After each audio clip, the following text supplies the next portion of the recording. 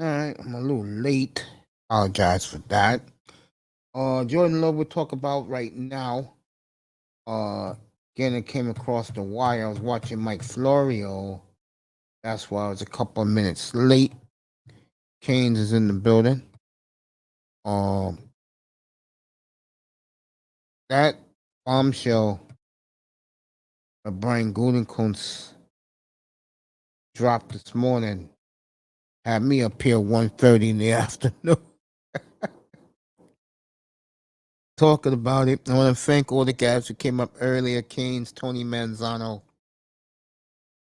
Auntie, that was a great afternoon. Rob, Mr. Miami, Raven Knight, uh, Blue Devil, Wacky was all in the chat room. Fellas, I appreciate your support this afternoon. All right. News is coming across fast among this and the NHL. I'll do the NHL Friday morning because that's the trade deadline. Off Thursday, guys. I'm going to take Thursday off. Tomorrow we'll do some NBA and we'll do some whatever you guys want to talk about. But right now, this is football. I'll bring Canes up in a second. Then we're gonna get into it, boy. We are going to get into it. Don't forget, CB83 is on tonight at 8:30. Let me get Canes up here right now. And a lot of stuff going down today in the NFL. A lot.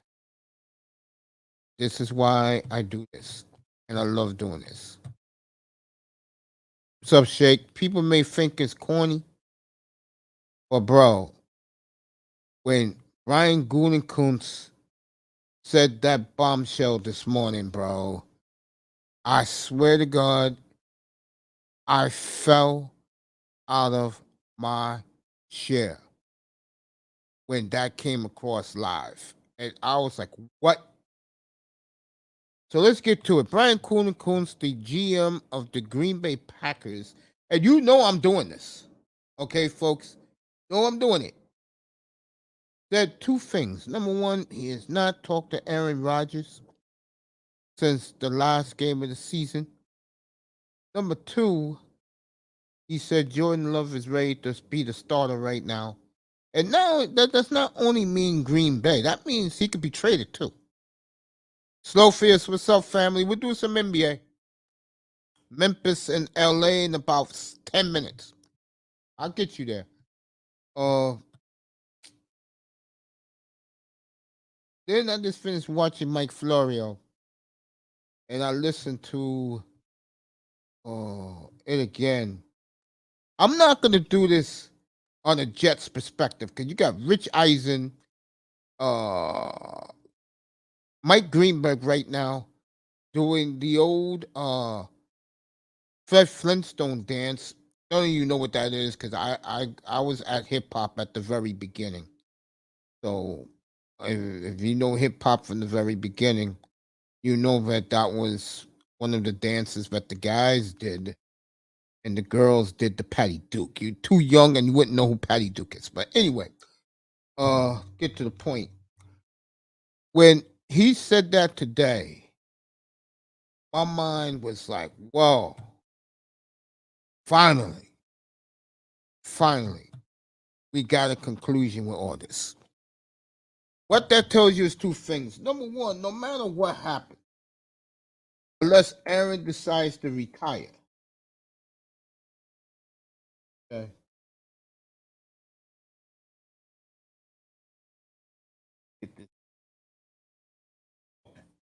unless Aaron Rodgers decides to retire, folks, these two guys will be playing somewhere in 2023. It doesn't matter where, but they'll be playing somewhere. Number two, what excites me in all this is I finally get to see my boy play. I mean, I've heard so much about Burrow and so much about Tungala and so much about Herbert. It's about goddamn time that my boy sees the field. I'm gonna tell you something about my boy too. You couldn't have learned from a better quarterback than Aaron Rodgers. So a guy like me, uh, we'll talk about that more within the next 2 weeks for sure. Mike McDaniel made an appearance today on Mike Florio also. And he said something that was very interesting. Because for weeks, Florio been wondering what the Dolphins going to do with Tua. And he finally said something tonight that didn't surprise me at all. If any of you saw the interview. And he said, the one thing I know is that we, the Dolphins, and Tua and his representatives hopefully, have Tua around for a long, long time. In other words, in English, if we can get to a contract extension in early May, that will work out for both sides. All right, I'm going to comment on this right now. I got some Dolphin guys in the room. Yo, across the pond, what's up, family? Good evening to you. I'm going to talk about this right now. Because I'm saying hello to Darth Slowfius. That's why you see me. If you guys are in waiting to get on, I'll get you on in a second. I said to Tony Manzano a couple weeks ago that I get the feeling that knowing the Dolphins, they will give this man an extension. Why? Because the Dolphins are the type of organization, they want to prove everybody wrong. They want to prove that what they do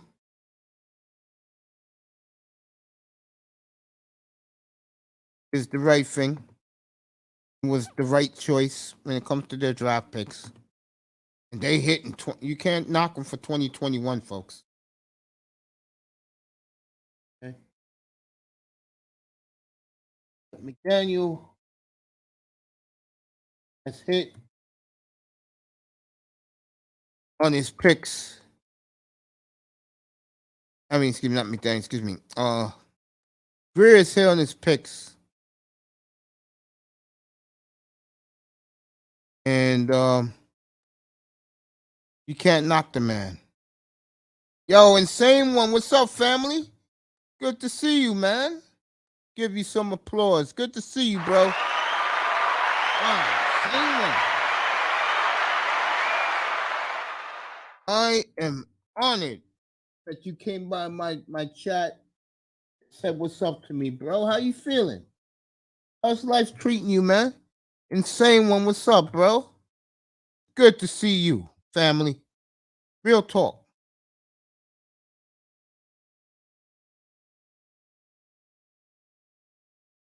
Word. But getting back to McDaniel, I'm saying what's up to my man Insane One in the chat.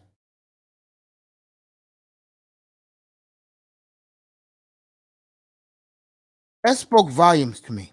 Because if you listen to the rest of the interview, it was babble. It was Ivy League bullshit. It's just quite like it was. Ivy League bullshit. Okay. Shit that I couldn't understand if you put it in front of me. There you go. Get ready for combine and draft its next NFL. When does free agency begin? You could Tampa Sunday, May 12th, which is next Sunday, a week from this Sunday. And the draft is, free agency is 2 weeks from tomorrow. And believe me, I will be up here from 2 o'clock in the afternoon until fucking 2 in the morning. I don't care. All right, Keynes, did you watch that part of the interview Yeah, uh man. when McDaniel said that hopefully the two sides get together to give the workout a long extension with Tua? What did you think about that? Shake my head. That's all I gotta say. Shake my head. You shook your head? Yeah, May Yep. 12th. I mean March 12th. Pond, I'll be on the air that Sunday afternoon when they start the tampering. Don't worry, I got All you I covered. gotta say is, Mace, Yeah, if they sign him to that extension, he yeah. better win a ring because he's gonna catch a lot of hell. I'll tell you right now. Where is the draft this year? April 27th through the 29th at Arrowhead Stadium in Kansas City. That's where the draft is. Kansas City. And man, I And mean, I'm looking at it. Totally even you are, but go ahead. I wish the kid all the luck, man. You enjoy that because I'm gonna start putting the hashtag up here. One more hit, bro. I mean, man, I like him, but it's the fact that he can't stay healthy. That's what scares me, man. Seriously. Didn't you find Mike McDaniel boring as fucking shit in the toilet? I mean, I fell asleep, man. There you go. McDaniel's a boring ass coach. I mean, is it me? No. I mean, I mean, is it wrong for me as a fan to want to coach with some excitement? I think you wish Vic Fangio was your coach, right? I mean, yeah, kind of, sort of, yeah. Hey, any guy who tells a fan base and the media that they're irrelevant right now, I love Hmm. that guy. I mean, shit, even Mario Cristobal has more freaking excitement and Because Mario done his job. He got a top yeah. 5 recruiting class. That's what he was brought to Miami for. I mean, even he has more enthusiasm and shit, man. You have a top 5 recruiting class in your Yeah. first year back home. Wouldn't it be excitement around him? Hell yeah. You think? Hell yeah. Yeah, I he mean, all talks I'm in saying circles is because he's yeah, go not a ahead. bad coach, but he should have a little bit more enthusiasm. You know what made me shake my head watching that interview? What? How Sims and Florio was cracking up. Hmm. And I'm gonna tell you why. Number one, I wouldn't say they were laughing at him. It was more that those two guys are not around geeks like Mike McDaniel. Yeah. Mike McDaniel's an Ivy League nerd. Yeah. Okay, he's a nerd. Mm-hmm. Those guys are alpha males, especially Right. Chris Sims. He played in the league. Right. Okay, but you know why they like McDaniel? Huh. They like him because they can tell through that bullshit Uh-huh. that man has a football mind. Hell yeah, he does. I'm not gonna say he doesn't, because he knows his shit. You I mean, I know, ain't gonna lie about that. that's one thing about McDaniel I can say. The guy knows what he's doing. Hell yeah, he does. Now he gets a chance to really do it. Because And I hope. I really believe they're going back to that the San Francisco style of offense, which is run the football, draft a running back, let's go. Don't pick up no retreads And I like hope he like wins one fucking down here, Mozart man, League honestly. bums, bro. Let those bums go. Go draft one.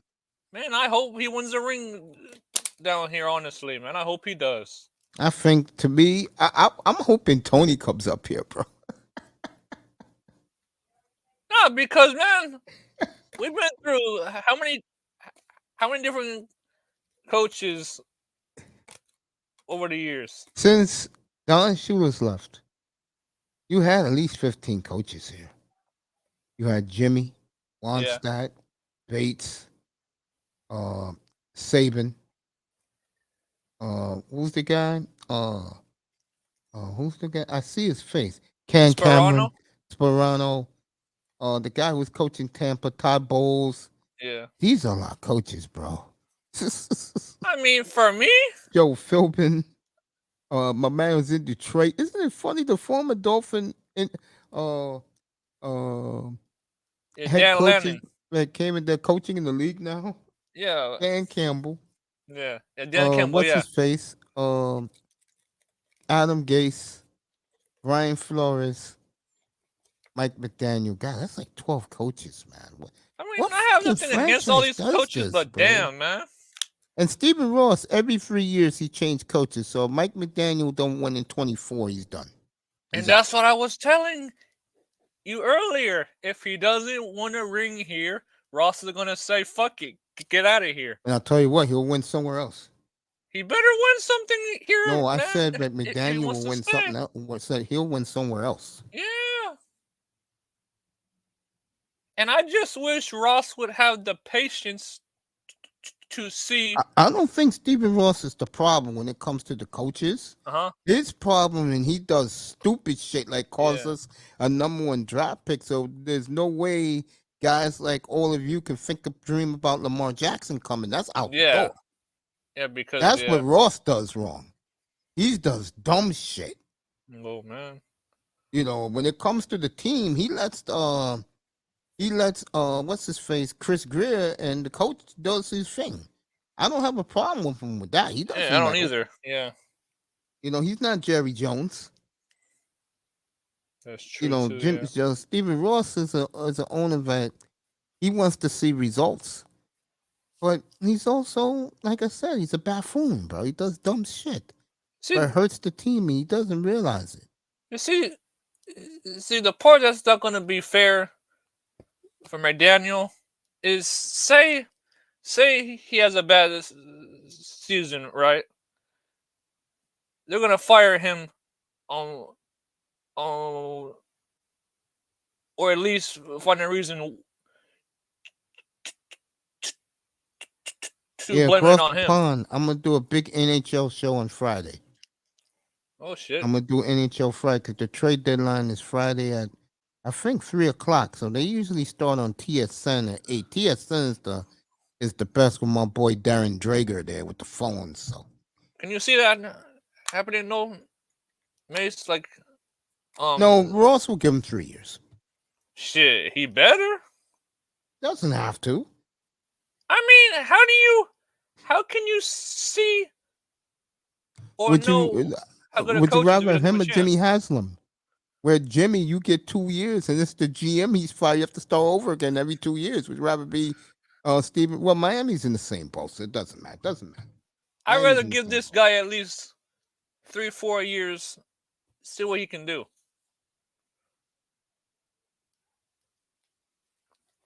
Because if you fire him and you rebuild, you're gonna be in the same thing 4 years from now. I mean, am I wrong? I don't know. Leonard Fournette cut today.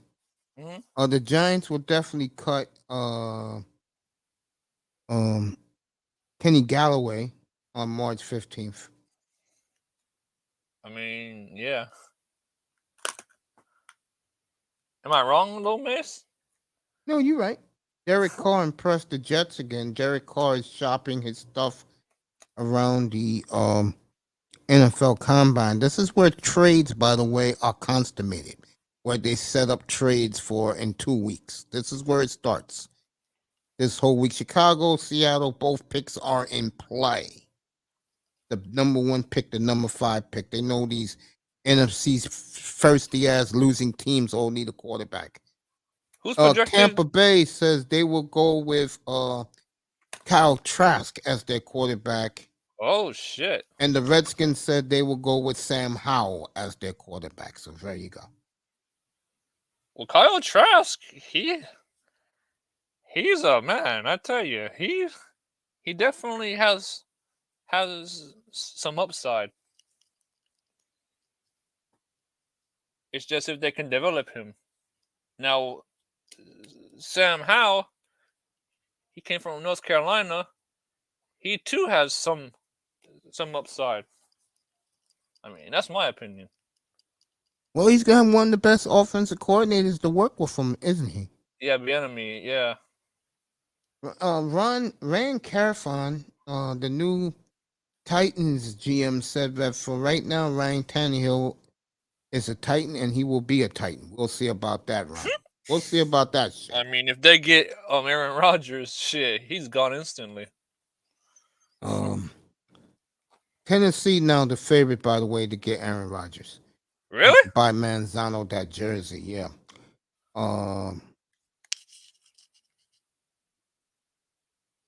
Looking around the news. Yeah, but back to McDaniel. I found it fascinating how boring that man is. I mean, like you said, he's a nerd. So, but then again, some nerds aren't. Well, nerds aren't. I'm always like that. I know. I mean, there are some out there that are fun and stuff like that. He probably just says, "Hey, man, hey, man, I might as well just stay relaxed and chill." I don't know. The Jets versus the Browns has been announced will be your Hall of Fame game August 3rd. Darrell Revis, Joe Klecko for the Jets, Joe Thomas, who played for the Browns. That game will be in Canton. Cowboys said today they will give Dak Prescott an extension. Oh, man. Leslie Frazier's taking New York. He's getting so much heat out in Buffalo. I mean, look how they went out in the playoffs. Atlanta has cut Marcus Mariota, and they're $65 million under the cap. Damn. Brock Purdy will have surgery next week, according to General Manager John Lynch of the 49ers.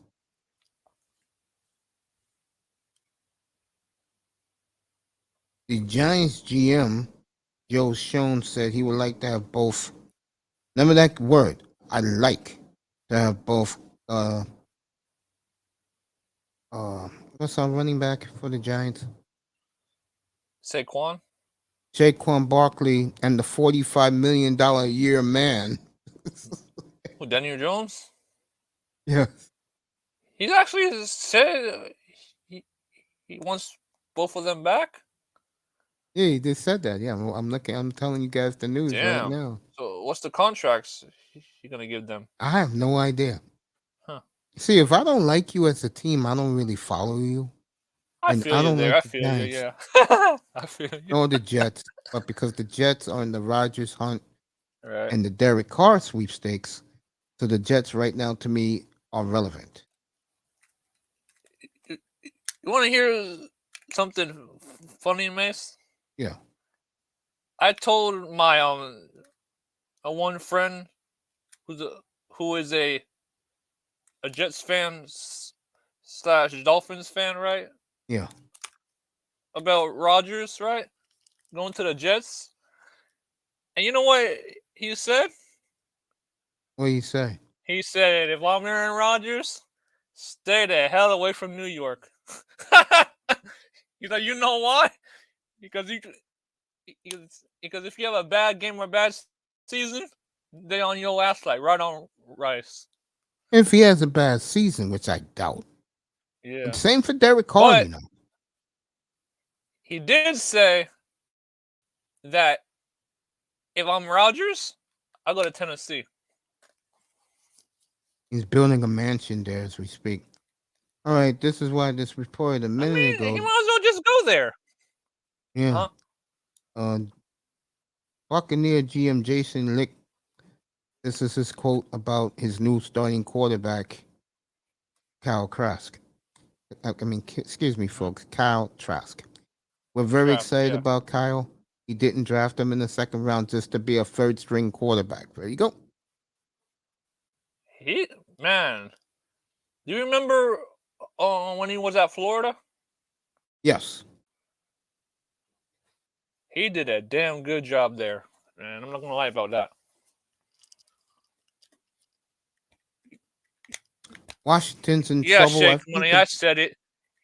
He I did think good the at best Florida. thing I think the best thing Dan Snyder can do is this: go get the fans there a quarterback that they can root for.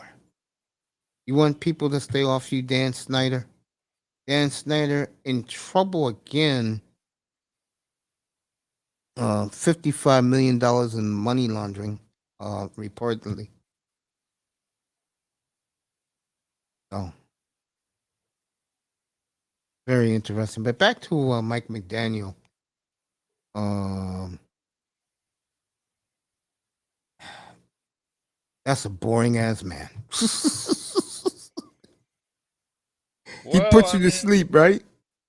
yeah, he does, but um, some of these younger coaches, they do that.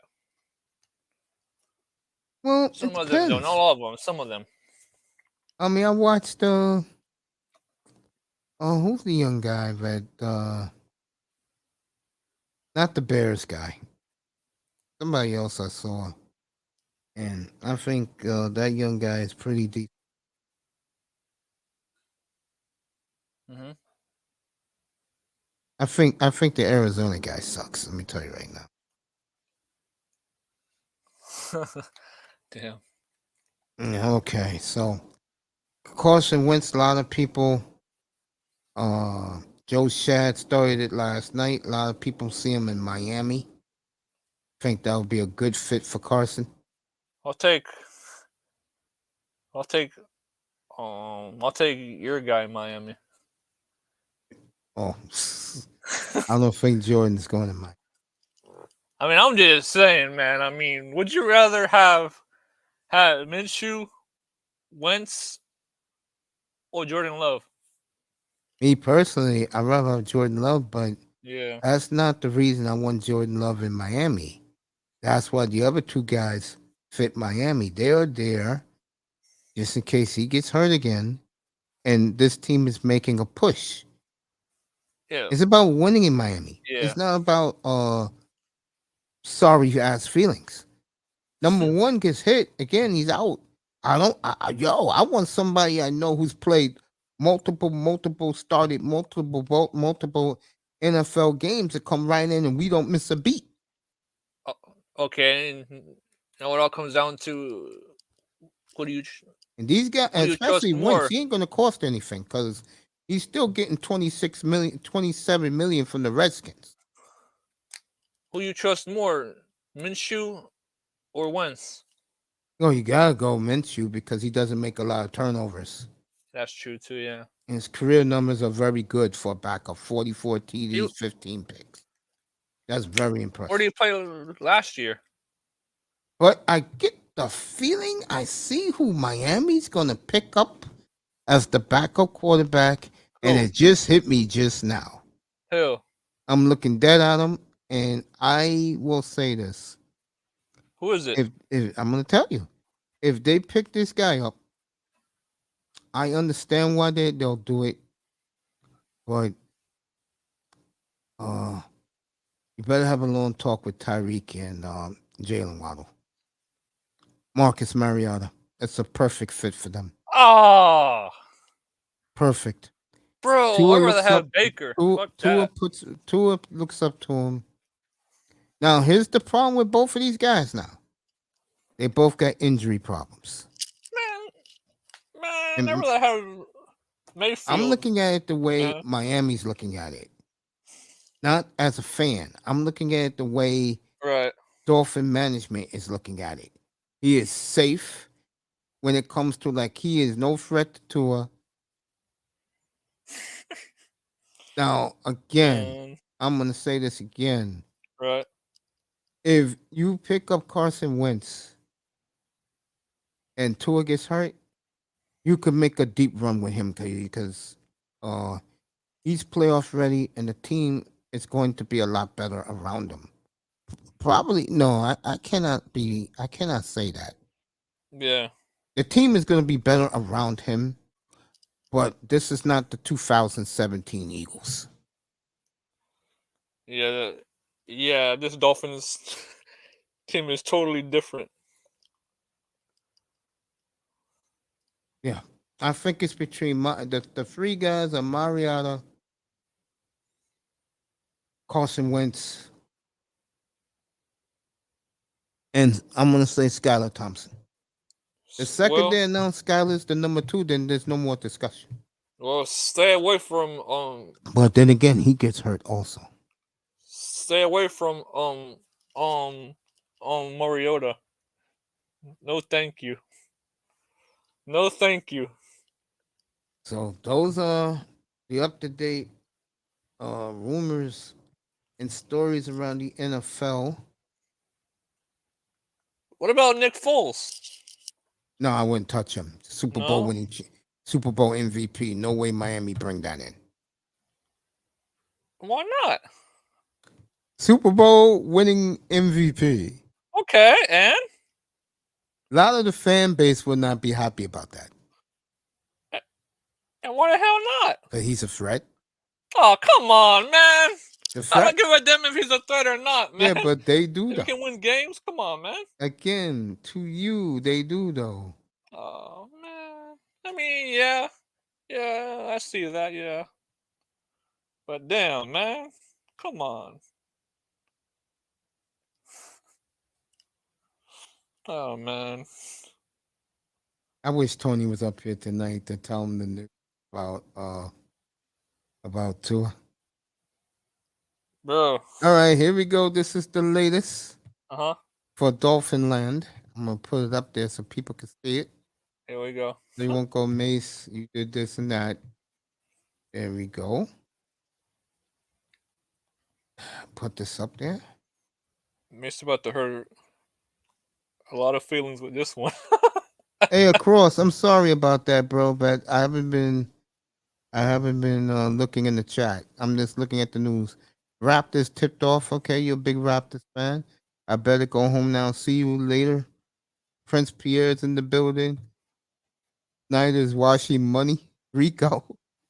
Hey, Coach, if you're in the building, come up here. Here's the link. Get Coach up here, talk some football with him. Pro scout. Who's Coach? Prince Pierre. Nice. He's a football scout. Carson need to go home. Mariota, Hawaiian connection with Tua. Yep. Yeah. But I wouldn't touch him. No, Hawaiian Punch. That's true. That's a cute nickname. All right, let me post this up for everyone to see. And I know if Tony Manzano was in here right now, he will throw up. Tony, you may be going to Tennessee. I'll have to go buy you that jersey. Tony's going to Nashville. Did you hear what Tony said today? Yeah, I heard him. It's an 8-hour drive from my house. Tony's going to go and see some tickets. God damn. Oh, shit. Where does he live at? Oh, man. You didn't hear him today? I'm saying, where does he live at? I'm saying. That shit was funny. As the coach is up here. Yeah, how you doing, Coach? So, Prince Pierre. I was over there thinking about you, man. Yesterday, I said, man, Mason ain't done alive in a minute. So, Prince Pierre. What's going on, brother? Yeah, man. Man, ain't nobody want no damn Carson Wentz. Give Pose that. The man of the hour is here. Man, it's time for Carson Wentz to go on your ass. Here we go, Tony. What's up, Tony? Tony, first of all, about an hour ago, Florio had our coach on, and he says that his people, the Dolphins front office, and 2 of people are working on a long-term extension. Are you happy about that? Oh, shoot me. No, I'm not. Right, Canes? Well, yeah. I warned the stupidity of this franchise. They're going to do a Tannehill thing again. This is idiotic. Oh, man. You cannot make this shit up, bro. Now I got another special guest up here. Hey, Platinum. What's up, Platinum? What's happening? Wait, Platinum. What up, though? What up, though? There you go. What's up, family? How you doing, man? I'm listening, man. What's this, Miami night? There you go. Work on it. Be honest with you, I'm doing the whole league, man.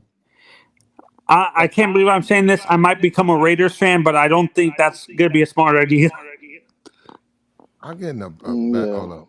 Echo. Hey, let me ask you this. What's up, though? No, hold on. What's up, though? He said he worked getting it? What up, though? No. What's up, though? What's up, though? He's a little high with it. There you go. No, the guy sounds like he's working on it. Just keep working on it. It'll come. Yeah. Be clear. What's up, though? There you go. Let me ask you this. I got Platinum, I got Coach Tony Manzano and Kane. Let me ask you this, Platinum. I know that because I'm doing all the news around the league. That's why I'm up here tonight. What do you think about Rodgers maybe going to Nashville? I mean, he's a good quarterback. He's an upgrade. Hey, that's good. I mean, it's gonna cost him a lot of money. And a lot of picks too. They gotta give up a lot too, right, Don? Is he a free agent? I think they will. I think they're desperate down there, man. Yeah, But I don't Coach, know. what do you think about Rodgers maybe going to Tennessee? Well, that situation a little crazy over there, though. Them wide receivers, man. And that running back ain't no damn. That running back is supposed. They talking about trying to trade him out of town. Yeah, I heard that today. Who they say? Buffalo's talking to him right now as we speak. Yeah, I heard that earlier in the week. I heard that a couple of weeks ago. There you go, Tony. The Jet job would be the best place for Aaron Rodgers, in my opinion. I would agree with that. I would agree. But you, Platt, you think the Jets are good for Rodgers, the best spot? I like the quarterback and the Jets got now, and as far as the Titans, if they get rid of the running back, well, I know he's gone, but the running back, if they get rid of him, I don't see. Yeah, why get Rodgers? You're not going to win. Rodgers can't. Rodgers just did that with Green Bay. If he's the only guy there, he's not going to win. Yeah, if you didn't hear the news this morning, that made me finally. I've been giddy all goddamn day. Green Bay's GM Brian Gutekunst said that Jordan Love is ready, and that he hasn't spoken to Rodgers. Season's over, and you could read between the lines. He's just fed up with Aaron Rodgers. Platt, I told Mace this. Me and Mace talk about this all the time. You have to be unprofessional. I understand Aaron's an asshole, but still, you have to be professional and treat him with a little bit of respect because he brought you a Super Bowl. I understand it's been a while, but still, let's be respectful to your superstar quarterback and at least think of drafting receivers and stuff like that. Man, I don't know. To be honest with you, bro, I'm gonna be. Hadn't even paid that much attention to. I know what in a week. Well, we'll have the. When's the draft? The next month. The draft is next month. The combine starts Thursday. Thursday is linemen and linebackers. Friday is defensive linemen. Friday is the safeties and the DBs. Saturday is the quarterbacks. And Sunday is the running backs and the offensive linemen. When's the receivers? Saturday. With tight ends? Yeah, Saturday. And then special teams, of course, is on Monday. Who cares about that? I don't know. I don't. The only thing I'm looking at is that linebackers and running back. That's nothing else. I could care less about anything else. Hey, Mace, did you see? This is according to. I just got a message on my iPad while we're talking. Apparently, Mike McDaniel is looking to draft the quarterback. I didn't hear that. I don't know about that. I don't. No, next year. Mm-hmm. Time will tell, Tony. I mean, right now, I'm only thinking about right now. And the stories are, I just showed you Tua, 5th-year extension, according to Mike McDaniel today on Florio. They'll give it to him. Green Bay, the quarterbacks are in play. Bears are willing to trade the 1st pick and the Seahawks the 5th pick. What Derrick was he? Henry, Buffalo's talking with Tennessee about a blockbuster with them. Well, was that rumor about the Bears trading Justin Fields true, or was that BS? That was true, but now they see something and they came to their senses that these teams are desperate. Manzano, you have a whole NFC South with no quarterback, even though Tampa Bay's GM tonight said that they're going to go with Kyle Trask. Yeah, honestly, I think Aaron Lance. Do the Saints have enough draft capital to get Aaron? No, they traded their pick away to Philadelphia. That's where Philadelphia is picking in number 10. Go ahead, Go ahead, Coach. Yeah, man. Man, they crazy as hell. Tampa Bay tanking, man. They in the Williams business. Come on, man. What they want? They want our boy Williams. Yeah, they in the Williams business, man. That guy ain't finna win a fucking game over there. Because Atlanta finna make a deal. They gonna try to get Lamar Jackson in Atlanta. They gonna try to get the damn Michael Vick experience back down there. Hey, Platt, what do you think of the kid Caleb Williams out of USC, the quarterback, #1 pick next year's draft? See him play? I seen maybe a game. They come, late Saturdays. Haven't really followed them, to be honest with you. The guy for UCLA, whoever that guy is good, right? Yeah, I think he's in this draft. I think. Dorian Thompson-Robinson? Yeah. Is he in this draft? Yes, he is. Okay, everybody likes the Florida kid, though. Everybody likes the kid from Florida. Mine's people of, damn, who's that quarterback? He's a brother who they compare him to. They're comparing him to Cam? Yes. Yeah, there you go. Dorian is basically a bigger version of Lamar. He's a lot bigger in terms of weight. I think he's like 235 or something like that. Lamar's not that big, right? No. Speaking of him, Platt, what do you think about him? That they're thinking if they're kicking around, maybe. Man, look, you guys are the experts.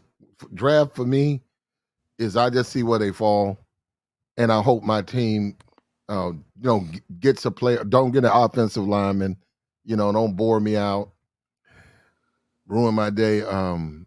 I like Bryce Young, man.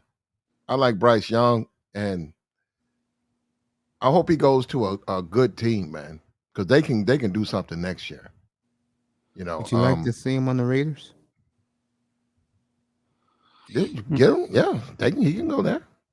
The issue with Bryce, though, Platt, though, they're saying that their teams are hesitant to draft him in the top 10 because of the Tua effect, because he's so small and stuff like that. Like, they're afraid. Man, I hope so. I hope they do. I hope they let him fall. And I hope the Steelers have some sense and they get him, bro. I hope so, bro. No, you would be pissed off. Let me ask you this: you would be very annoyed if Pittsburgh drafted a lineman with the 18th pick.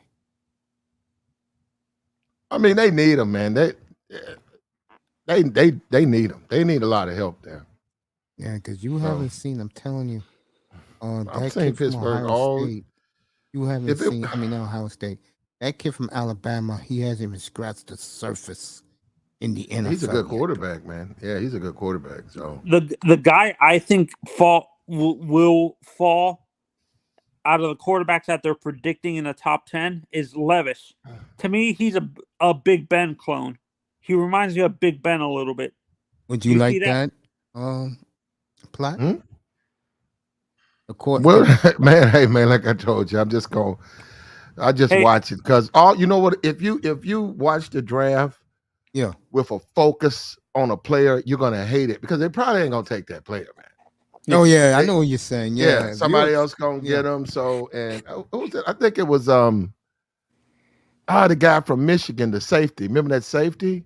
Jabril Peppers. Yeah, he went to the fucking Giants, man. He would have been perfect for Pittsburgh, and he's been passed around, traded and shit. But then they got the guy from Alabama, Fitzpatrick, and it just changed their whole team. But nah, man, I don't. Yeah, that's what happened with Mace. He got so focused on, was it Penei Sewell, or Tristan Wirfs the year that we drafted Waddle? That draft was Sewell and Micah Parsons. That was one of my two guys. Yeah, Mace got so focused on those two guys that he got pissed off when they drafted Jalen Waddle. He's like, God damn it, these idiots. Oh, I lost my mind when they drafted Waddle up here, bro. I'm like, what the F are you doing? You got a linebacker who asked Dallas this. You got asked Prince this. You got a linebacker that has changed your franchise completely now. Dallas is now a defensive juggernaut instead of an offensive team now.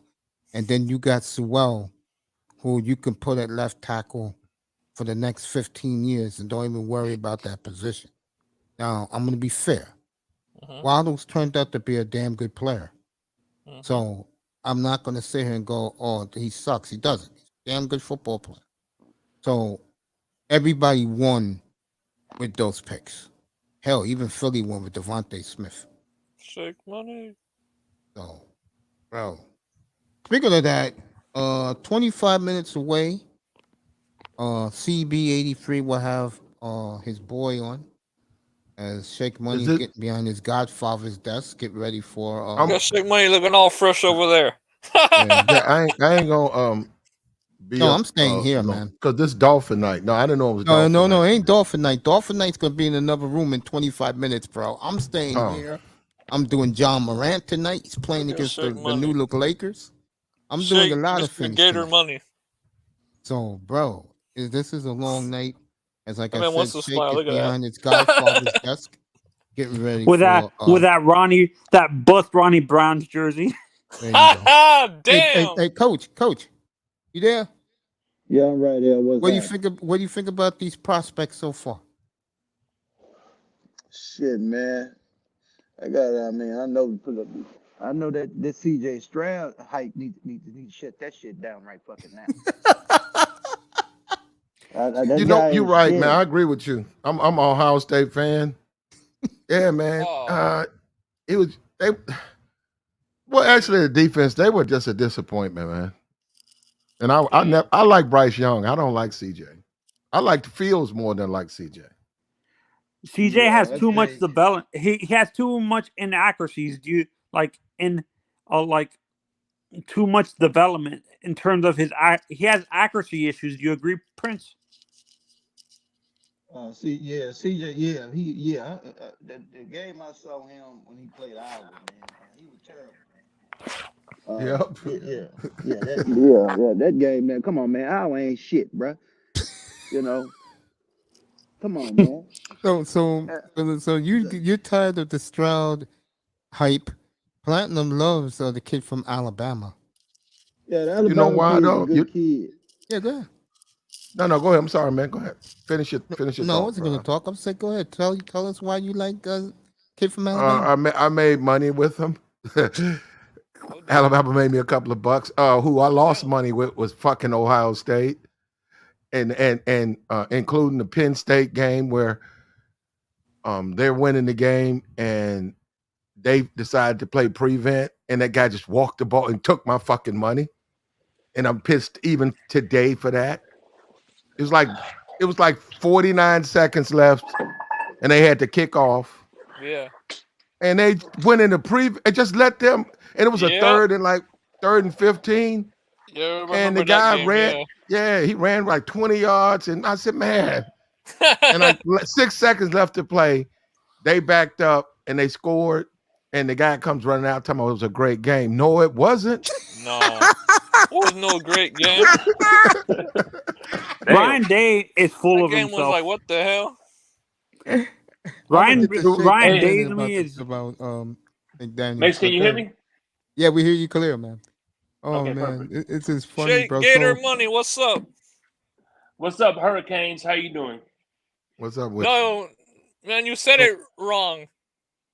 I said it wrong. It's the afternoon storm. There you go. Yeah, it's the drizzle. As CB called it the other night. Hey, Platt. So you love the kid because he won you some money. Well, yeah, Alabama did well, and Georgia. Well, I actually lost for whatever reasons, and I think I know why. I just kept going. Didn't they play Ohio? Who played Alabama? Was it Ohio State or was it Georgia? It was Georgia. Alabama. Okay, my fault. Yeah. I lost with Georgia. They came out, and then they just got destroyed. They scored first, and Georgia just. Man. Oh, you took it about. I think Georgia didn't Georgia come back from that game. Yeah, they were down. They came. Yeah, they was losing. Yeah, they came back. Yeah, because the coach turned around there and called the timeout. They were trying to run that fake punch shit. They punted the ball back to Georgia. Georgia hit them with that damn bomb. It was over after that. Yeah. Damn, boy.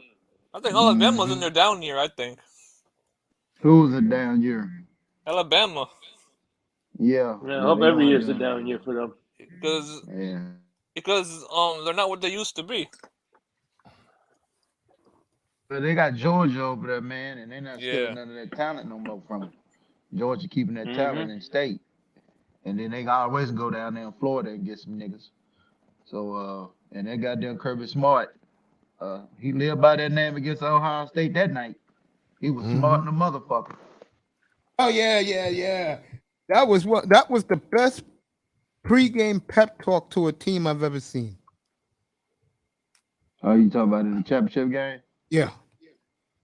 Oh, yeah, he was talking shit. He was talking shit when he was talking about this shit when he came in the building. He was talking shit. So we gonna kill these motherfuckers. Yeah. And he said he gonna kill TCU, man. Yo, Don Gordito. Yo, Don, my prayers to you. Thank God, Cap. Thank God, God kept you with us, bro.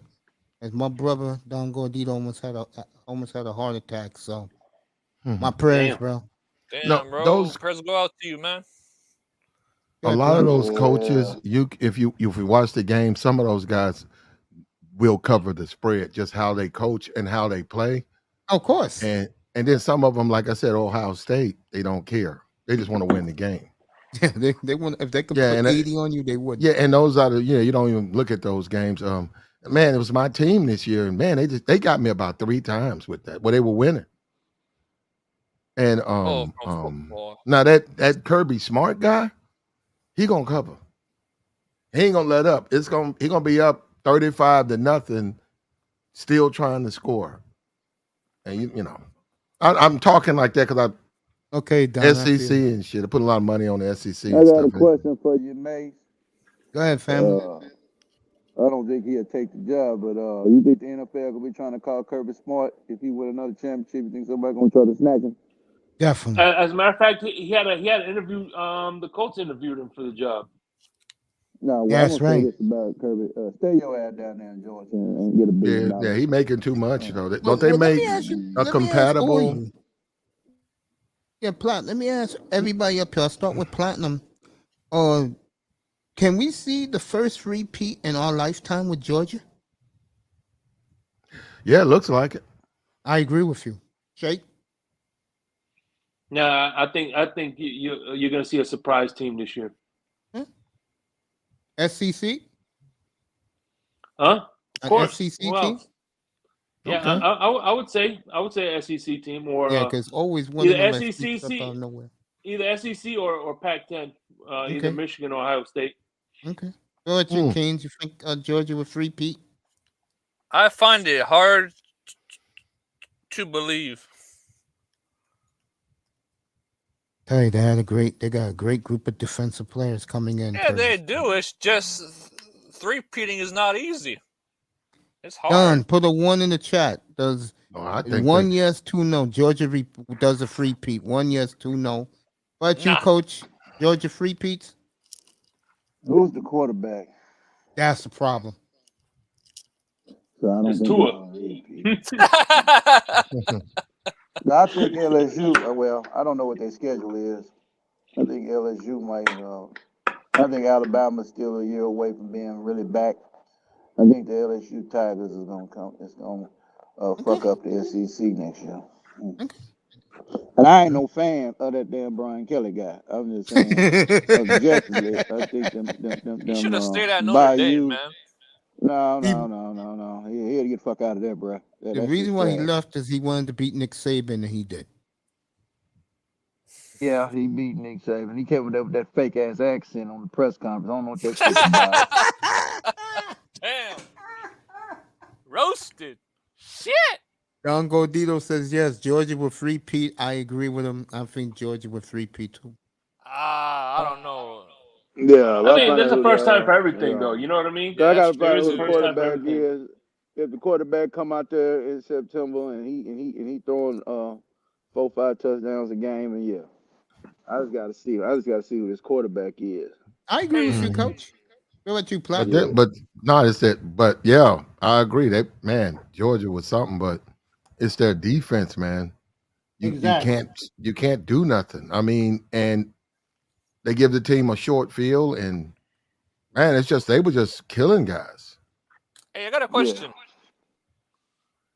Go ahead. Who did Kirby Smart? Who did he coach under?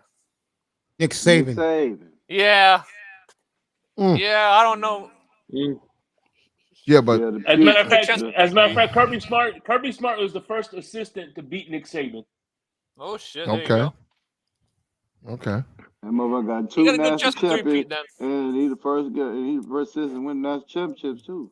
Kirby Smart, and he went over there and competed with him. Kirby Smart said, "Fuck you, Nick. I'm coming to get you."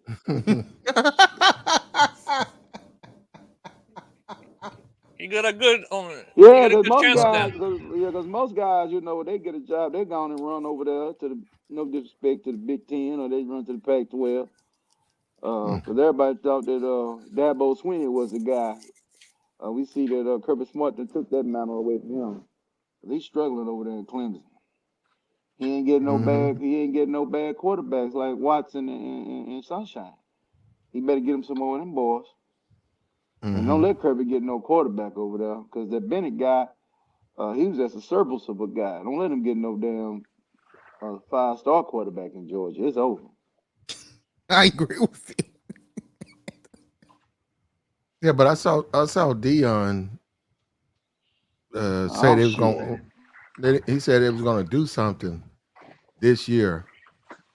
He said, "Watch for some surprises," and it's like, no way, man. And I'm really looking forward to that. I think I'm gonna be watching all their games.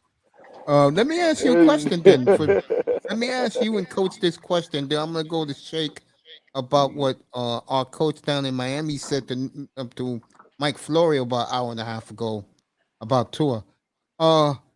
Dion made this statement nearly 2 weeks ago on Rich Eisen's show, and he said that he wants his quarterbacks and his offensive linemen from 2 parents' homes because they know how to handle stress and they know how to have a calming influence and more intelligent. And he'd rather have his, let's just say, his playmakers from baby mamas. What do you think about that? Because baby mamas are trying to shut him down as we speak.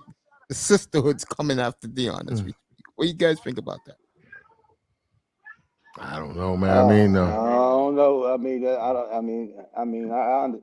Well, I heard a lot of people. I had a conversation with a couple of homeboys talking about the quarterback position. They want from 2-parent households because they understand the leadership. They understand a man leading the household, so they got to go lead men. So I get that part with quarterbacks. The offensive linemen. Yeah, man. 2-parent household can feed them niggas. Yeah. That's what that's about. They ain't got to. Yeah, they already got them died. And now I did hear the last part what Dion said about the defense. He want baby mama boys because they got to go get it. They got to go. Yeah. They got to go get it, man. I mean, it's controversial. I would say that. That's why I don't think he should. I'll be honest. I don't think he should have put that out there like that. He just should have just said, yeah. He should have been politically correct with that shit, man. We don't really because he really giving you inside really what them white folk think. Exactly. That's what them white coaches be thinking, man. They don't want no damn crazy ass nigga. Remember that story Platinum I mean, told us a few months let's be back 100. about Let's be 100. Let's be 100. I think it's one quarterback a lot of people don't like and don't really respect right in NFL. It was Cam Newton. Cam Newton came out of 2-parent household. so You would does think Jameis Cam Newton. Winston, who I think Yeah, he came out of 2-parent yeah, household. So, people don't realize that. yeah, and them kind of quarterback. RG3 came out of 2-parent household. So Yeah. we can go get the bust in the game and see that they came out of This 2-parent kid now, household. Bryce Young, came from a Kid already 2-parent leaving the door. home. Yeah, so that's really what they're looking for with these quarterbacks. So Yeah, I I agree. think what he did. He just gave y'all the ingredients to the secret sauce, man. And they mad about that. Deion shouldn't have put that out there though. He should have left that alone. Hey, Platt, remember that story you told us a few months back that you used to be working in construction and the foreman came and was yelling at you guys to work more for more money. Nah, Remember that story you told us? yeah, I remember a little bit of it.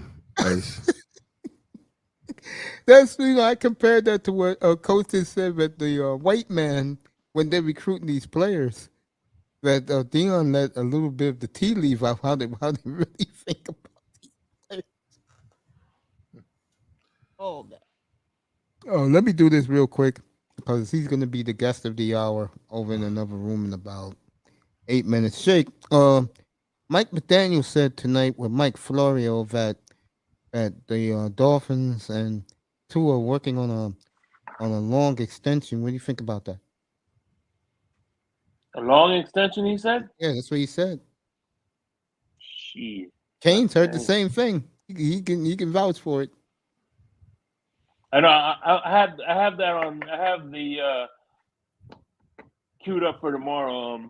That interview and the press conference he did with the combine, whatever. I have that queued up for tomorrow. But wow. Yeah, he said he hoped that Long- they hope to have Dolphins and Tua hope to reach to an agreement to have him there for a long, long time. That's what. He ain't gonna be there that long then. Okay. But I will say this though. Yes, sir. Speaking of that Dion shit, Yeah. you know, the social media of simps, which be known as Facebook, yeah, all them niggas over there crying about Dion. Yeah, he What was for supposed saying to. that? Yeah, them simp niggas over there crying, boy. Well, they don't know anything. They're They're you know weak. them niggas. We know them niggas. Yeah, that's the only ones that's mad about it. The simping. I'm a football guy, so I don't really like Dion coming out there putting that game out there, man. Everybody don't need to know what y'all on. Just get these niggas on the field and get them to play football. I don't give a fuck how you cook these niggas. I need them niggas ready to play. You don't fuck where you get these niggas from. Get them niggas from hell. As long as they can play well. That's what cause Dion don't win, man. Platinum gonna be in here every week telling me what's up with your boy Dion. Yeah, Platinum not coming here to it. He Wait. can't do it on his platform because He his gonna- audience want to hear about No, well, he ain't gonna win this year, man. I mean, not this year. His son is the quarterback. His son is okay, but he ain't no college quarterback, man. Oh, by the way, congratulations on your growth, bro. Oh, okay. Okay. Appreciate that. I appreciate you, bro. We all do, bro. How hard But Dion, how hard you work. No, I got you, Platinum, man. you're doing a good job over there, man. He got that shit lights out over there, though, Platinum. Yeah, they be tripping. But Yeah, talk about his son, no, it's Dion's son. It's just I'm not sold on his son, man. I know that's his son, and that's the problem. He's gonna get over there, and that boy is gonna be fucking up, man. He ain't gonna bench him. I'm looking forward to seeing this. I'm just telling you, man, it's gonna be a disaster. It's gonna be a disaster. Dion he doesn't know what he's doing. Wow. I'm in the camp of give him time, but I think Dion better go out and get himself a quarterback to compete in that conference. He better go get himself a top 5 quarterback. to compete in that conference. But one of the things he does catch a break. The two Southern California teams are leaving after this year, I believe. So Okay. He ain't gonna get rid of his son, man. And no, his son graduates after this year coming up. no, who Dion? His son, yeah, he's a senior now. Yeah, Shador. Yeah, Shador. He's a Yeah. senior. Oh, he's a senior. Oh, I didn't know that. Okay. What's up, Larry H in the building? What's up, family? Yeah, he has to. Yeah, only thing that can help Dion this year is how fast he can get that defense going. He can get that defense where it's lights out. That can help him. But like you say, Shador, yeah, he got a lot of question marks because of the competition he was playing. So he got a lot to prove. Larry, I put it on the screen, bro. Thank you. I appreciate you for that, man. Did his son ever come from Jackson? Because his son had stayed back, the safety one. No, he came, but the key was him. He already transferred out of South Carolina, so he's up there now because he graduated. He graduated from Jackson State, so he up there now. So they don't know. They don't know what's going to happen with Shiloh. But he's up there though, and he got Travis Hunter up there. He got a number one corner out of number one corner out of this year's class up there. We just got to see what he's going to do with the offensive line and the defensive line. So that's what you got to get in there in the big leagues, man. You got to get them trenches ready. Get them hungry hippos. There you go. I agree with that. I do agree with Platinum, though. Dion's going to be a fascinating watch. Oh, hell yeah. He already got a big game coming up with TCU. He already got shit talking going over there with Nebraska with the bullshit ass NFL head coach. Yeah, he talking shit on Dion hard. What's his name? He coached the clown Carolina just got Panthers. fired from the Panthers. Yeah, I forgot his name. Ja Rule, Matt Rule. Yeah, Rule, Matt Rule. I like That's you it. said that, Ja Rule. Ja Rule. Yeah. That's basically what it is. Ja Rule versus Prime 50. Yeah, Prime 50. Yeah, we're gonna see what Dion gonna do. Yeah, he got to whoop him. Yeah, he got to whoop him. Dion got to whoop him. He might not beat TCU, but he got to whoop him. Well, it's gonna be some shit. He lose to that damn outfit. He can't lose to Nebraska. That's a terrible outfit. Yeah, well, he might beat Nebraska, but the TCU game, man, it's gonna be a disaster. That's in Jerry's world, right? Wherever they is play. It? No, ain't gonna be in. I thought it was gonna be in. Well, they might move it. You never know. They might move it to Jerry world. You never know. But it's supposed to be in AMG Carter though. It's supposed to be in AMG Carter. Wherever they play it, it's gonna be a disaster because there ain't no way that Colorado can handle TCU's offense. It's just with that white guy, that unknown dude, you can't. He in the NFL though. No, that wasn't his last year. No, he was at the Senior Bowl. That quarterback played at the Senior Bowl. The starter for the TCU. Yeah, he played at TCU. He was at the Senior Bowl. Me and Mace was here watching. Yeah, he was in the Senior Bowl. And a wide receiver is in the draft. Yeah, the wide receiver is going to be good, bro. That tall kid, yeah, he's good, man. So we got to see what TCU got coming to quarterback. But like you said, that system says, and that coach says, the offensive line still intact though. So yeah, it's gonna be tough for Dion to go up there, but we got to see what he do, man. And like I say, this is his mulligan year, man, because he don't know what he got going on over there. He put some new niggas together, a gang of new niggas. So if he want to go 6 and 5, this is a year he better do it, and then come back and then he know he need to recruit the next year. Okay. This is Georgia this year at Auburn, September 30th. I think it'll be a little tough. The cocktail game against Florida is always tough. That rivalry that can go either way. And they got back to back. Kiffin, and Tennessee. At Tennessee, by the way. So they got some tough games this year.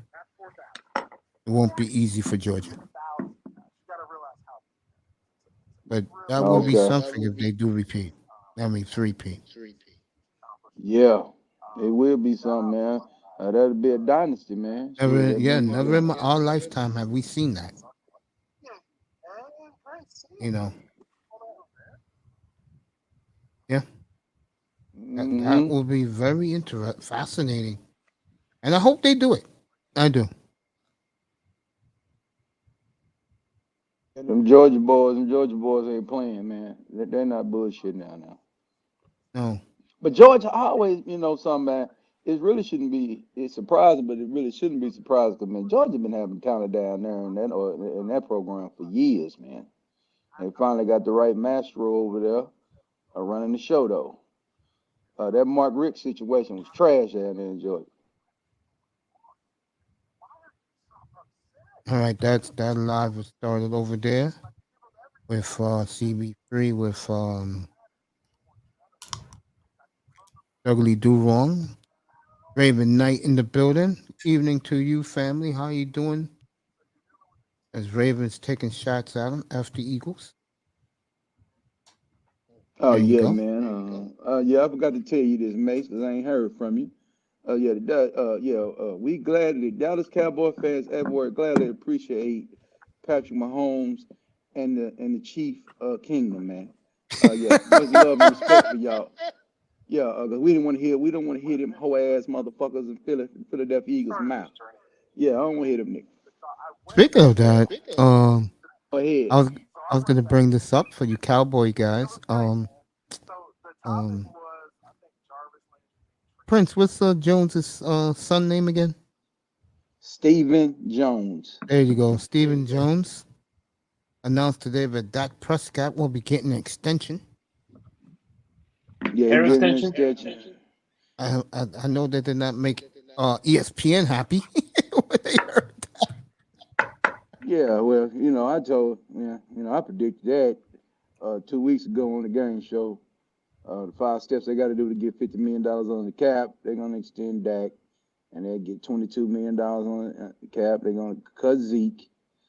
They're gonna go to the bank of Zach Martin, and they're gonna cut Jordan Lewis, and they be $50 million on the cap.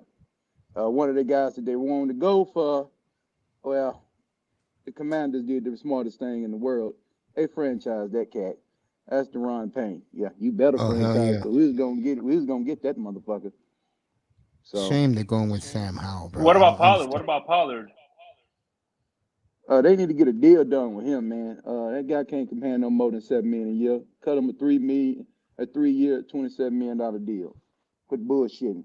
I'm not paying that guy no $10 million because I let him go get Jacobs and see what Jacobs' money is. If I can get Jacobs for $7 million, I'm gonna pay $7 million to the running back position.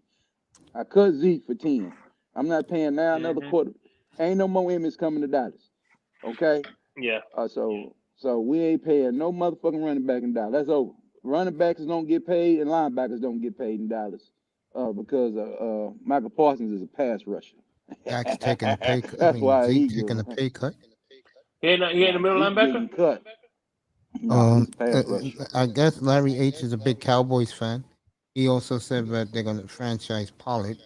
They say that too. Okay. Cowboys been over the news today. But before I get back to the Cowboys, I gotta ask this to put everybody up here. Platinum, what do you think about the way they treated God damn. I see his face in front of me.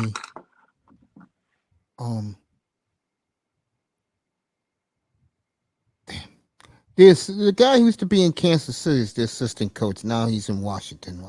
How you think the league treated Bieniemy? Yeah. How you think he was treated, Black? I'm gonna go around. So you No, I think he thought Andy was gonna retire. Yeah. And he look at what he got, look at his quarterback. He's like, why should I retire? This is like one of the best teams ever. I'm winning all day, and that guy, he was like, "Nah, man, I'm not gonna step down, and I'm gonna call the plays." So, Damn. dude should. But I don't know about going to no Tampa though, because they ain't got no Nah, he No, with he the with the quarterback. Redskins. Commanders. He with I the mean, the Commanders. command. Well, even going to, well, you know what? They beat the Eagles. I don't particularly care for Ron Rivera. I don't. They're a good team, man. Yeah, They're I a good like him a team. lot too. Coach knows that. I was high on them in 21, man. They let me down. At least they beat Tampa that year. Go ahead, Shake. What do you think about the way Bieniemy was treated?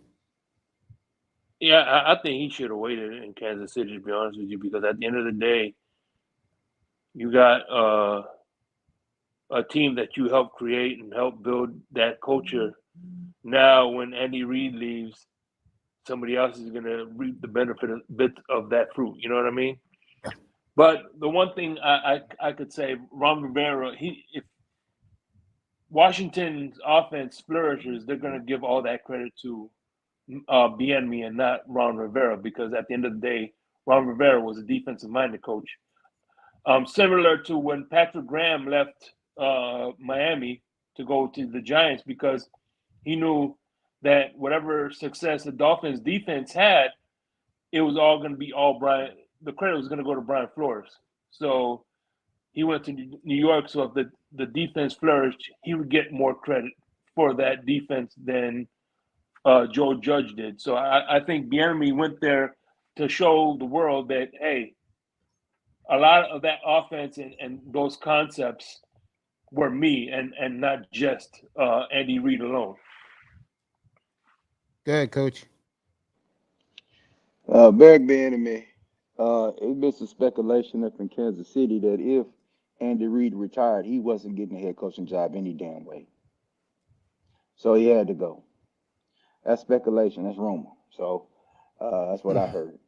Second thing I heard is, and the second thing, that nigga ain't getting no head coaching job. I wish he would, but he ain't getting one. And it's because of the Ray Rice shit.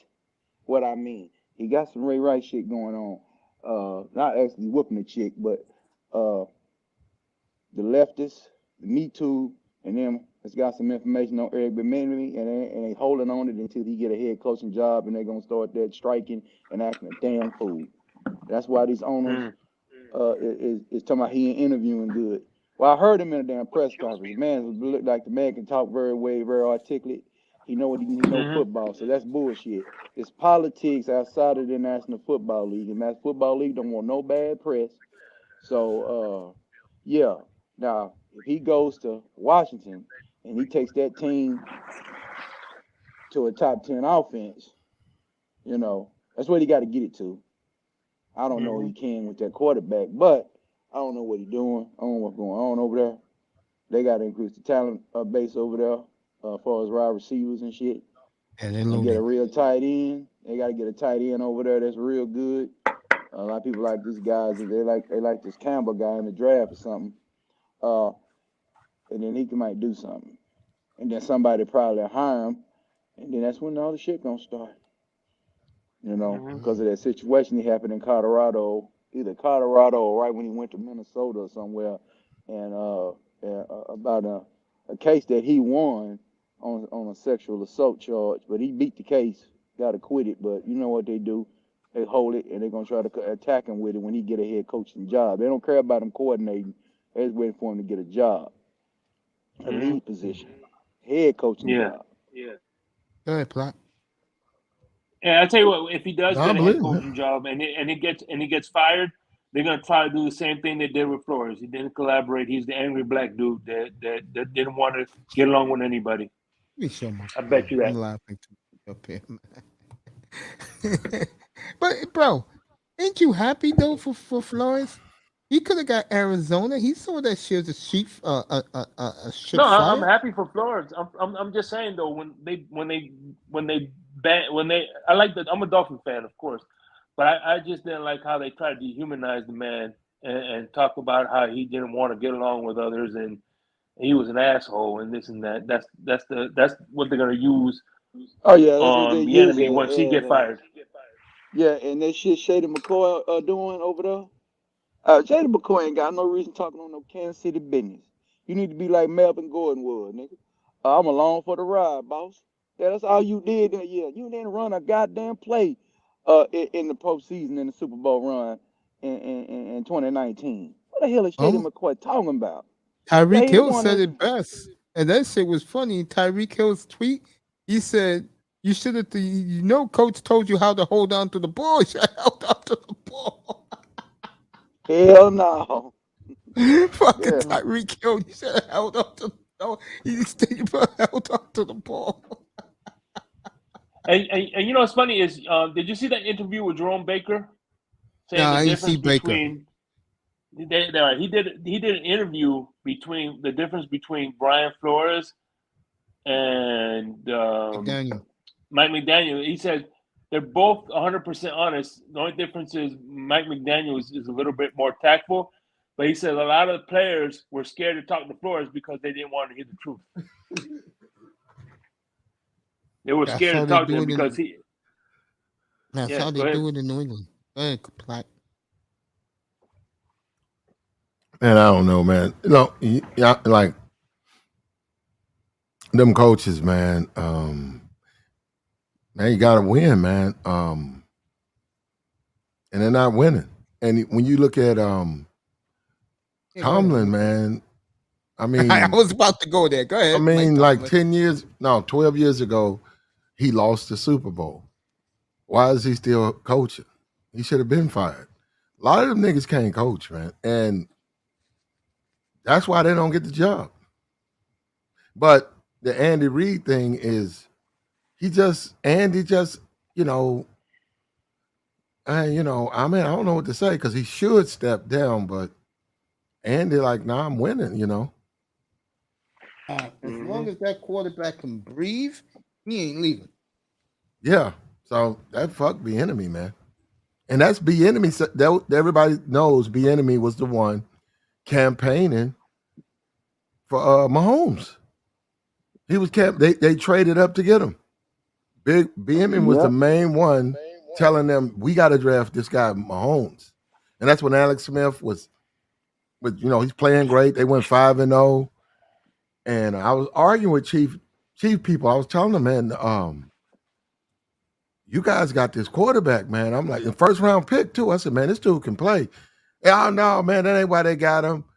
We don't need nothing. But you traded up to get him. We need nothing. We got a great quarterback, Alex Smith. And I watched his highlights, and I went and watched him do some of the exhibition. He played like one game in exhibition. But man, just the way he plays, man, I was like, man, this dude can play. Bro, 80 yards in the old Georgia Dome exhibition game 2017 on a rope to Tyreek Hill, bro. Never seen anything like it. Yeah. And he took over. It's like, damn. I told people on the old Sirius radio, I said, bro, this kid's the next star of the league. I said, the Chiefs got lucky, bro, with this kid. Got a lot of pushback. Well, how does he look in Kansas City now, 6 years later? Yeah. And we still Mahomes. Mahomes. And we still ain't seen the best. We ain't really seen him at his peak. He was hurt in the Super Bowl. He was hurt going, in the playoff. Wait till you see this guy with a good defense, consistent defense, and he shows up in the Super Bowl healthy. Man, man. I know what you're saying. Let me ask you this. Let me ask y'all Scary. this. Anybody wants to answer? All right, this is hypothetical. Had the Chiefs drafted Deshaun Watson instead of Patrick Mahomes, you think they'll still have the same success, or was that is that Patrick Mahomes that good? I think they would have similar because of who's the coach. And Deshaun Watson's a winner. I know what happened with him. I think he'll bounce back finally this year, have a full training camp. I think so as well. They would have been similar, but not the same. And the reason is with Deshaun Watson, he's methodical, but he can also be explosive. Patrick Mahomes is a goddamn he's a goddamn Las Vegas. He's a fucking light show, bro. Patrick Mahomes is everything you want in a goddamn quarterback, bro. And so is Watson. I think Watson can read. I think Watson can read defenses better though. Yeah. Yeah, I agree with that. Yeah. Key to Patrick Mahomes is he's a playmaker, man. He makes exactly. He's electric. And when he's able just to, so he in his 5th year, 6th year. So when he get to year 7, it's over. Cause he'll know everything. He'll know he already done seen every defense. Now he done seen every defense that come to man. His 3rd time around in NFL career, it's over, man. This will be year 7 for him. You're right. So this year, yeah. You better get him this year, because after this year, it's gonna be hot. And guys gonna probably win 3 more MVPs in his career. These quarterbacks is starting to be lacking. And you know what's scary about Kansas City? I look at that division, bro. Unless Russell Wilson, unless me and Platt, it's personal with me and Platt. Unless Sean Payton could get anything out of Russell Wilson, bro, that division's the Chiefs for the next 5 years, bro. Oh, and you know what's even scarier than that? He signed a 10-year deal. In the middle of his contract, at the trajectory the salary cap is going up, that contract is going to look the longer it gets, the more team friendly it gets, and the more players they're going to be able to surround that team.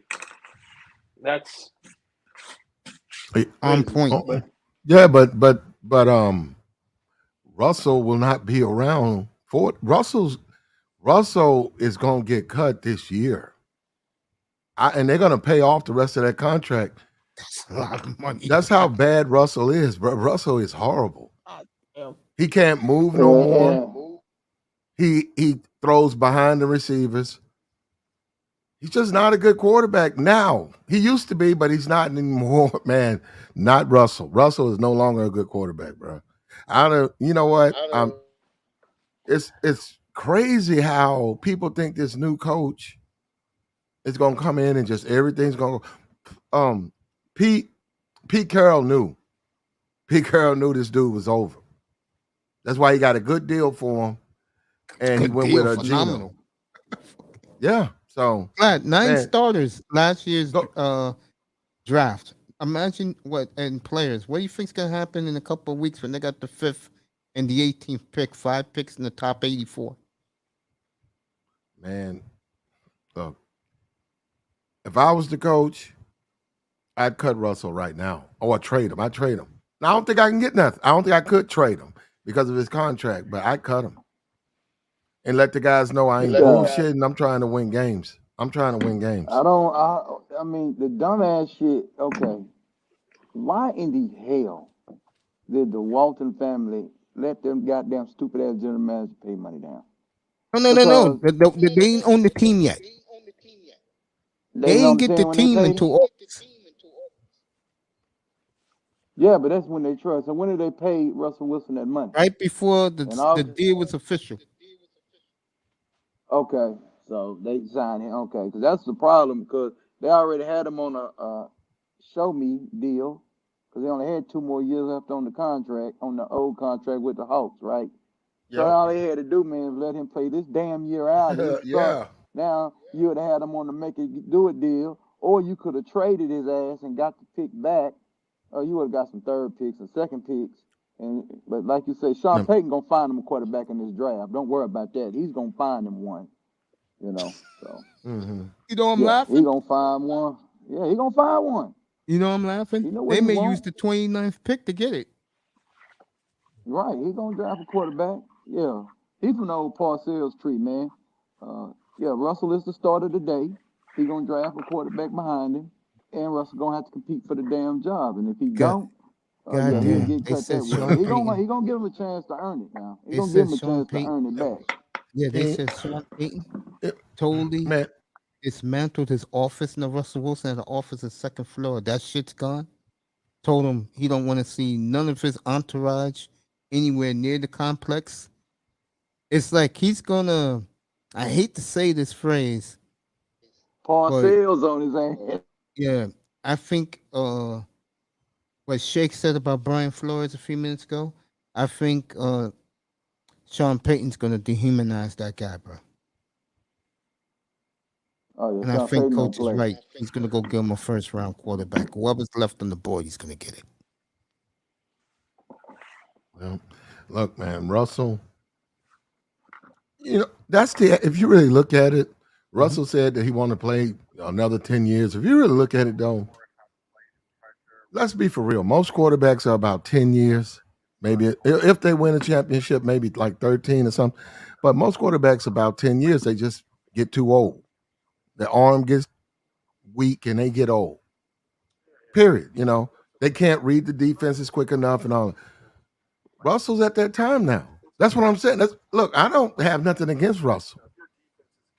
Watched him in Seattle. I watched forever him, playing bad in Seattle. Ever since Beast Mode. And I didn't like when Beast Mode did it, when he went off on Russell and was telling him he was a bitch and all of that and he don't know how to play. I was like, no, I like Russell. But he's played so bad now, man. I'm being for real, bro. I'm telling you, Russell is terrible. He is. It's painful to watch him. Taking too many hits, Flat. Russell, man, Russell is terrible. And me and you watched his entire career. He took too many hits up in Seattle, bro. Yeah, with them Maybe, terrible but he's ass terrible. offensive lines.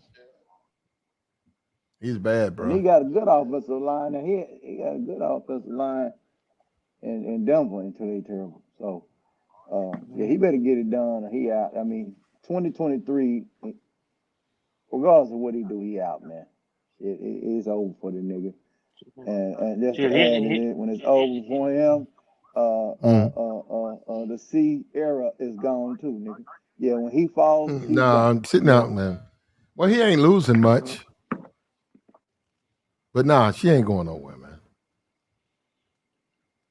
I tell you what, he ain't the first quarterback that won a Super Bowl that floundered. Yeah, it was over after that Super Bowl. Yeah, when they did that dumbass shit and get about the beast mode. Now 2 years ago, Ben said, he brought up Tom Brady, and I said, man, you know what? What I don't like about all of these dudes is they compare themselves to Tom Brady. I said, man, you're not gonna be able to do like him. You ain't gonna win, and then you ain't gonna make it to 40, 41. And all of these dudes, like Russell, think they can play longer than about 10 years. And this shit is brutal watching him fuck up, fumble, throw picks, miss the tackle. And, Russell's bad, man. If I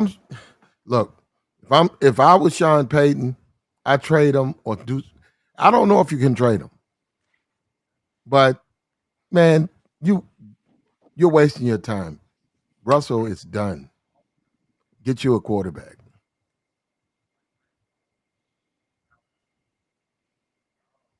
Yeah, they said they can. I think next year, I think they can cut that motherfucker in 2020. They can cut him in 2025 and get cap relief. If they cut him here the year 23 and 24, they're gonna get they cap gonna be jacked up.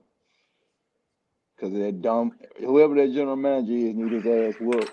And how long you think he gonna last? Elway was John Elway was right there. And John Elway is a Hall of Fame quarterback.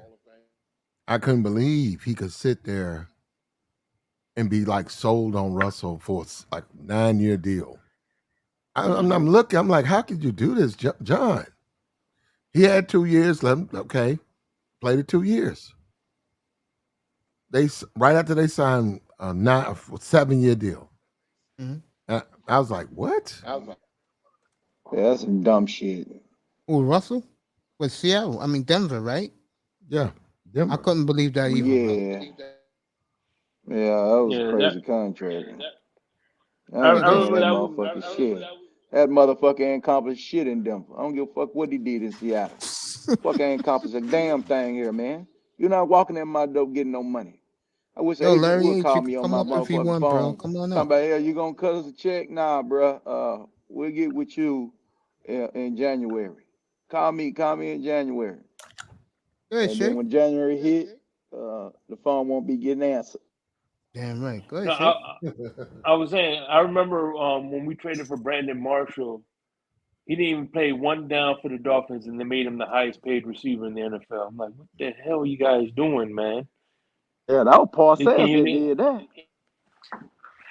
like, hell, what the hell? Yeah, can you at least give a man let him play a year before you freaking make him the highest paid? All right, so let me ask you a question, Shake. How was his 2 years in Miami? It was okay, I guess. He was a Pro Bowler. There you go. Because in 2011, I think he was right at the very top of the NFL in receiving yards. Yeah, a monster year for Miami in 2011, bro. But the reason why they got rid of him because attitude and the way he trashed what's his face, Matt Moore was horrible. Even I will admit that.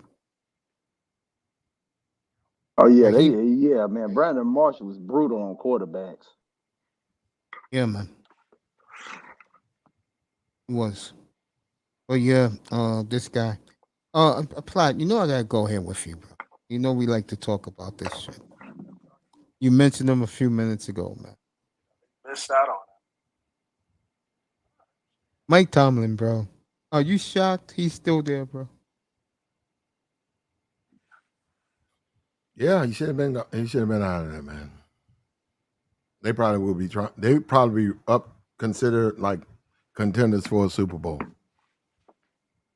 9-8, 17th pick. They could have. They've lost like 4 games. They'd be like number 3. You got Bryce Young. You got some quarterbacks. They need a I'll tell you quarterback, right man. now. No, and Mike. They need to get rid of Mike and then get a quarterback. I don't know, man. I No, saw that Kenny Mace, Pickett I against the know. Ravens, bro, on I know, Sunday Night Mace. Football to win the game, bro. I know, Mace. I know. He ain't the one. They need another quarterback. Okay, I'm telling you, Brian watched him too long. I know what Pittsburgh do, man. And man, I'm done with. I'm watching now. I'm a Chiefs fan. Seattle, Frisco, big time Frisco fan. Bro, you know damn well. I'm done with Pete Pittsburgh, Carroll. Man. You know damn well with Pete Carroll now getting loaded up for another draft, bro, that they're gonna catch San Francisco this year. You know they are, bro. No, I don't. I do. I believe they will pass San Francisco this year. Hey, Platinum, you a Pittsburgh fan? Not really. I was for a while, but not really, man. Nah. Like, do I watch him like this? Like last year? No, I didn't. Do I like watch him? You know, when the Sunday ticket, you got all those choices. Nah, I don't. I'm getting away from that. You know, I'm getting away from that. Man, it's hard, but I'm not really a Kansas City fan. You know, even though I'm always fucking with them, but man, I don't know what to say, man. I'm done with Pittsburgh. There's too many bad fucking. It's just a bad team. I don't think so, man. I think they're 2 offensive linemen, the 17th and the 33rd pick away from being back, bro. I gotta see what they do first. Now, Platinum, I was disappointed in you, bro. You should have came up here right after free agency a year ago. After free agency, I said up here to everybody that the Eagles, the Niners, and the Vikings will be playing for home field in the NFC. 305 will be up here in a little while. He'll vouch for that. I said that Philly and San Francisco will be playing for home field. You could have put your money on one of those 2 teams, but I didn't think the Vikings were good enough to win the NFC. But I did think Philly and San Francisco was. Yeah. And by the way, is that a rose nectar, Moe, in your hand? Stuck on you, Platt. Hmm. Is that a What's Moet in your hand nectar in the rose? thumbnail? What do you mean? The bottle in your hand. What kind of bottle is that one? Oh, yeah, that's Rosa. Yeah, Moet. Yeah, that's Mo. Okay. That's not. Unfortunately, that's not me though. I was gonna say. you I'll thought leave that that was alone. me? I work for a distributor, so I know my Yeah. champagnes. Yeah, that's a young money bag, yo, very young, before the fame. Yo, No, but I love that Mo- interview you did. I'm gonna say about a decade ago, maybe even longer, about 15 years ago, with what's her face. We share the same damn birthday, and I forgot her name now. Oh, okay. You know the rap star with the damn, what's her name again? The rapper. Yeah, she's a rapper. Yeah. I see. Me and her got the same birthday. I'm thinking I see her face, but I forgot her name now. Pinky. No, not Pinky. No, not Pinky. Nicki Minaj. Oh well, that wasn't me then, because I haven't interviewed. All right, Nicki Minaj. who's the chick you did in the video when back in the old days? That was Cubana Lust. Cubana, Okay. Yeah. Back in the day, before the crack. There you go. He said before the crack. Hell no. She over there. Oh man, she over there. That woman on crack vials, man. Damn, cocaine. You see, Raven says your man cave is worthy. Shake money. He likes your man cave. Shake.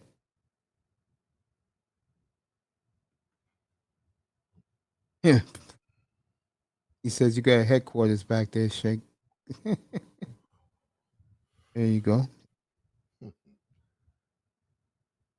There we go. I'll tell Shake when he comes back.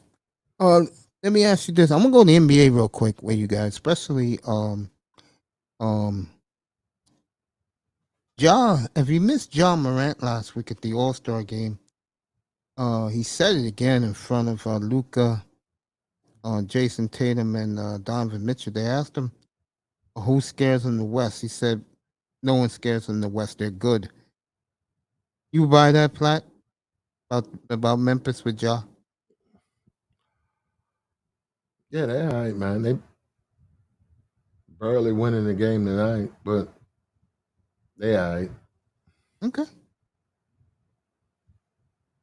I think before all these trades, I would definitely say Memphis is second in the West, but after all these moves, I don't know. They gotta start winning instead of losing. They gotta start really putting a streak on. Yeah, I'm back. Hey, but Platinum, the reason I was telling you this because I lost one of my best friends. He was a diehard Pittsburgh fan. As a matter of fact, that's his towel right there. Yeah, man. That's all. Okay. I know. I know probably more about the Dolphins. I mean, the Pittsburgh Steelers than most of their fans do, man. And I think Tomlin. You know what I'm saying? I don't think they were able to win because Big Ben didn't know when to sit his ass down. He couldn't. I think. Go ahead. No, he couldn't bench Ben if he wanted to. Exactly. Yeah, exactly. Couldn't do it. Yeah, he can't. No, he has no. It came out. He has no control of personnel like that. Like he can't bench somebody. He's the head coach, but if a guy's playing bad, he can't bench him. That comes from somebody else. But no, he can't just like Ben would. That's why Ben would throw 5 picks and still be in the game because he couldn't bench anybody. Nice, Raven. And if that's true, how you expect your coach to succeed?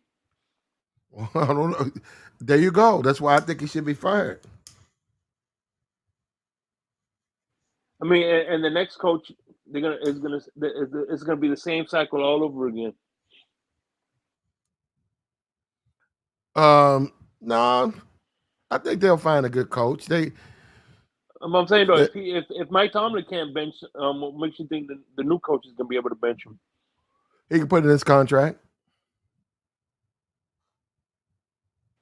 Yeah, and then they'll be like, no, you could bounce. They'll probably tell him that, no, that doesn't work here. You know what I mean?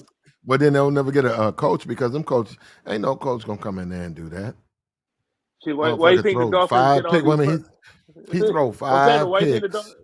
And I gotta call up to the booth, wait, ask permission to bench him. He done threw 5 picks. Why do you think the Dolphins hire all these first year coaches? Because they can't get an established coach to coach them, because we all know that Ross has been meddling in. He ain't gonna admit it, but he's been meddling in. I think Flores wanted to get fired because at the end of the day, I think when they started Tua, it wasn't Brian Flores' decision. Like you know what I'm saying? Right, it wasn't. No, Brian Flores wanted Herbert, man. Hell yeah. Yep. Sure Yeah, did. man. Pittsburgh. Yeah, man. Pittsburgh ain't find no Mike Tomlin, man. They gonna try to make him retire. Pittsburgh he's too young. In the last 60 years. He's too young to retire. Look, man, Mike ain't. Look, now Mike's failing, but I'm not saying he will always fail. Let him go to another team. Let him go to a young team, man, and boom. Oh, man, they're in the playoffs. Watch out for the Steelers, bro. Yeah, Mike got them boys going. But with Pittsburgh, them days over, man. It's terrible watching two offensive linemen away, bro. And get it 18 and 33, then Pittsburgh is definitely back in business, bro. I tell you they still need a quarterback. I like Pickett, bro. I know you don't. I do, bro. One thing about Tomlin, I could assure you is if the Pittsburgh Steelers fire him, I guarantee you another team will fire their coach to hire Tomlin. You know what? Okay. I'm gonna say something. Okay. I don't believe that, but I want to say it's the Platinum. Real talk. When Pittsburgh was 3-6?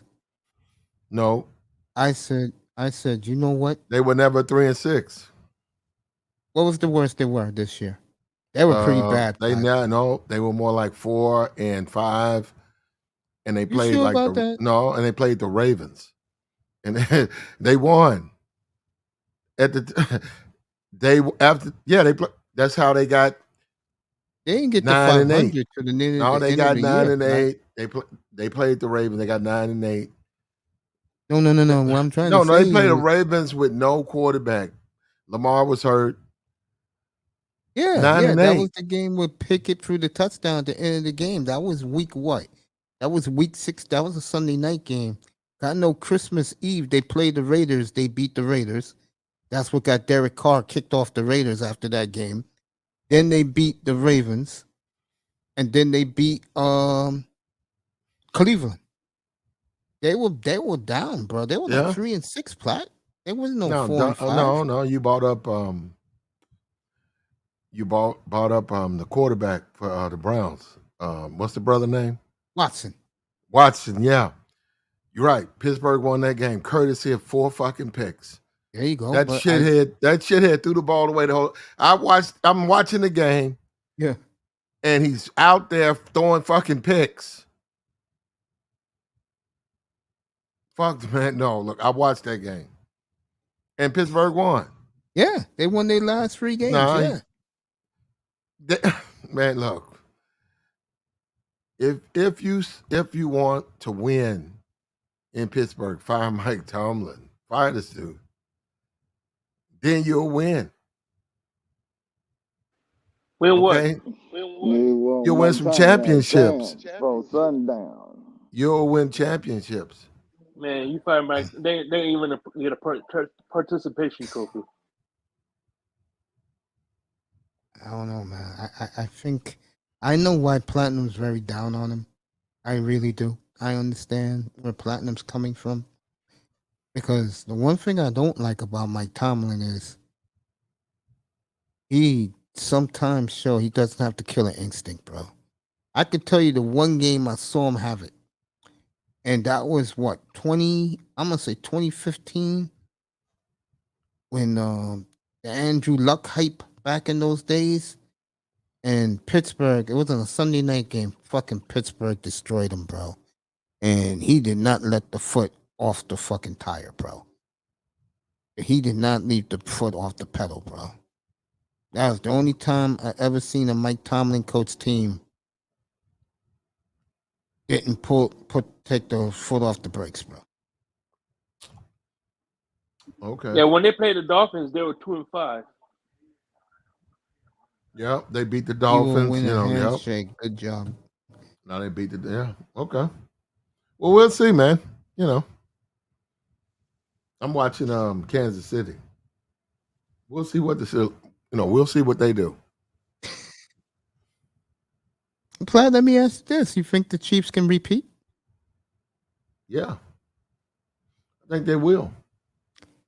The one thing I said this from day one, and I think I told this to Coach during last offseason. I said one of the things you're gonna find out about Patrick Mahomes now that Tyreek Hill is gone, that Andy Reid's gonna have to break him down completely and rebuild him back up. Have you ever seen a better coaching job with a Super Bowl super mega star quarterback that what Andy Reid did this year for Patrick Mahomes, bro? And coach is right. This is going to be year 7. If you don't beat him this year, it's going to be a problem for the rest of this decade, bro. He is that phenomenal. Yeah, because by next year that ball gonna be coming out quicker, and then when he roll out, you're gonna be getting bombed, bro. Kane said he has a hold good the ball chance a to little bit repeat. low, trying to get the big plays all the time, but I think now he gonna go on and run that West Coast offense traditionally, and the wide receivers gonna get open. Still got Kelsey over there, man. They bracketed him, tripling him, putting corners on him. Ain't working out for him over there. These opposing defenses. Andy Reid ain't having no stress, man. He got Superman over there. Man, Andy Reid went through all that stress with the Philly days. Man, he on vacation every week over there in Kansas City. You ain't lying. Man ain't retiring no time soon. He done paid his dues with a motherfucker named Donovan McNabb. You ain't lying, AKA Coach. Donovan McSlab. Real talk. I know Platinum every bum. week. Always look up at his DirecTV, 12 o'clock noon out there, and watching fucking Mahomes is like fucking watching he's just so good, bro. Yeah, man. I remember when his first year, I told motherfuckers, Aaron Rodgers, you remember they was calling him the bad man? I said, take that bad man belt off Aaron Rodgers and send it to Kansas City now. There's a new bad man in town. And he took Aaron Rodgers commercials and everything. Aaron Rodgers don't even sell State Farm no more. It's true. You rarely see Aaron now on State Farm. He's there, but you won't see him. I gotta talk about him because Shake is up here. I don't like my quarterback in Miami, but the one thing I can say about him is he is very efficient. When he's not hurt, he does perform well.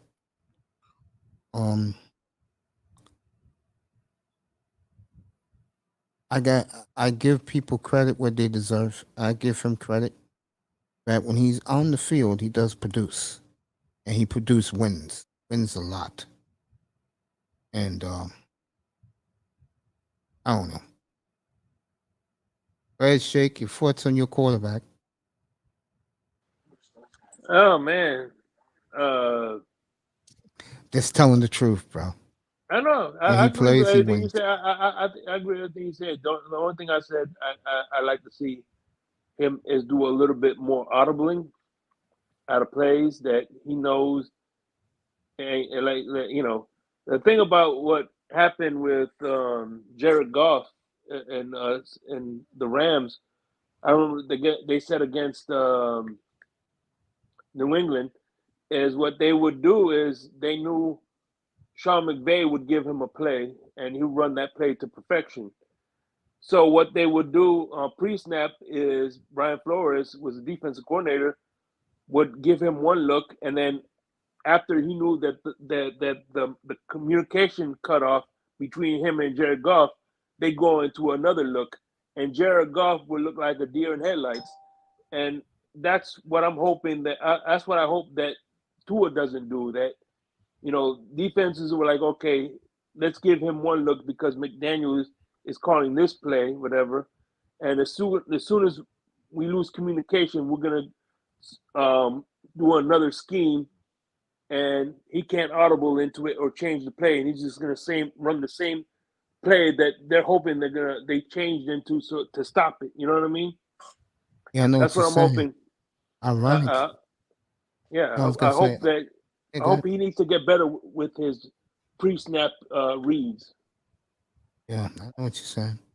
Ironically, Flores is the only gave the blueprint when Tyreek Hill was there, how to neutralize that Kansas City offense. You saw that game 3 years ago. Ironically, Patrick Mahomes plays Brian Flores' defense again in Minnesota this year. Interesting. But yeah, Platt, so you don't like Pickett? Would you like one of these quarterbacks in this draft? Yeah, of course. They ain't gonna be able to get it, but yeah. Dude, have you checked out the quarterback that is rising? And this man on this panel underneath my avatar, can talk to you about him. That he plays for his favorite college team. Yeah, it's Richardson, right? Yeah. And young Anthony Richardson is really skyrocketing up the draft boards. He's a young brother who's pretty damn good. Shake, let's describe him to Platinum. The thing about him, he's like he's fast. He could throw the ball 100 miles an hour, but that's all he knows how to do. Throw the ball 100 miles an hour. He has no touch, and he's not really good at reading complex defenses. Another Cam Newton, Platt, like him in Pittsburgh? Man, he won't make it up there. He's gonna be off he'll the get to board. Pittsburgh. There's rumors Mike has nothing to do with the draft. So that is true, unfortunately. Yes. So Mike is just basically there to tell him to do 10 push-ups, stand, shit. That's it. As far as anything to do with the actual team or coaching the team, he's never done that. He just walks around. It's a good thing Karine is not up here right now. Mm-hmm. She's a big Steeler fan. She knows her sports up here. We love having her up here. And she loves the hell out of Mike Tomlin. To her, Tomlin doesn't do no wrong. Why? I don't know. How about them? And she don't like sports. No. She don't like sports. She's good at it, Platt. No, you can't like sports and say you like Mike Tomlin. I'm gonna leave that alone. Well, I guess I don't like sports then.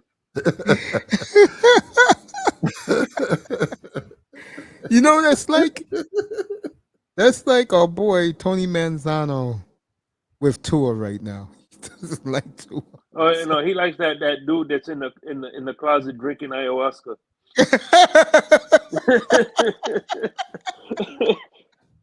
God damn, he loves some Aaron Rodgers, bro. Mike, look, bro. You know what? I used to be the same way. No. Yeah, go ahead. They just need new energy. They need new energy on the team. And Mike, it's why somebody else will hire you. Go. And when they do that, I'll buy some Steelers shirts. I have a hat on. I'll be behind the team. No, I'll be behind the team. But damn, bro. No, bro. With him there, Mm-hmm. You know what? He's There's not. a lot of He Dolphins can't do fans. nothing. Yeah, go ahead. No, he can't do anything. He's just there. He can't bench. He can't bench this Pickett. He can't bench him. He can't even bench his quarterbacks. He's just there. That's Vlad, it. you know what you do? Real talk. Come up here draft night, bro. If Seriously, come up here. No. If I might, but I'm just saying because I'm gonna be with you if you. I don't really care. Look, brother, I'm probably watching I know about 4 of the teams. I know. Four of the teams I'm gonna watch this year. 4, not these. Steelers City. are not one of them. Yeah, still Kansas City. Yeah, just like USC. I think I saw a half. Never watched them. Never. So Pittsburgh. I'm just looking at the stats. It's no reason for me to expect them to do better. It just Pittsburgh. It's done. Tomlin. It's over. Let you guys see my face right now. Okay. I'm looking at the Eagles too. I like what they're doing. So Jalen Hurts, even though they got 27 free agents. No, Hurts is cool, but the defense, I'm liking them. What about Seattle? I see a potential juggernaut right there, Platt. I'm not joking. Okay. If you think so. I think Seattle is going to be a juggernaut this year. Okay. If you think so. Oh, I'm going to bet on it. I don't think so. I'm betting on it. That's why you see me smiling right now. I'm dead serious. I still can't believe Russell Wilson. Coach, you there? Coach is probably eating. I cannot believe that in one calendar draft, Russell Wilson produced 9 starters. That shit don't make sense. That shit makes no sense. Mm-hmm. God damn, Seattle hit the draft last year. Okay. Mace. Yes, sir. They're gonna be okay. They'll be like 6-10. Nothing special about Seattle. Nothing. It's gonna be a couple. No, it's gonna be a couple of years before they even can compete. They're not even competing now. We're gonna make a bet on that. No, me and you. Not Seattle. I'll bet you your best drink, whatever. We're gonna bet on this. I got you, bro. Anybody else can get on it too.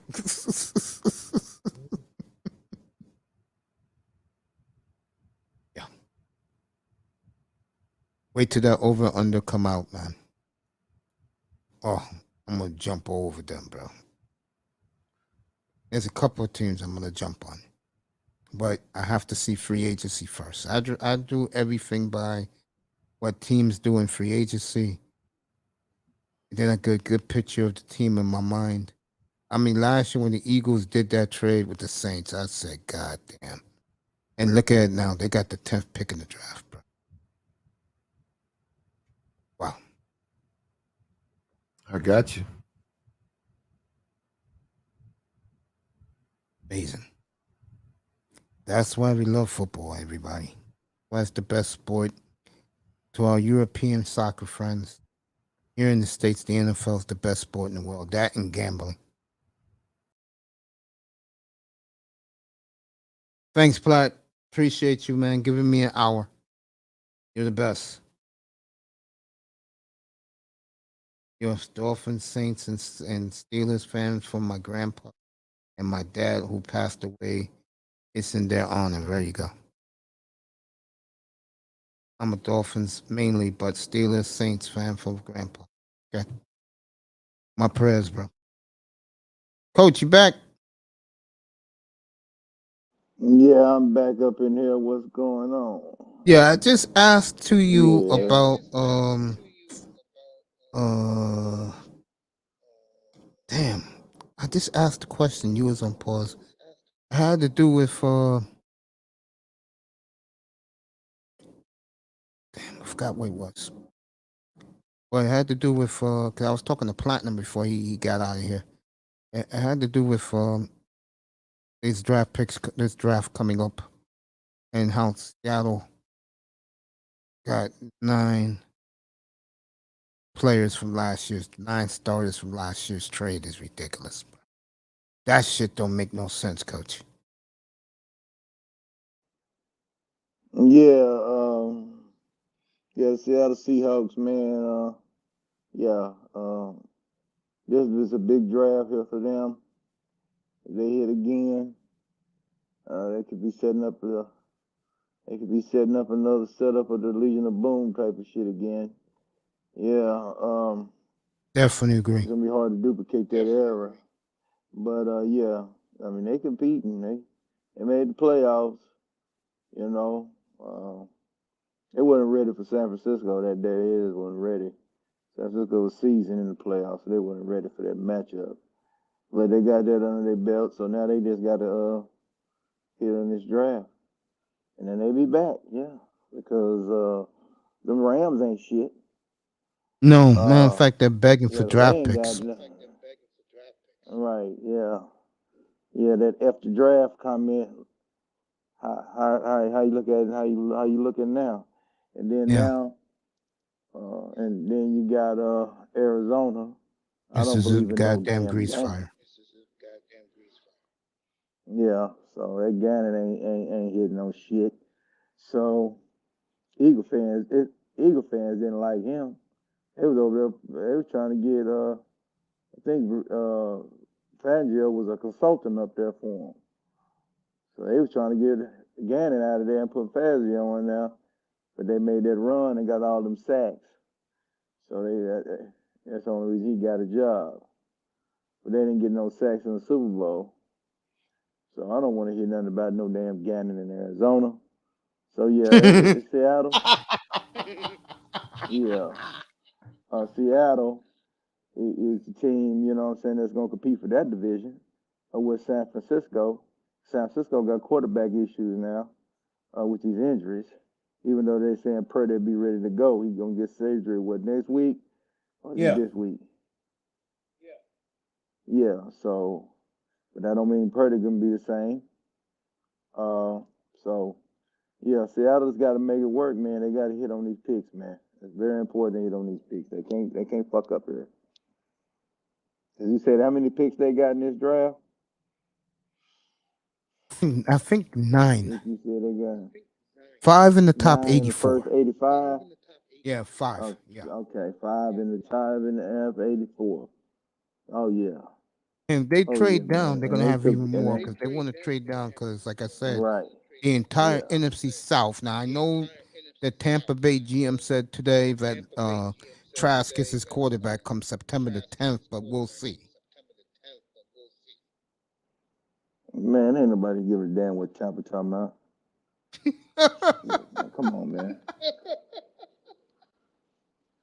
Man, ain't nobody care about what Tampa talking about, man. Tampa tanking, man. I mean, you trying to tell me you running? I don't know this quarterback. He played for Florida, so Shake Money gonna have to tell me about this kid.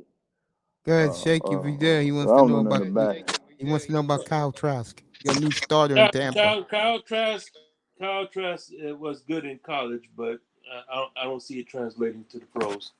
He's good. He's good pro. That's He's all good I pre need. snap. Yeah, he's good pre snap, but his arm is below average. And I think he's a good Oh man, you talking anticipator. about this Chad Pendleton? This not this Chad Pendleton bullshit. Yeah, You trying to tell me he's this guy got a Chad Pendleton on? pretty much. I will say this in his defense, and Shake would agree. I saw that kid play Florida, play Georgia. I guess it was for the they played a big game indoors. And I know one thing. I thought that was a Cal, cocktail party. yeah, no, against Alabama. That's where they played, Alabama. And Okay, Cal okay, Trask, Alabama, yeah. Cal Trask looked phenomenal that day, bro. I mean, Florida that day put some points on the board, and I was like, oh, okay, Especially when you have Kadarius Who's Tony and off his there you go. yeah, he had Kadarius Tony. Yeah, he had talent around him. Yeah, Florida. Yeah. And he had the big tight Mm-hmm. end who's in Atlanta now, Oh, okay. Yeah, I know you're Cal talking Pitt. about. Yeah. Cal Pitts. Yeah. But they wanted us to take him over Michael Parsons. They Yeah. wanted us to take him. You dumb. Hey, well, he's been up and down, but again, I gotta ask you this, man. Goddamn, coach, I gotta ask. I've never asked you this question before. How is it like to watch Parsons Was every goddamn play, man? Oh man, shit, you can't do nothing but watch him shit every play. Shit, that God motherfucker there. damn, man. Yeah, he gonna run the ball down. This third, yeah, Parsons is yeah, he got to get a little bit better. He already good. Damn near great. But I think this year coming up is gonna be the year where it's gonna establish him uh, as a potential Hall of Fame guy. We can put it here, that means he's gonna run it down for the next 8 years, next 7 years. So he's going to put his foot down and get it done. I think he's getting to the mindset he gonna do whatever it takes to get this team over the hump. They already know what Parsons already know what they got to do. They got to get in the playoffs and do what the Giants did back in the '80s, man. That's the mindset he on right now. Yeah, motherfucker. We ain't letting you get 19. We ain't letting you get 6. We ain't letting you get 12. So that's Okay. what they're gonna have to do.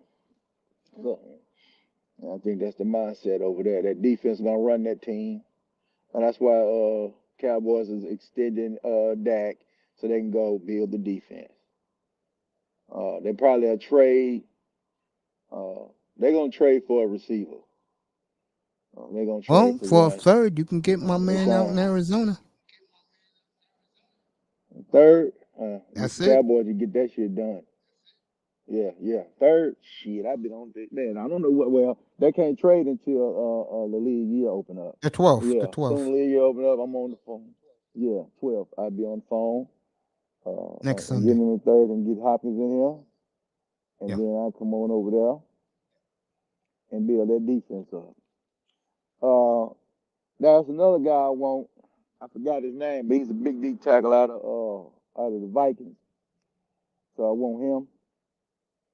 I want Marcus Peters, Yeah, he's a and I free agent. also Yeah. want them to go get me Marcus Peters and go get me Patrick Peterson, man, for the safety position. Over with. It's a linebacker I seen out there. I forgot his name. I gotta look him up. But they need another Levante. linebacker. But no, they can trade. They can do. No, they're gonna draft that. They're gonna draft that. No, and then I want. And then what Baltimore gonna do with that guard over there, Ben Powers? What they gonna do with him? They gonna bring him back? I have no clue. Everything Ravens been Lamar. Well, Lamar this, Lamar that. if they fuck up and they don't and they let Ben Powers out the door, that's what I want in Dallas. I need Ben Powers next to Okay. Tyler Smith, Mm-hmm. and it's on. We can run the ball down people's throats.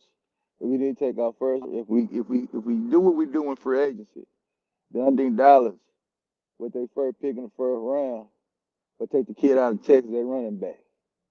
They can do it then. Especially if they trade for the receiver. They sign the defensive free agent, because that's what they need to do. They got to supplement this defense and free agency. Ain't no more drafting niggas, man, to come out here and get it done. Now, you're going to always continue to draft, don't get me wrong, but we need some veteran leadership down there. Michael Parsons was trying to. What's up with Calais Campbell? What they talking about with him over there in Baltimore? What they gonna do with him? I believe he just resigned.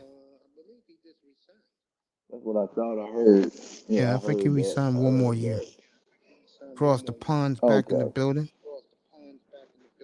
That's what I thought. Cause I heard about it that he got there. I heard about he's back with Baltimore. But yeah, that's what they got to do, man. That's what Law was talking about today. This might be the first time in 20 years that Dallas is gonna have a damn identity, ground and motherfucking pound.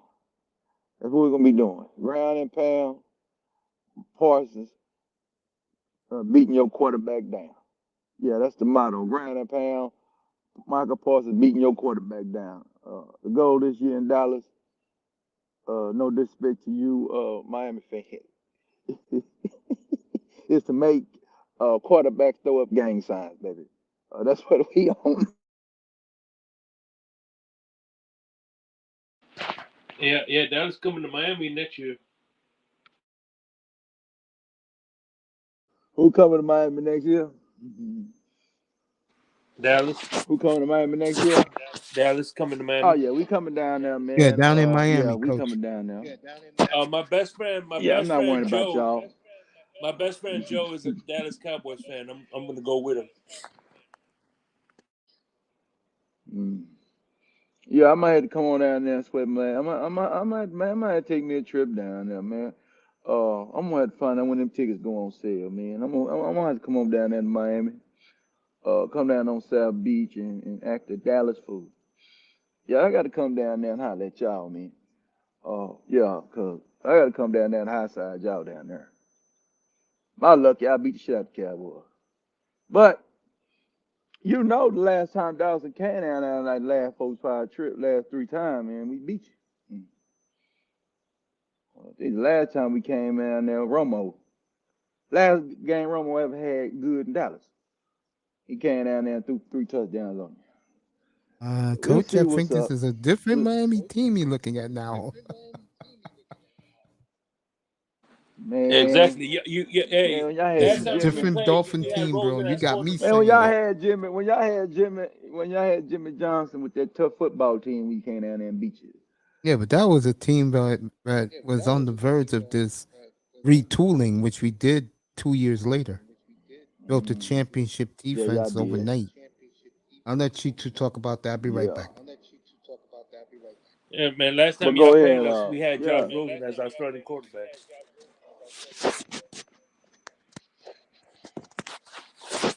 Man, I'm telling you, man, I don't know. You better hope we don't get them guys I'm telling we get. I can't get if we get Marcus Peters over there, and we get some safety back there, that's gonna give Michael Parsons the time. We double covering that. Hey man, we double covering. Yeah, we double covering your number one guy. We're not letting that guy do nothing. We didn't let that guy do nothing when we played Pat Mahomes 2 years ago. That guy didn't do a damn thing. We held that outfit to 19 points over there in Kansas City. And they had the remarkable, fashionable Tariq Hill. Shit. And Tua better not be in the game. Tell you that right now. But I ain't worrying about that, man. I ain't ready to talk no shit on that. It's too early. Because I don't know what the Cowboys going to do.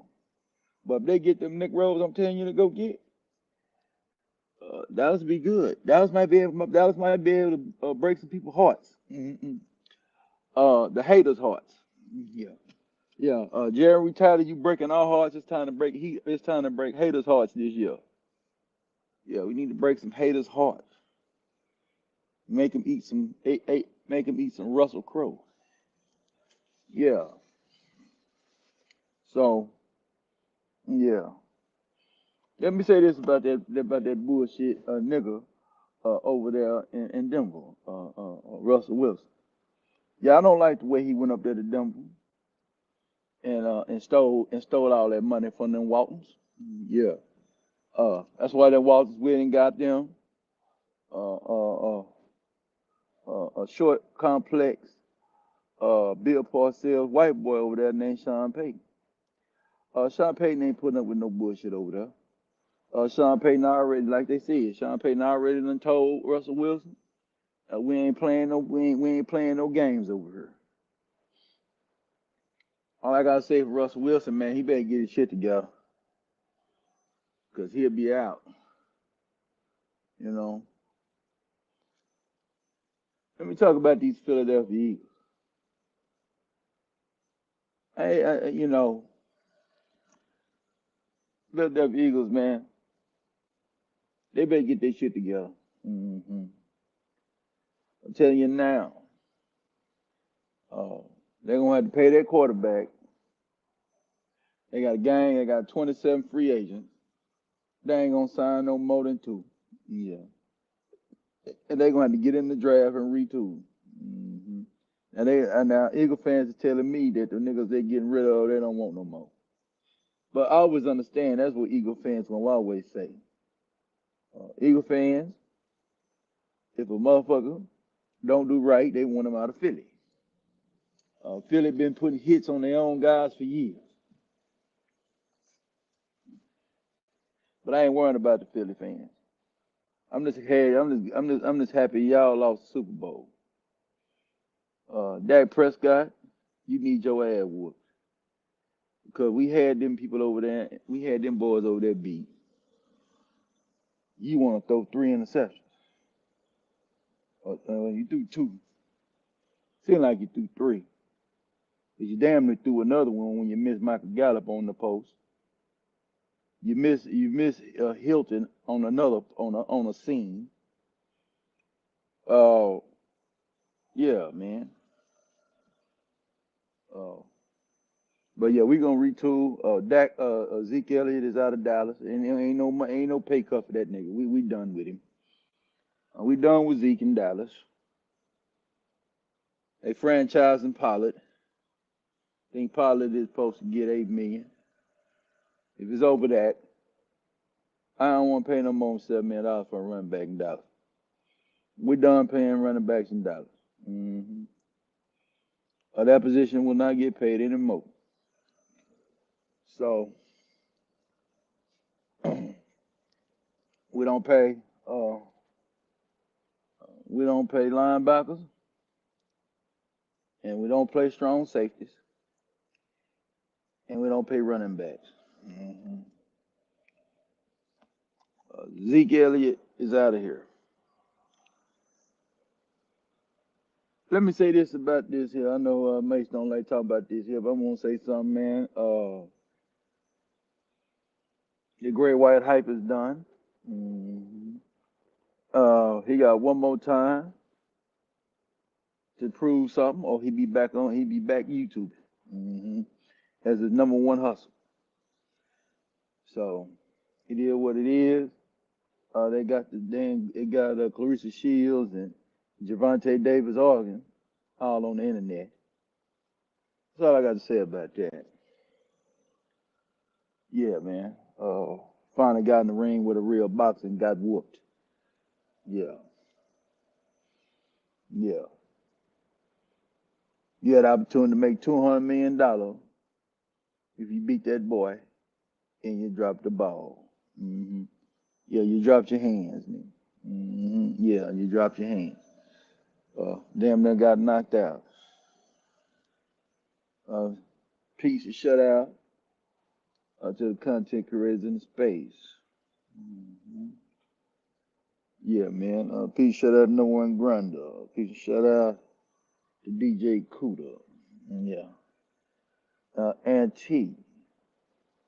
Yeah, in the space. You know. Yeah, man. We're doing good over here. Yeah, we're doing good. Tell me about them piece of shit. LeBron James.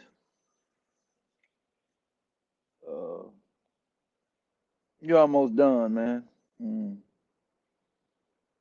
You're gonna need little Kyrie to save you.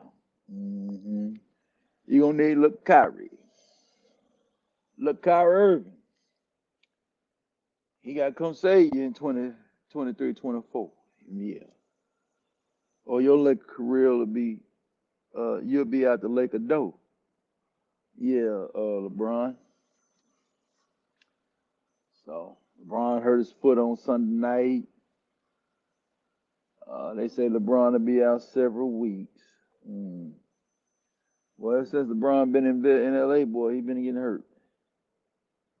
Yeah, we over here getting this damaged goods. LeBron stayed healthy to get the record. Now he done.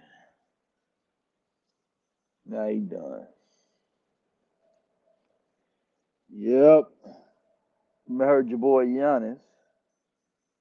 Giannis told KD, come work out with me. I teach you how to lead a team to a championship. Something that KD ain't never done. KD in Phoenix. We'll see what's up with that. I think it's gonna be like Oklahoma City days again for him. Russell Wilson over there stealing money.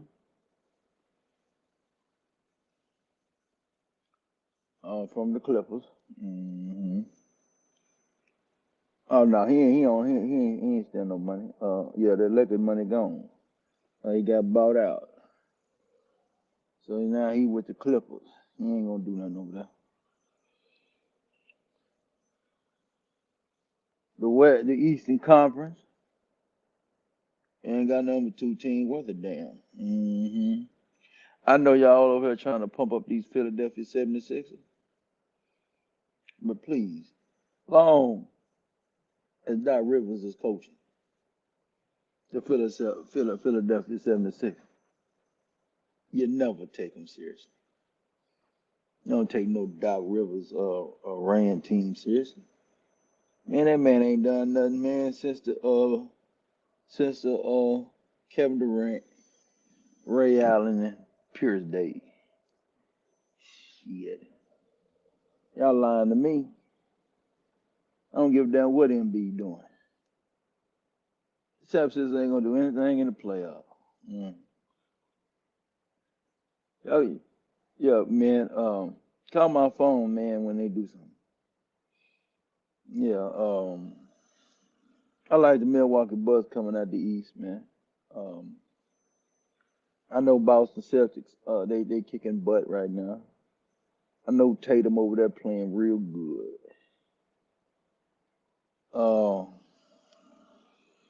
Yeah, they might even give the MVP to him.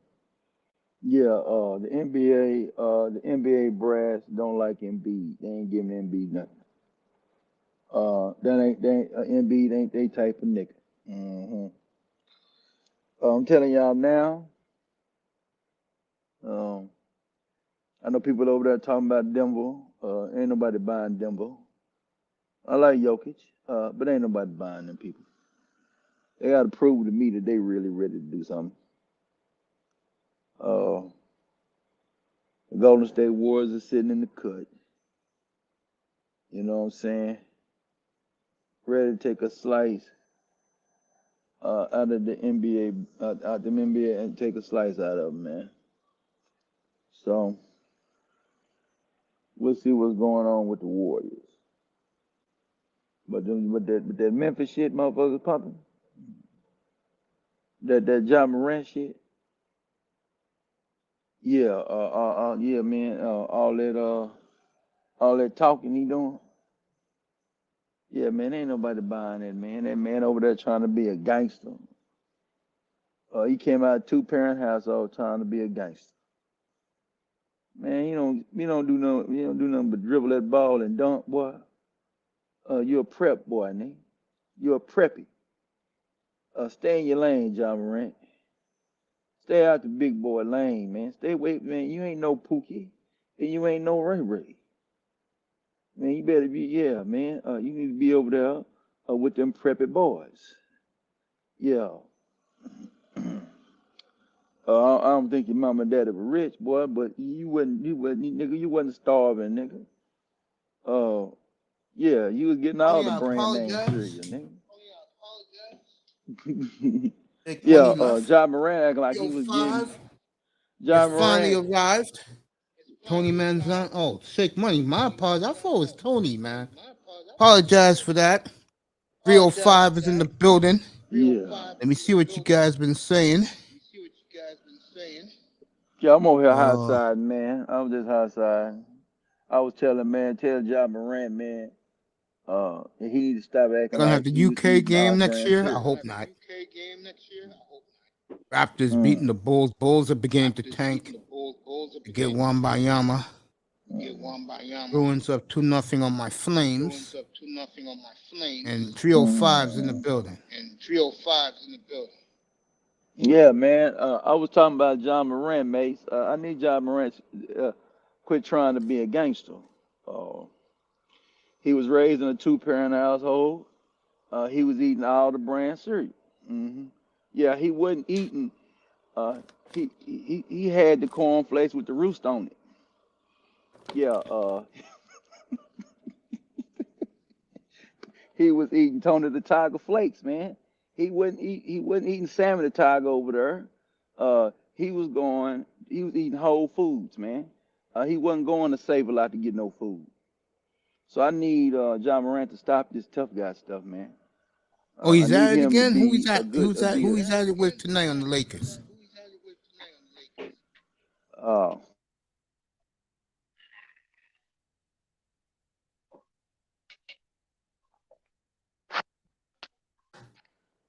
Like he acting like he Isaiah Thomas and he got the bad boys behind him, man.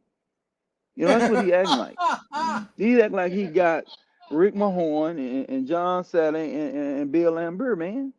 Like they finna go out there, man. You know, all he gotta do what he need to do, and they're gonna go beat somebody up. And don't forget I mean, my man Dennis Rodman. Don't forget Dennis Rodman. Yeah, Dennis Rodman, Bennett Johnson, and Mark Aguirre. That's right. I ain't gonna forget the worm. Hey, Yeah. Shake, you missed it Yeah, today. I had man. an afternoon. Go I ahead. had an afternoon show today because I had to talk about all the NFL news breaking. I listened to some of it. Yeah, we talked about the Oh, I Heat. missed it. Damn, We I hate had I missed Ant up here. We talked about the Knicks and the Heat scenario, and I said I think it's very important the Heat beats Philly tomorrow night and send a message to Philly, and then they got the Knicks Friday night.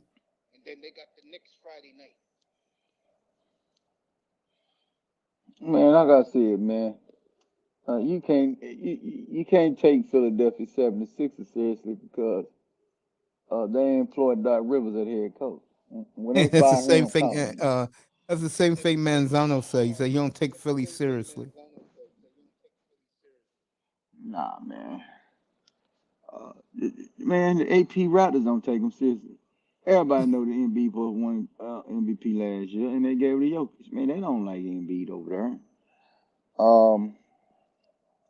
So yeah, they done over there in Philly. Damn. Wow. And let me throw this hypothetical at you. Here, Coach. Pierre. Pierre, right? Yeah, I call him Coach. Yeah. Okay. How would you feel if they put the Dallas Cowboys in the NFC South and they moved the Carolina Panthers to the East? I'm gonna be mad, man. We NFC East for life over here, man. We don't want to be moved around. Leave us alone. They're not taking us out to New York market and Philadelphia market and Maryland market. Man, they're not taking us out the Eastern Seaboard to put us down there in that whack ass South so we can run the damn division for the next 5, 6, 10 years. They're not gonna do that. Who talking that shit? No, I'm Who talking that? I'm just saying hypothetically because okay. geographically that makes more sense. Man, Jerry Jones pay for his own jet fuel, man. They don't care about that. They're gonna keep Dallas in the East. They was talking about that when they did the realignment before, but nah, man, they're not getting rid of the New York rivalry. They're not getting rid of the Washington rivalry and the Philly. Them all rivalries, man. They're not getting rid of them. That's what I told the guys. We had to talk about this last week, and I told them, I said, fellas, teams ain't gonna let Dallas walk out of that division without a fight. The Maras wants them. The Eagles want them because that's big business for them. And then you look at the Dallas side of it. Yeah. The Cowboys get some of the biggest markets coming to their city every year.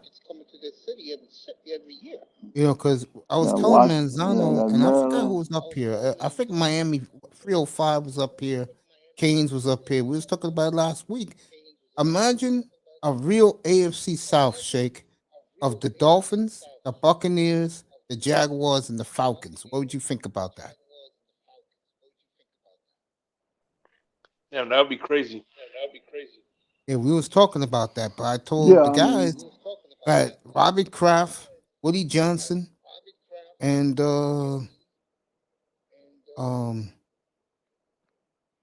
Pakula, that's the Buffalo owner. Pagula's wife. They're not gonna let the Dolphins walk out the door. That's big business for them. I mean, you guys think I'm joking? Miami. Right, because when they realize. No, go ahead. No, go ahead, Coach. Yeah, because I remember when Indianapolis was in the AFC East, right? Yeah. And I remember they was talking about geographically, like you said, Miami was supposed to go to the AFC South. Didn't happen. They sent Indianapolis to the AFC South. See what I'm saying? So yeah, they send them over there. So no, they're not. Yeah, because of the robberies over there, man, and his money.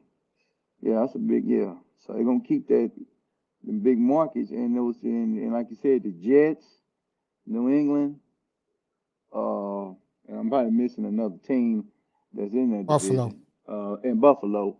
Yeah, them were rivalries, man. Yeah, man. I mean, you come here, bro. 90s. Shake, you come here, bro. I'll take you. Perfect example is who CB just has his guest. Dudley Dulong lives in New Jersey, bro. There's a huge Dolphin contingent in North Jersey. I'll tell you right now, and I say it all the time. The three biggest teams in this town in football is Dallas, Miami, and Pittsburgh. Then the Giants, and then the Raiders. But the Raiders have fallen off so much. I tell you what, the MetLife takeover is on my bucket list. That's on your do list?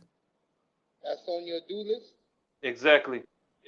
I've been to it. No, you want to go to MetLife? It's very good. You'll have a good time. Michelle and Igor do a great. I gotta look Michelle up. I gotta get. If there's one person I can get up here, I can get Michelle up here, bro. We go way back, bro. They do a great job. The people who are there. The bar is called Slattery's. It's in Midtown Manhattan. Lower East Side. 30. It's on 32nd and 3rd.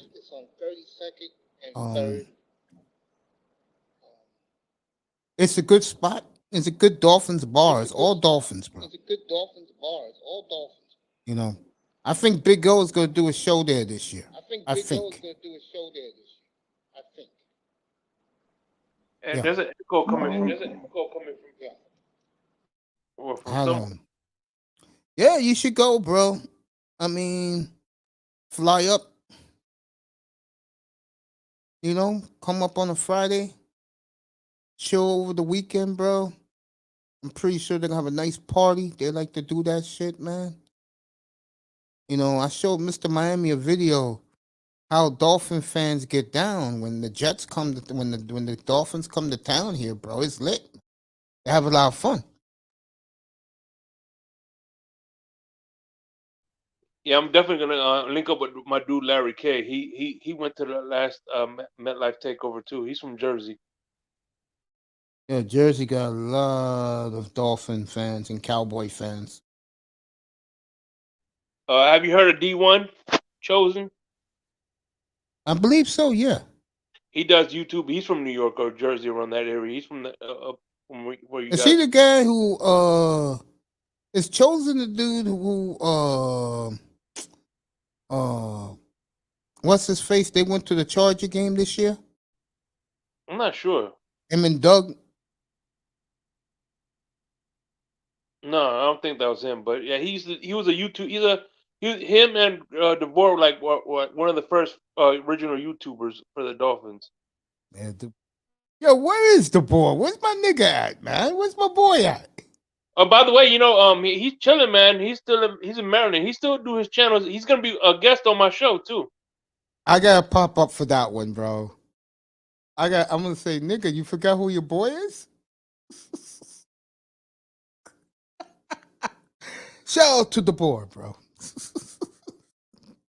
That's my dog, man. You told him Mace said what's up, bro. Told him don't be a stranger. His fancy ass piano. You see that background he got, man? Oh yeah.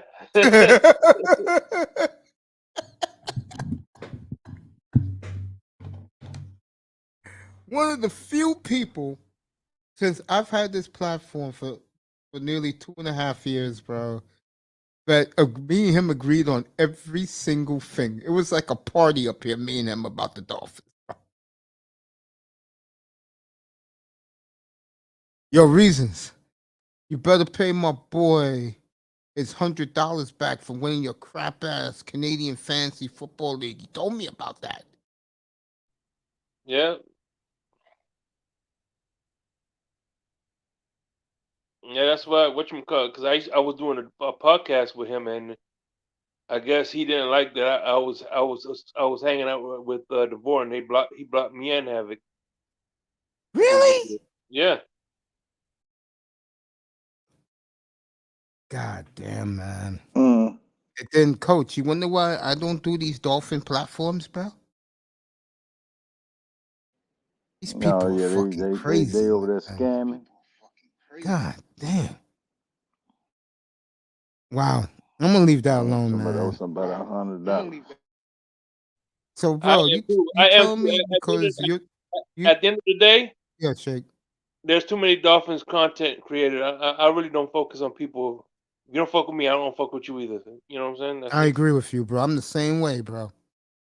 I mean, you come in here, you could be any fan you want to be, bro, and you know what you're talking about. You're always welcome up here in this platform, bro. Always welcome in the room. Or if you one of these dudes, bro, that want to hear yourself talk, and you don't make no fucking sense, bro, I don't want you in here, bro. Amen. Or if you say dumb shit, Larry O. Coach, you want to hear this one? Go ahead. The guy said, quote, I had to get him out of here, bro. Me and him went at it for like 15 minutes. Magic Johnson wasn't a top 10 player of all time. Real talk. Who said that? The guy named Larry O. Real talk. Real talk. Oh nah, man, you can't put no salt on Magic name like that, player. The second he said that up here, bro, I said, you gone, bro. Miami, remember that? Put a one in the chat, 305. Yeah. Remember that when Larry O said that Magic wasn't the top 10 player of all time? Oh, the guys up here killed him, bro. I had a 10-man panel that night. They killed him up here, bro. I said, bro, you can't be saying ridiculous shit like that.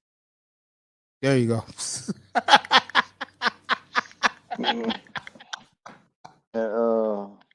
Yeah, that's absurd, man. Yeah, that's asinine. I was about to say 11, answer 12 up in there. I was about to say, Coach, I was looking at him, you know, like sideways, like Mr. Spock. And I said, by the way, where do you have Kareem? Mm-hmm. Oh, yeah, Kareem's number 2. No. He had LeBron number 2. Kareem's number 3.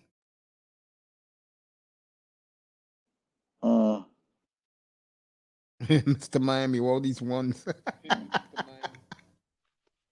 Yeah, man. Yeah, he like, you all want to hear my top 5 list. I think I heard it before.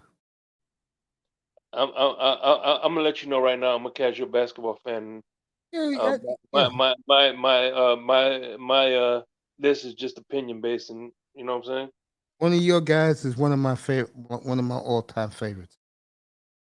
I just don't talk about him much, but I will get his Spurs jersey, by the way. No, my 5 is I got Shaquille O'Neal at 5, Dennis Rodman at 4. There you go. I said I'm gonna get his Spurs jersey. Okay. Karl Malone at 3.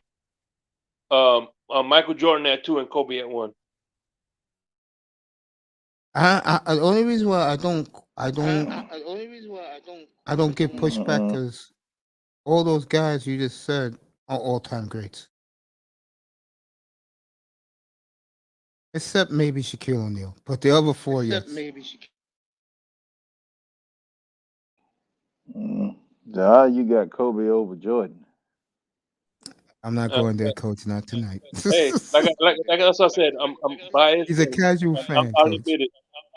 But at least I give him credit. He put 5 all-time greats. You do that, I'm not gonna argue back with you. Yeah, I ain't gonna mind. Yeah.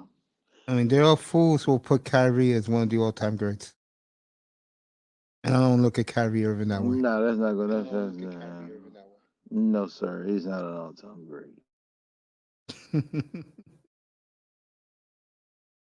What about KD? Yes. No. You don't think KD's all-time KD great? starting the war. Okay. By the way, I think Steph Curry.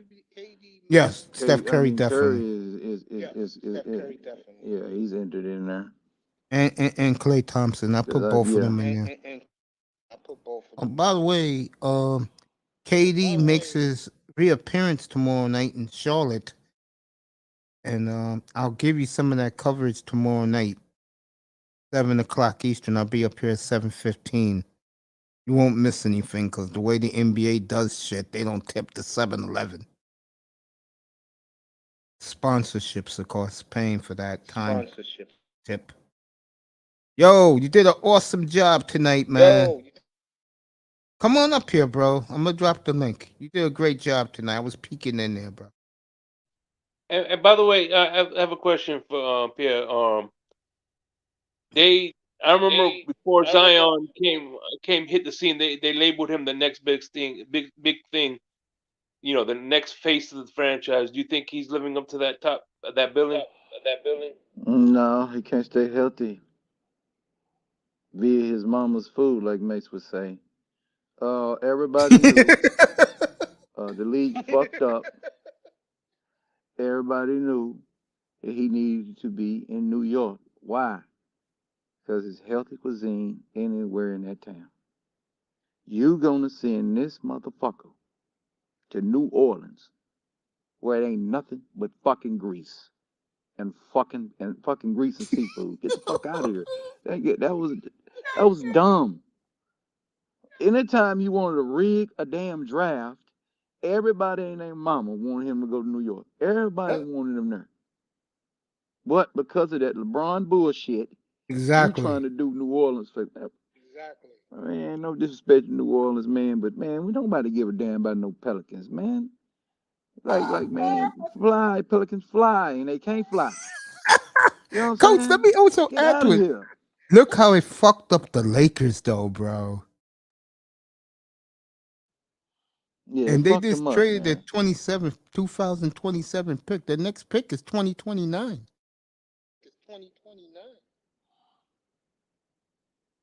Well, Really? I just had to be 100. The worst thing that happened to the Lakers, man, is when LeBron got there and he got hurt. Because they had to make the playoffs with them kids and LeBron, they would have never done the deal. But when they didn't make the playoffs because LeBron hurt, I forgot what he hurt. I think he hurt his groin. Yeah.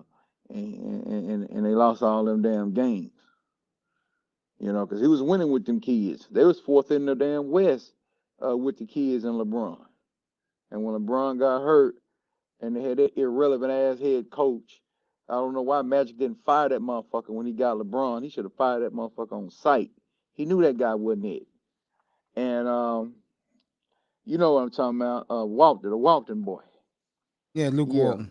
And they turned around in there. Yeah, they should have. Yeah. So that's what really messed that franchise up.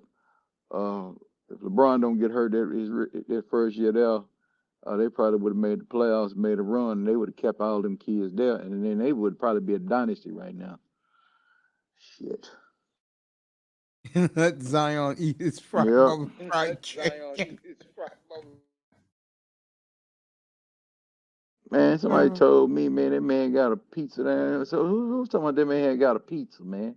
They brought him some pizza and hot wings down there. Yeah. Me. God damn. Oh, man. Pizza and hot wings for Zion. New Orleans had to play.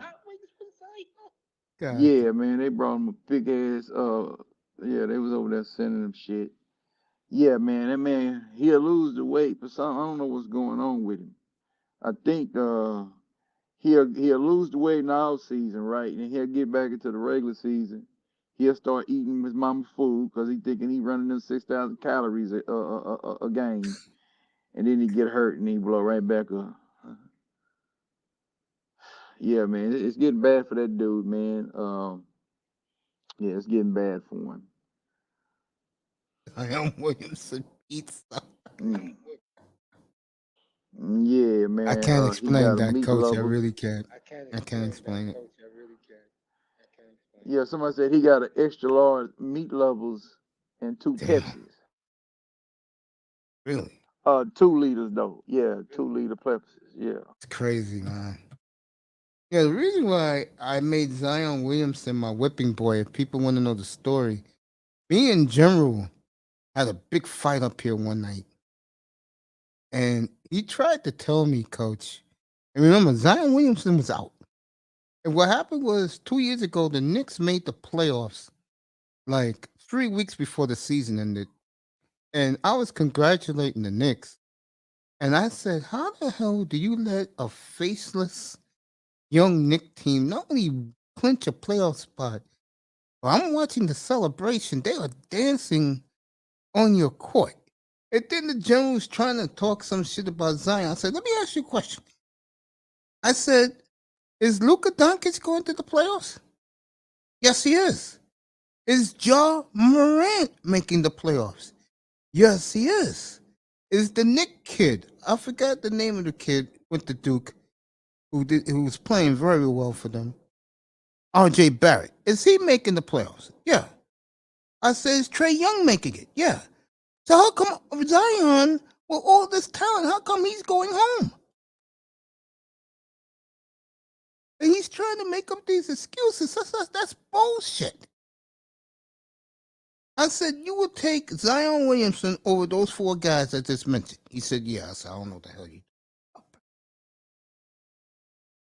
Nah, you can't do it, man. Them guys, the first responsibility for an athletic player's availability. Can he make You the can't. club in the tub? Coach, say the tub saying again.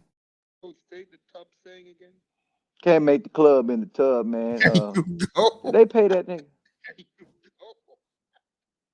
Did the New Orleans give that man some money? Yes, they Did he did. sign an extension with them boys? I think $243 billion, $190 million guaranteed. Yes, they did. Yeah, the new generation is Oliver Miller. Shit. They That's a better good go hire that comparison. guy, Alex Pound. Yeah, that's who he is. That's a Yeah, damn shame. he Oliver Miller, dog. Yeah, Wow. yeah, because I told people I'm giving him one more year. Yeah, it's over. Yeah, I told y'all that in last October. Yeah, I'm done with that nigga. I don't want to hear nothing no more. Don't talk to me no more about no Zion Williams. This nigga here is Sam Bowie. This nigga here Ralph Sampson. Yeah, this nigga here Elton Brand. Yeah, these ACC bums. Yeah, these overhyped ACC bum boys. Yeah. Only motherfucker that came out the ACC in the last 30 years. That's supposed to be somebody. Is Kyrie Irving, nigga, and look what he doing. Yeah. So yeah, that's the only motherfucker out of there that done anything. Don't talk to me about no Jordan. Don't talk me about no 80s, man. We ain't talking about them niggas. Yeah. But nah, man, I don't want to hear nothing about Zion Williams no more, man. I'm done with him. Yeah, he messed up my evaluation of talent. I can't mess with him. But I'm gonna tell you what's gonna happen to him. Soon as everybody down on him, and them goddamn Pelicans trade his ass to a city that got a healthy food and healthy cuisine everywhere for him. Brooklyn, New York. Miami. Yeah, he'll be able. Then he'll play right. he'll live up to what we thought he would be. What I mean is he'll show everybody that he could play. That's it. Because he'll never be looked at as a top motherfucker. That's gone. That's over with. You know, Pat Riley, his players on regiments. Oh yeah, Pat Riley. Oh yeah, man. Pat Riley will take him because But they'll her put foot in picks his to ass. get Well, Zion. that's what he need to be. What you said about Pitt? So get You're Zion. gonna Yeah, you need gonna picks need some to get picks. Zion. Oh yeah, yeah, because they're gonna have to trade him out of there. Pelicans ain't They going got nowhere. fooled, bro. They got all hyped because they had a great playoff round, and they started getting all giddy, and they made a tragic mistake paying Zion that money. I told people, buyers beware. Yeah, yeah, they should have been smart. They David should have get Griffin him on. again. Yeah, they shouldn't have extended him. Yeah, oh yeah, I knew that So-called was a great bad hire GM. when they hired him. I ain't like him. Yeah, they lying to me. Yeah, because he had LeBron. Man, sit down. Yep. Sitting up there in NBA TV back then, all smug. I'm like, nigga, you suck. Giving Zion all that money. Man. Some franchises coaches just don't get it. They wanted them. Yeah, man, you know. I think the NBA doesn't have a rookie scale. No, they got a Rookies, rookie scale. He they got got to a the rookie second. scale. Yeah, they got a rookie scale. Yeah, It's a you good can one pay the too. guy after his third year can play. Yeah, one of the best. Yeah, he's on his second contract. Second contract, he get the big money. And like I told people all along, and me and Auntie had this argument last summer with my good buddy Fred Ward. Bro, these young megastars ain't going anywhere, man. And look what these teams did. They signed them to mega deals, bro. And the difference between Yeah, after yeah, the difference is today's young guys, they like where they're playing at. Steve DeBerg, greatest Dolphins of no, all time. because it's the fly me in culture, so they can be anywhere now. Everyone thought Ja had to leave Memphis. He just signed a 5-year extension. Still got 7 years in Memphis. I think Zion was a mistake. I think Jokic was a great deal. I think Trey Young is Oh a yeah, they got problem. okay. RJ Barrett, I think the Knicks did a brilliant thing giving Danny Ainge the finger and paying their young rookie. And he's living up to it this year, averaging 21 a game. Bro, Rick Brunson was one of the best bargains in free agency I've seen in a while, bro. I say Rick, that's his dad, Jared Brunson.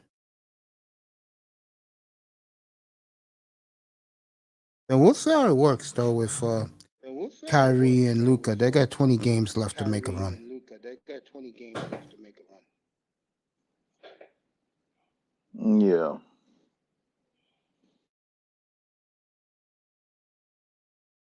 And I like Cuban.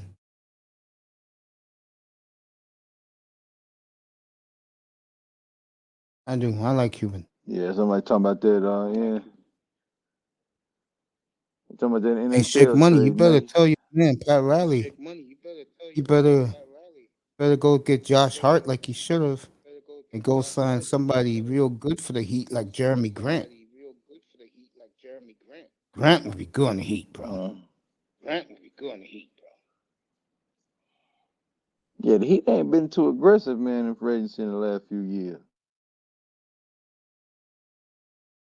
Yeah, man. I thought they had the team last year. Remember I was high on them summers ago? I had them and the Warriors in the finals. Everybody thought I was crazy. They lost Game 7. Jimmy They won Butler. 7 games with them. Yeah. Yeah, Jimmy Butler, man, he had the bad games. I think he had Jimmy Butler, man, yeah. What a playoff he Everybody had thought last Miami year. was gonna beat Boston.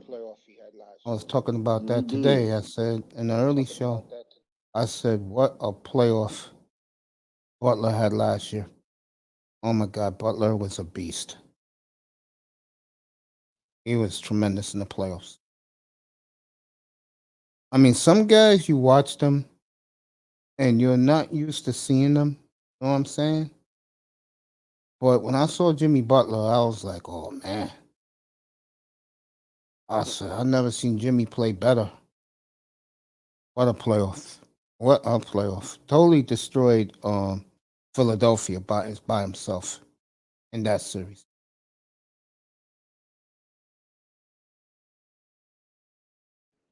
Yeah, man. Jimmy Butler, tough guy, man. Yeah. Yeah. Got a new beer commercial out now. If you've seen it, I don't know who the athlete is. It's a female athlete or celebrity, but he's sending her beers at this club. Jimmy's chilling. I wonder, do Jimmy really like that beer? Well, you talking about that Michelob Ultra? Yeah, he really drinks that. Is that what he hustling? Yeah, that's what he's hustling. Yeah. Yeah, it's a. I remember he was on the cover. Yeah, his new commercial just came out. So Well, they had a Michelob Ultra had a beer that was good as hell. It was Michelob Ultra called Lime Cactus. It was viral. It was some good ass beer. It didn't go viral enough. They took it off the market and they turned it into some other shit, and then it went down. Some prickly pear or some shit. They went with some prickly pear. Like, fucking dumbass. You should have kept the lime cactus, dog. That was some good ass beer. Yeah. Yeah, that was some good beer though. yeah, cause I saw that but commercial. Michelob Man. Ultra is good though. I like the first one he did. He was on the airplane. I'm like, damn, Jimmy really drinks that? Yeah, I got low carbs and all that. It's like Yeah. only like 90 calories a bottle. That's good for Jimmy. So that's what. Give him some national publicity. Yeah, he down there in Miami too. So yeah, that low carbs type of beer is what they pumping down there on top of that. Yeah. Mm-hmm. And Jimmy. Yeah, Jimmy Butler good, man. He fits the culture down there. Sure does, doesn't he? Jimmy Butler? Mm-hmm. I mean, I'm not a big Jimmy fan, but again, I give brothers their due. And what a playoff he had last year. It was fun. It was very fun, very, very fun to watch him in the bright lights. I mean, I love doing these NBA playoff games. I'm not gonna lie. That's why Jimmy Butler didn't get along in Minnesota, because they didn't want to practice over there, from what he was saying. Yeah, they're not winning. Yeah, Same thing with Embiid and the Clown, who right now the Clown will be released on June 30th. The Clown will be Ben Simmons. They're gonna release him. That's good. Get him out of here. Yeah, send him back to Australia. I think he'll make a mysterious stop in LA with LeBron once that happens. LeBron been wanting him for a long time.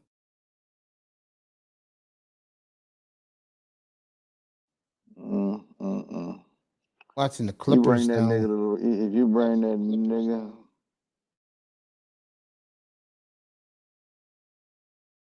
Man, Ben Simmons, man. I What was predicted it 2 years ago. I didn't know it would be this bad what Trae Young did to him 2 years ago in the playoffs, man.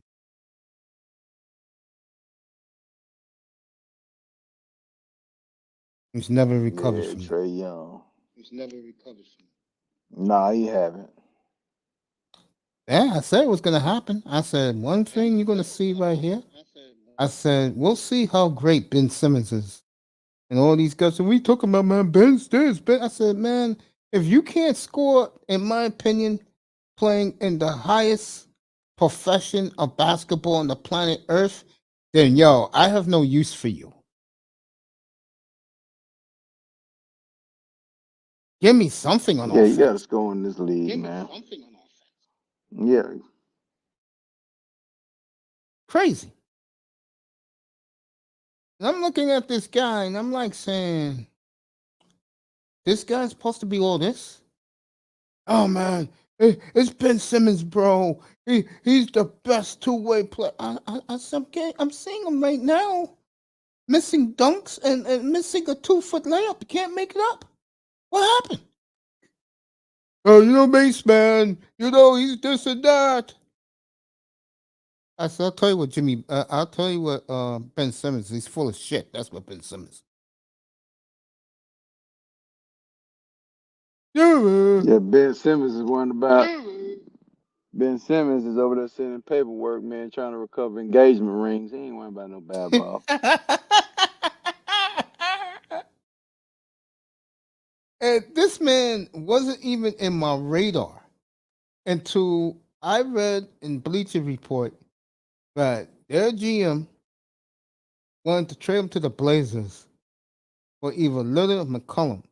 And I'm like, okay, let me look at this motherfucker, okay? Because I know how good my boys are, okay? And what I'm going to get in return. So when they lost, Portland lost, I'm looking at Philly every night. And I'm like saying, bro, if you're going to give me Maxey, that clown, and a 1 for Lillard, I'll do it right now. I'll tell you one thing, though. I said, Ben Simmons better be in the gym.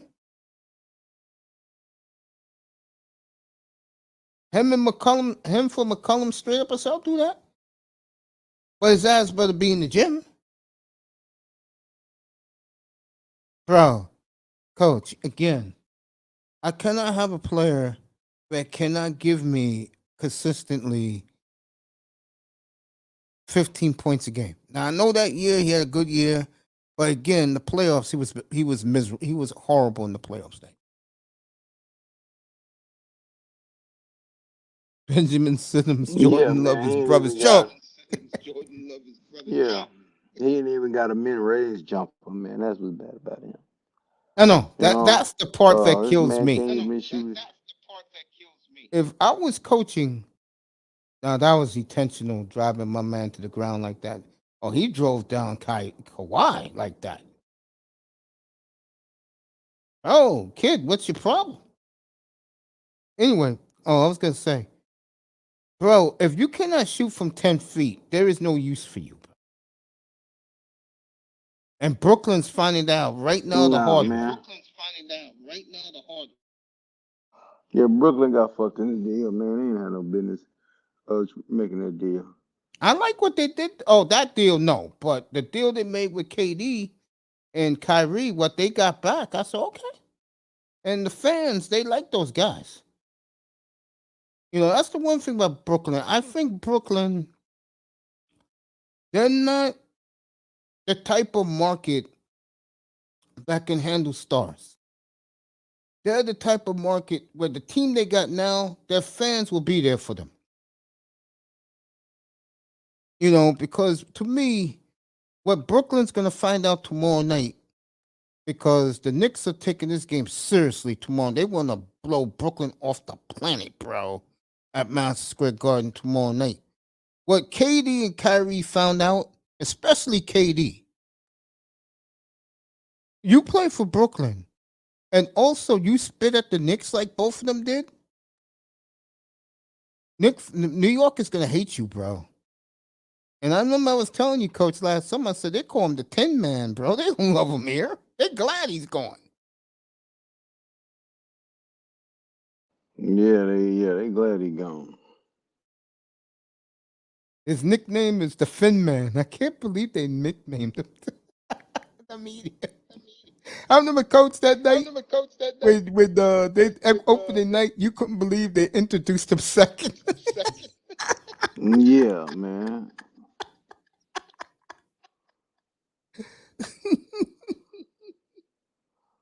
Yeah, they introduced that guy, man. He supposed to be the last motherfucker to come up. They introduced Kyrie last. I say, this nigga here. Nigga, you went over there, nigga, and you ain't the nigga. Man, you got me fucked up. You should have stayed your ass with the Warriors, nigga. I know he should have. Fuck you doing? You ain't gonna be the nigga. Charles Barkley still talking down to this day. Shit. Yeah, he killed them yesterday on Stephen A. Smith.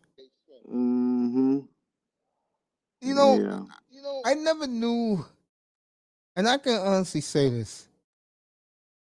I never knew KD was such an introvert, bro. Nah, yeah, everybody's surprised about that, right? Yeah, he's such a mama's boy.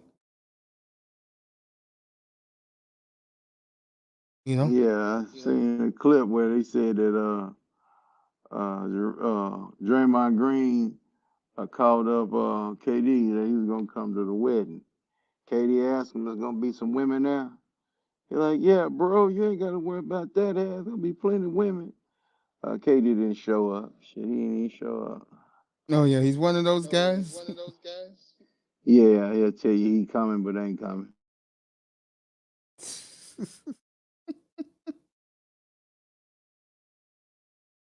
Yeah, man. Kevin Durant is faker than a $3 bill. Man. Yeah, man.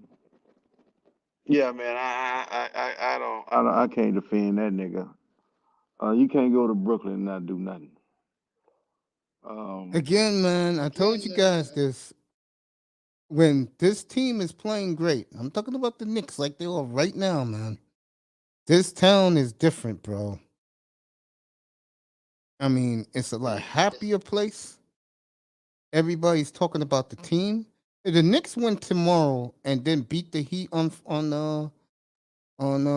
Friday night, and then they gotta go back to. I'll tell you one thing: they toyed with Boston last night, bro. They didn't even fuck around with the Celtics last night, bro. So they playing that good, the Knicks? Oh yeah, Knicks are playing good, bro. Mm. Yeah, and I'm not a Knicks fan. I live here. I'm not a Knicks fan. My team sucks. I mean, Yeah, my man scored 71 points the other night. And you think this man broke Chamberlain's record? And this is my boy, too. This is my dog. This is my nigga. This is Dame Lillard, bro. You know how I looked at it? Nigga, go play for a champion. Go to Philly, bro. I'll trade you right now for Maxey. Straight up, go win a ring, bro. 71 points against Houston. Yeah, he finna get out of there. Yeah, he this is last year in Portland. If he doing all that and they still struggling, yeah, he realized that he gotta go. Yeah, yeah, man. And damn Lillard should have been out of Portland, man. He gotta get out of there. Yeah, I was over there telling people, man, about that. Yeah, Philly should have traded. Yeah, I was telling them damn Philadelphia thick Sixer fans, talking about they didn't want Damian Lillard. I said, man, you smoking crack. I said, man, I don't know what kind of basketball y'all watching. To go from a nigga that won't shoot to a nigga that will and can, definitely shoot. And you talking about you don't want him. Man, y'all some fools in Philly, man. Y'all stick to football over there, nigga. Don't talk me about no more basketball. Man, yeah, these 70 Mixer fans, man, they don't have a clue, man, what's going on. They still pumping up this team. Yeah, you down on Philly. I like Philly. Yeah, I'm down on them, man. I don't believe in them, man. The year they were supposed to make it. Is the year they lost to Atlanta. I was done with them 2 then. years ago. Yeah, you can't lose to that outfit, man. And you bigger than them. You got a center, and you ain't dominating. Coach, That's they why blew a Shaq need. 19-point lead in game Yeah, 4. They blew a yeah, 26-point lead at home in game 5. yes, sir. Yeah, man. Atlanta too late to play too thin to win, man. And you let them suckers beat y'all down like that. Man, I don't understand. Embiid be doing the dumb shit, shooting these threes. You know, I can't deal with no big nigga that's built damn near built like Shaq and shooting threes. Man, that ain't my kind of basketball. For no damn 7-footer. Why you not in the paint dominating, man? You know what I'm saying? You should be over there shacking fools. You know? Yeah, shack fool. You should be fooshnicking niggas in the paint, man. And you over here doing all this finesse, man. Nah, Embiid, I can't deal with you, man. I can't deal with them type of guys. You know, you can shoot him at everyone's jumper. If you can shoot a three, if you fall down or the defensive end blocking shot, and you come back there and they throw it back to you, you shoot it. That's cool. But you over here setting up. You running out there. You come from inside the paint, running out to the 3-point line. Man, you don't get out of here, man. I can't deal with them. I can't deal with that kind of basketball, Mace. That ain't what I'm. Nah, man. I can't deal with it. I agree. I'm with you, bro. Yeah, how many threes did Tim Duncan shoot? I mean, Very that's what you rarely, should be. ever. Right. So, but Tim Duncan shot jumpers though. Yep. So I can see if Embiid was doing that, I wouldn't have no problem with him. But I can't deal with this nigga shooting these threes, man. He don't want to get in the paint, bang these niggas out, and dominate. The man should be leading the league in scoring every year. You know what I'm saying? I just can't. I agree with Shaq, man. And I don't agree with Shaq on a whole lot of shit. But Shaq said, hey, man, you too big for this. Get out there and dominate. He's You should right. be dominating. Yeah.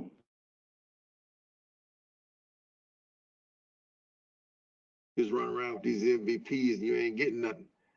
Yeah.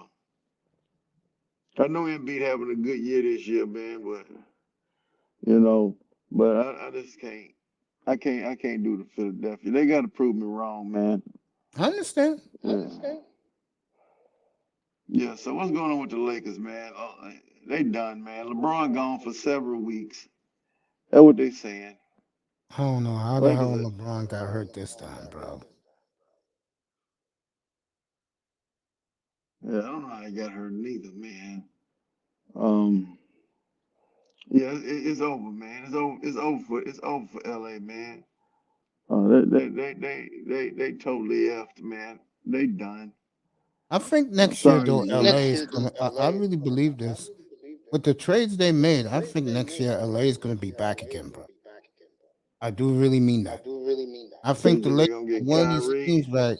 The moves they made a couple of weeks ago is really going to pay off for them next year because they'll have LeBron will have a full training camp with these guys.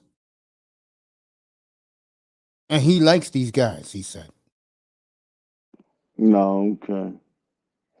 I think Yeah, LA 'cause will I make a thought. good comeback next year. I think the other team, I think it's going to be good next year in the West, is Phoenix. I think Phoenix is going to miss out too. I think they gave up too much. And I think that's another team that I think next year with a full training camp with those 4 guys and KD running with those 4 guys, they'll be ready to go next year. Mm. Yeah, it'd be interesting next year to see what's Sure going will. on with those two teams. I think Utah's gonna be better next year too. No, okay. And then the kid will be in the league next year too. Question is where he goes, Coach. I think he goes to San Antonio. They're back. Well, if he goes to Oklahoma, boy, watch out. They're gonna be the new Bulls of the millennium, man. So you said that kid there. Oh, Wembanyama's the real deal, man. Where is he at now? France. Oh, okay, France. Okay. So he's just waiting until June to get drafted. Yeah, that's what he's doing. He's playing overseas right now, but he knows speaks fluent English. You know he's a what we call here. He's a simp.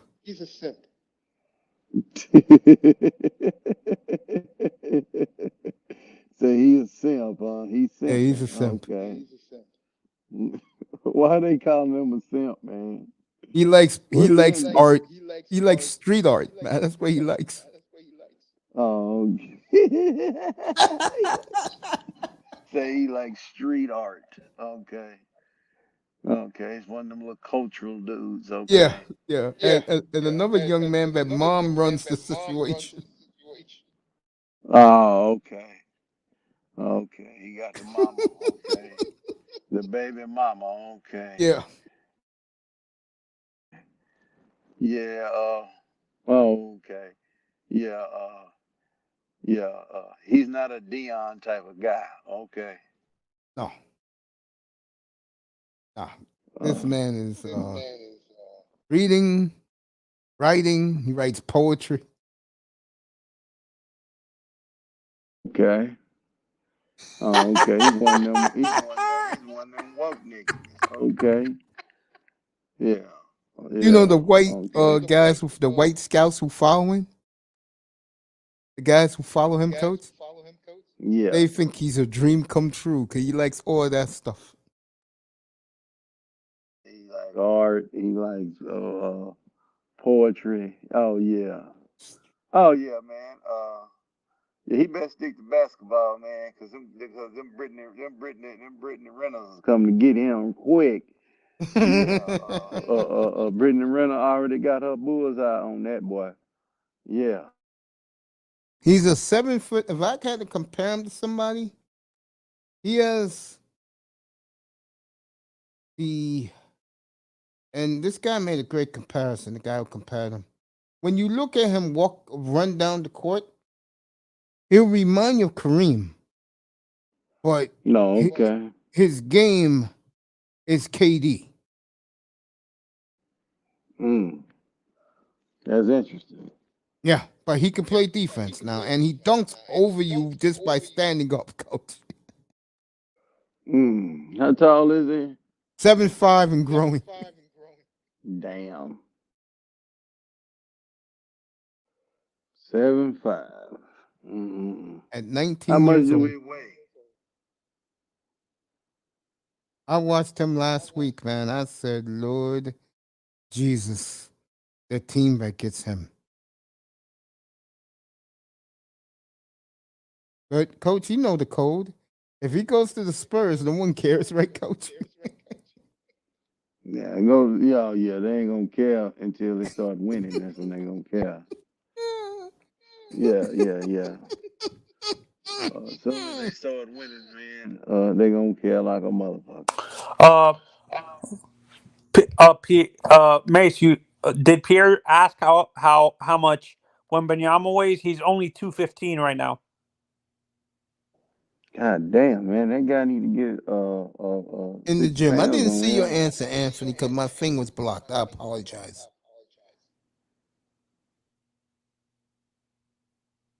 Oh, they got Matthias Ekholm. Okay. Yeah, that helps with their defense. Like, he's a defender. Well, they better do everything. Thank you, Miami. You broke this. Thanks, Miami. Yeah, no, and Pierre, honestly, That's what scares me with guys like. What scares me a little bit with Wembanyama though is half of these guys who are that tall start having knee issues within 5 or 6 years of their career. Like, have you? Shaq said he started having knee issues when he was like when he first got to the Lakers. Yeah, that's true. So I forgot the nickname he wants to be called. I'll think of it, but there's a nickname he wants to be called by. Wembanyama. Yeah, I forgot what it is. How many nicknames does Shaq have? So many. Man, he called Shaq, himself. man. You can't even, man. Yeah, first was Superman. So Then was that was the Diesel. first one. Yeah, Shaq Diesel. Yeah. Yeah, the big Aristotle, the big cactus. The big cactus Yeah. when he went to Phoenix. Yeah. The big Aristotle. Yeah. Did he play in Houston or something? That's why. The big Aristotle. Nah, He was in he was Miami. in L.A. Oh, he was in LA when Miami. he named him that? Named himself Yeah, that? he was in L.A. when he named himself that. I forgot what he called himself down there. Yeah, there's an echo when we talk. I think it's coach. Yeah, no, and Mace, honestly, that's what's scary about these tall, like offensive linemen and centers in basketball. That's what scares me because they're carrying that much weight and being that tall is not a good thing. Do you agree? Yeah, I agree. Yeah, because who was it? That's why Jake Long had so many injuries because I think it was like 6'8", 340 or something like that. Yeah. 325 or something. And he said he had knee issues because his knees couldn't handle constantly.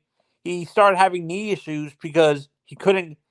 It's not that he didn't know how to carry the weight correctly. It's just his knees couldn't handle walking around at that weight. So the Patrick Kane thing finally happened. I think I broke that to you at the beginning, right? Yeah, you broke that, yeah. Yo, coach, thanks, man. Yeah, damn, we had a good night up here tonight, bro. All we need is 305 to come up and pay us a little visit.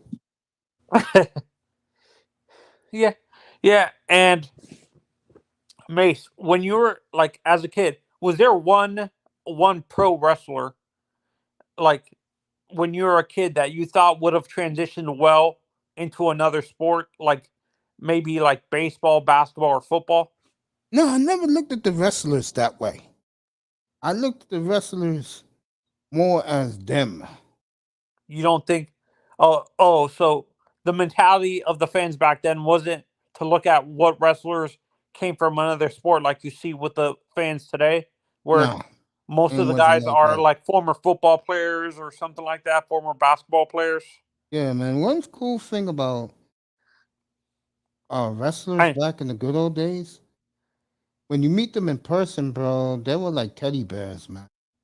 And they were always good to the kids. No, the pro wrestlers are nice. Yeah, that's what I'm saying. I think today, though, Tony, some of them have changed because of the money.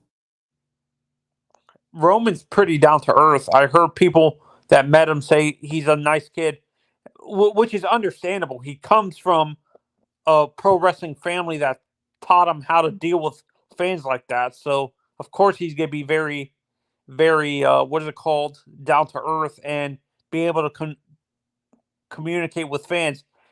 He learned that from The Rock. And Randy Orton, I heard a rumor that Randy was pretty asshole-ish to the fans. Yeah, back in his young days, like in the early 2000s, man, that dude had, I saw his story, bro. This guy would go into the crowd, like outside, and he would go start swinging at the fans, bro. This was when he was like in his 20s? Yeah, back in the early 2000s. Yeah, they showed in his documentary. He had serious anger issues. Yeah, I think, no, you know what it was? Apparently, in that documentary too, he also said it's because he was in the military before he became what is it called, a pro wrestler and stuff like that, and people were accusing him of deserting the military. Like there was an accusation of him of desertion, like he abandoned his post and stuff like that. That's why he had those anger issues, because fans who were former military that were with him at the time accused him of deserting his post when he was in training and stuff like that. Like, I heard you said Kane was a nice guy, Miss? Yeah, he was good to my nephew. Did you ever meet Taker? No. Taker was one of the guys that took it to the extreme where he was in character the whole time. He wasn't ever his regular offstage, like, what is it called? Personality. Like, he was never Mark Calloway. He was always the Undertaker, even when he was going to bars and stuff like that, because Shawn Michaels and Triple H made fun of that, because they would go to a bar with him and he would be the guy sitting in the corner, in a dark corner, in a booth.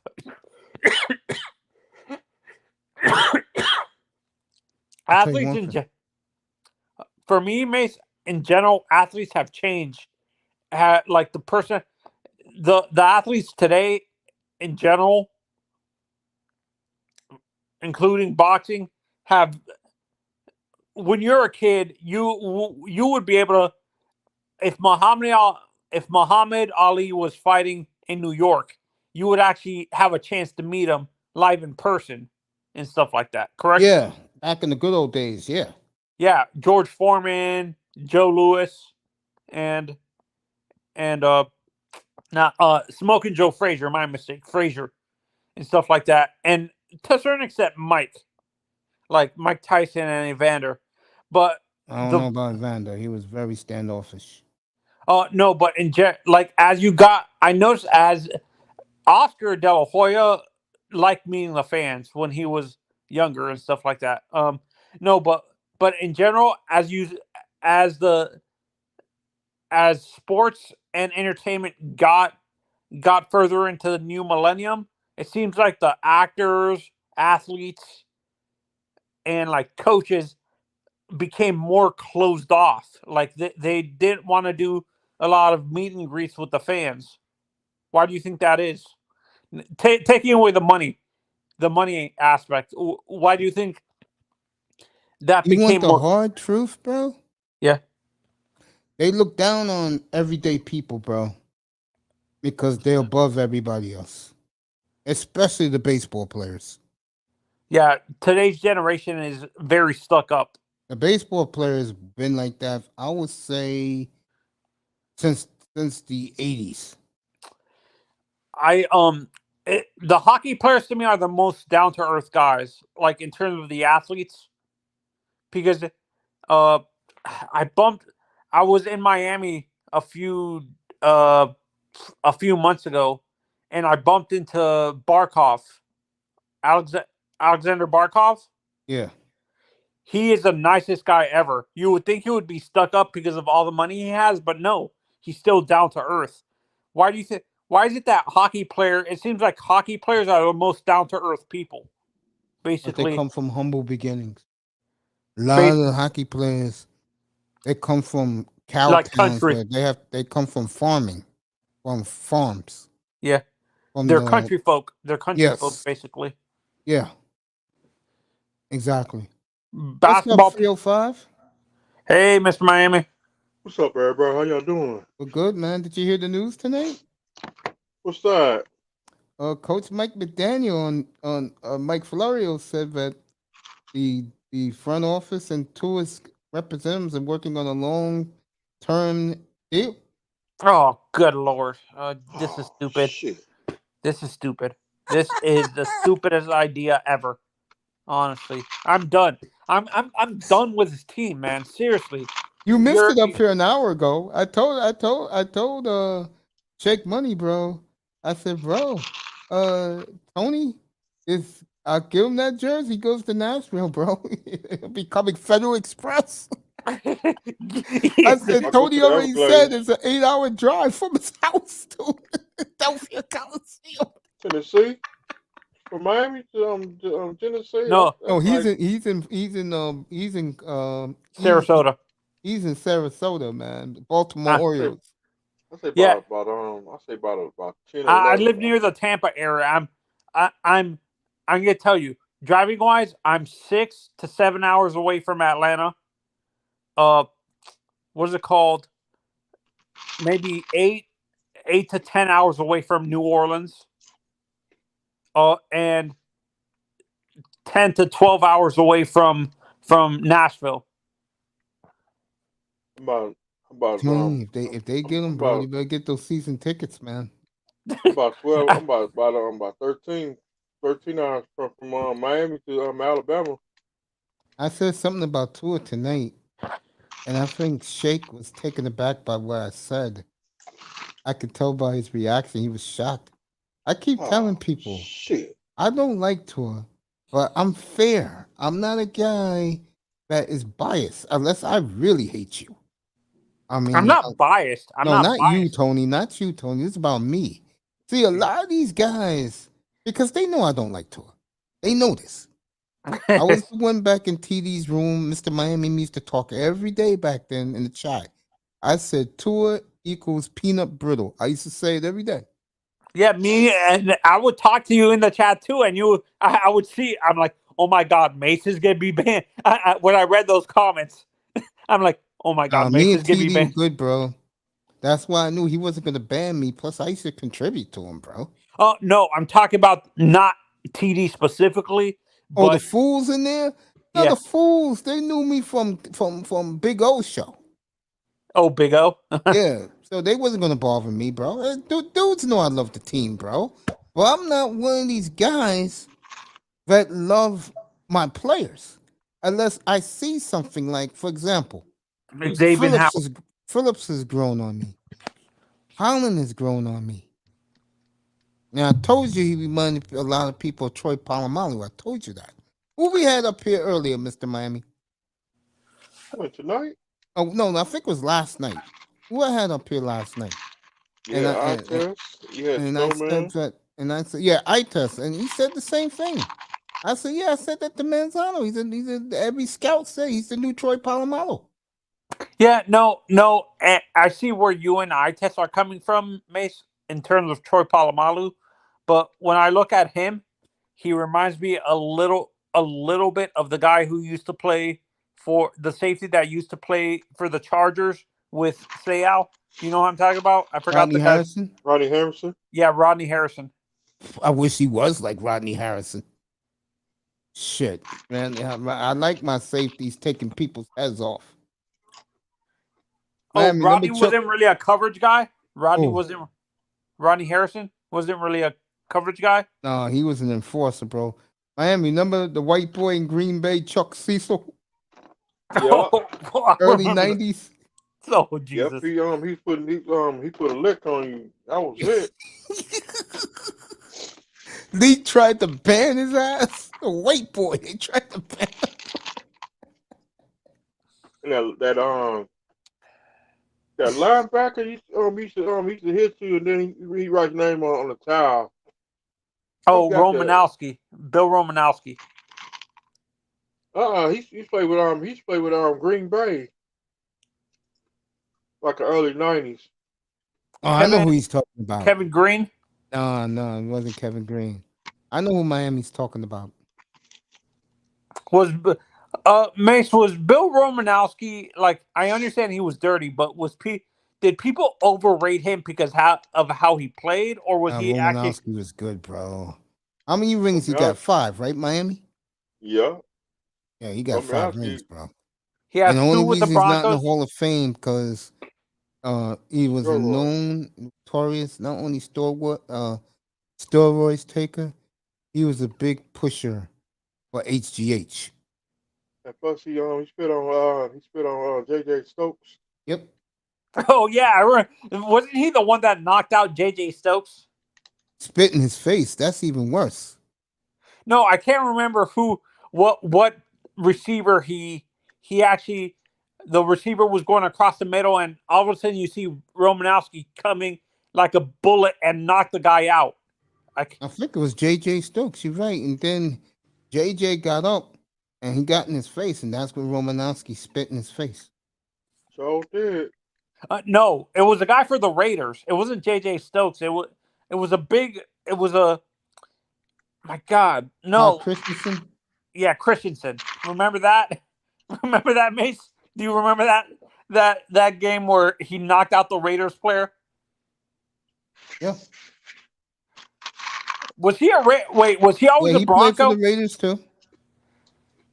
Oh, he was on those Rich Gannon teams? Yes. Rich Gannon was another good quarterback, but he gets overrated by some the late 90s Raiders fans. That is what you call a late bloomer. Was Rich Gannon. Dombrowski did play with the Raiders. Yeah, he sure did. The last Super Bowl team they had. That's when they got spanked by Tampa Bay. They got spanked by Tampa Bay. Tampa Bay laid a smackdown. Was that the same year that as the snow game, the snowplow game? Yes. No, the snowplow game was the year before.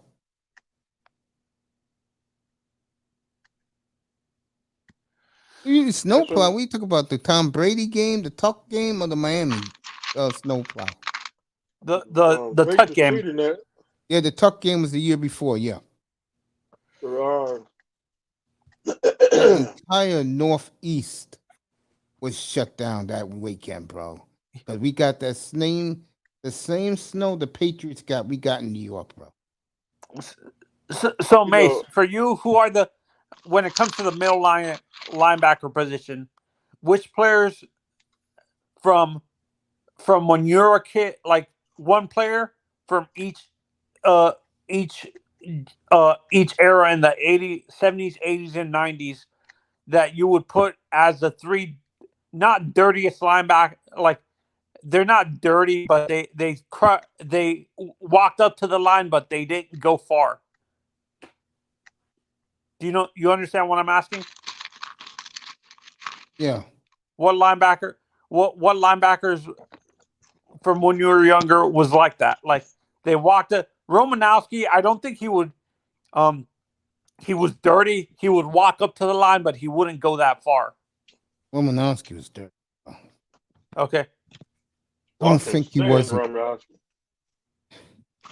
One thing about Romo, though, that bastard was a winner. He was a leader. I'll give him to you. In the 70s, I'll say Jack Lambert. In the 80s, I'm going to say, and I just had him in my mind, too. I was about to tell you. The guy that played with the 40 Singletary? No, somebody else I had for the 80s. To answer your question. I was gonna say LT, maybe. Lawrence Taylor. Okay, you can say LT. Okay. The 90s? Derek Thomas, bro. He fits that description. He would walk up to line, but he wouldn't cross it. Yeah, Derek Thomas was no joke, bro. Ray Lewis, early 2000s. Patrick Willis. I'm laughing because I'm about to do the Seahawk 49er parallel universe. Bobby Wagner. Isn't it funny? And me and Itess was talking about this last night. Isn't it funny how Patrick Willis was way on his way to greatness and his career was cut short, and yet the team that beat that team and ascended that team, their middle linebacker stayed healthy through his career. No, not healthy. It's the best linebacker this generation right now.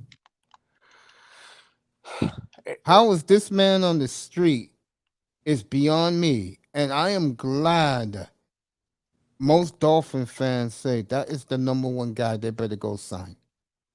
Yeah.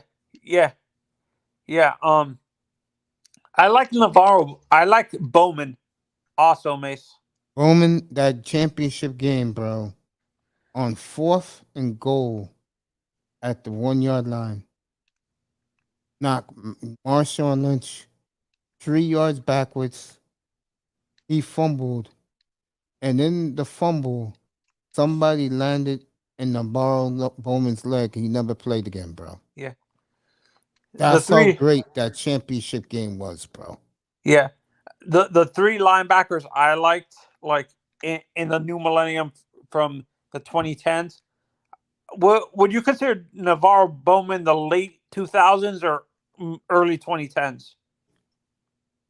Early, because his career was over in 2013 in that championship game. Okay. I would say Navarro, before the injuries, to me, Navarro Bowman was the best Mike linebacker at the time. Do you agree? No, the Mike was Patrick Willis for them. Patrick Willis was the middle linebacker for them. Oh, I thought Navarro played Mike too. No, remember the Niners are 3-4, so both of them was in there. Yeah. Clay Matthews.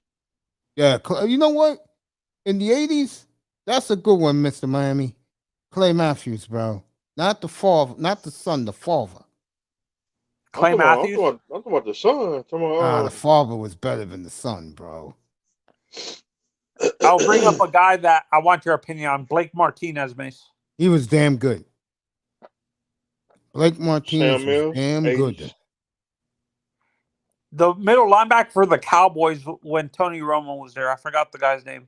Oh, that clown who always got hurt?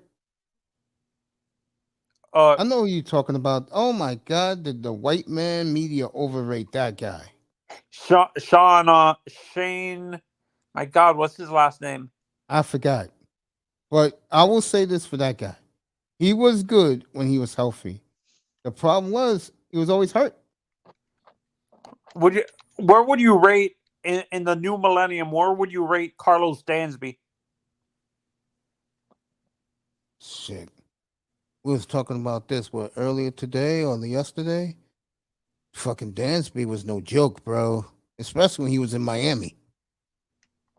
He was a great player in Arizona, too. Sure was. Both times he was in Arizona. What's up, Akuma? I didn't see Akuma in the chat. Ravens back. Good to see you guys, man. Thank you for coming, fellas. See, Mace, it's weird. You brought up Jack Lambert, but I bring up his teammate with the Steelers. Not Jack, the other guy. Not Jack Ham? Randy Wright. Yeah. Randy White. Ham. Cowboys. Jack Ham. Good to see you, Akuma. Peace and love to you, man. Yeah, no. Honestly, I think the traditional Mike linebacker is starting to become extinct, Mace. You don't see a lot of those guys. The traditional run-stuffing Mike linebackers and stuff like that, you don't see that a lot. You don't see guys like Navarro Bowman or Patrick Willis in the league. You know why? Because today is a passing league, bro. Willie McGinnis. You gotta have guys like Jerome Baker out there, bro. Tremaine Edmonds. And you guys like Farrell's kid, bro. You know his father played for the Dolphins, right? Ooh. Tremaine? Yeah, his father. Yeah, his father, Farrell Edmonds, bro. That's his kids. Oh, he got the one in Buffalo and the one in Pittsburgh. Those are his sons. You guys didn't know that? I knew Tremaine was. I didn't know Terrell was. Yeah, the Edmonds boys. Those are Farrell's sons, bro. They're from South Florida. Was Farrell a good tight end, Mace? He was good, but he fumbled too damn much. He couldn't hold on to Marino's bombs, right, Mr. Miami? Yeah. Shit, Marino hit this guy 65 yards in stride. He fumbles. Were you a big fan of Anthony Fasano, Mace? No. but let me say this about Fasano. That guy was a football player. If he was consistent. Boring typical Italian tight end, and I'm not knocking him. Like Mark Bavaro. God, they love Mark Bavaro still here in New York, bro. We like those guys from Notre Dame who can block, catch the football. This solid, boring football player, then that's Anthony Fasano now. What would you say? Jay Novacek was boring too. Yes. So Fasano was like Novacek, and what's your obsession with Jets fans with Bavaro? Can you explain? Giant fans. The Giants. Joe Flacco. The Giants love their Rambo. He's their Rambo. And Joe Flacco and number 99 you play with the Jets. Gastineau. Mark Gastineau. Yeah. Marty Lyons. Yeah. Abdul Salam. That was the Sackett change. There was during the Marino to Elway. What is it called? The 30 for 30. There was that big defensive tackle. What was his name? Rivera. The Steelers. He broke his neck, unfortunately, in a car accident. Yeah, that was a big. To me, that was one of the. That guy would have been a dominant defensive tackle in the league if he didn't ruin his career with that accident. That's when we had David Overstreet too. He died in a horrible car accident. His car drove into a gas station, blew up. In South Florida. That was Marino's running mate, bro. And if you would have saw those two together, right, Mr. Miami? Yeah. Unstoppable.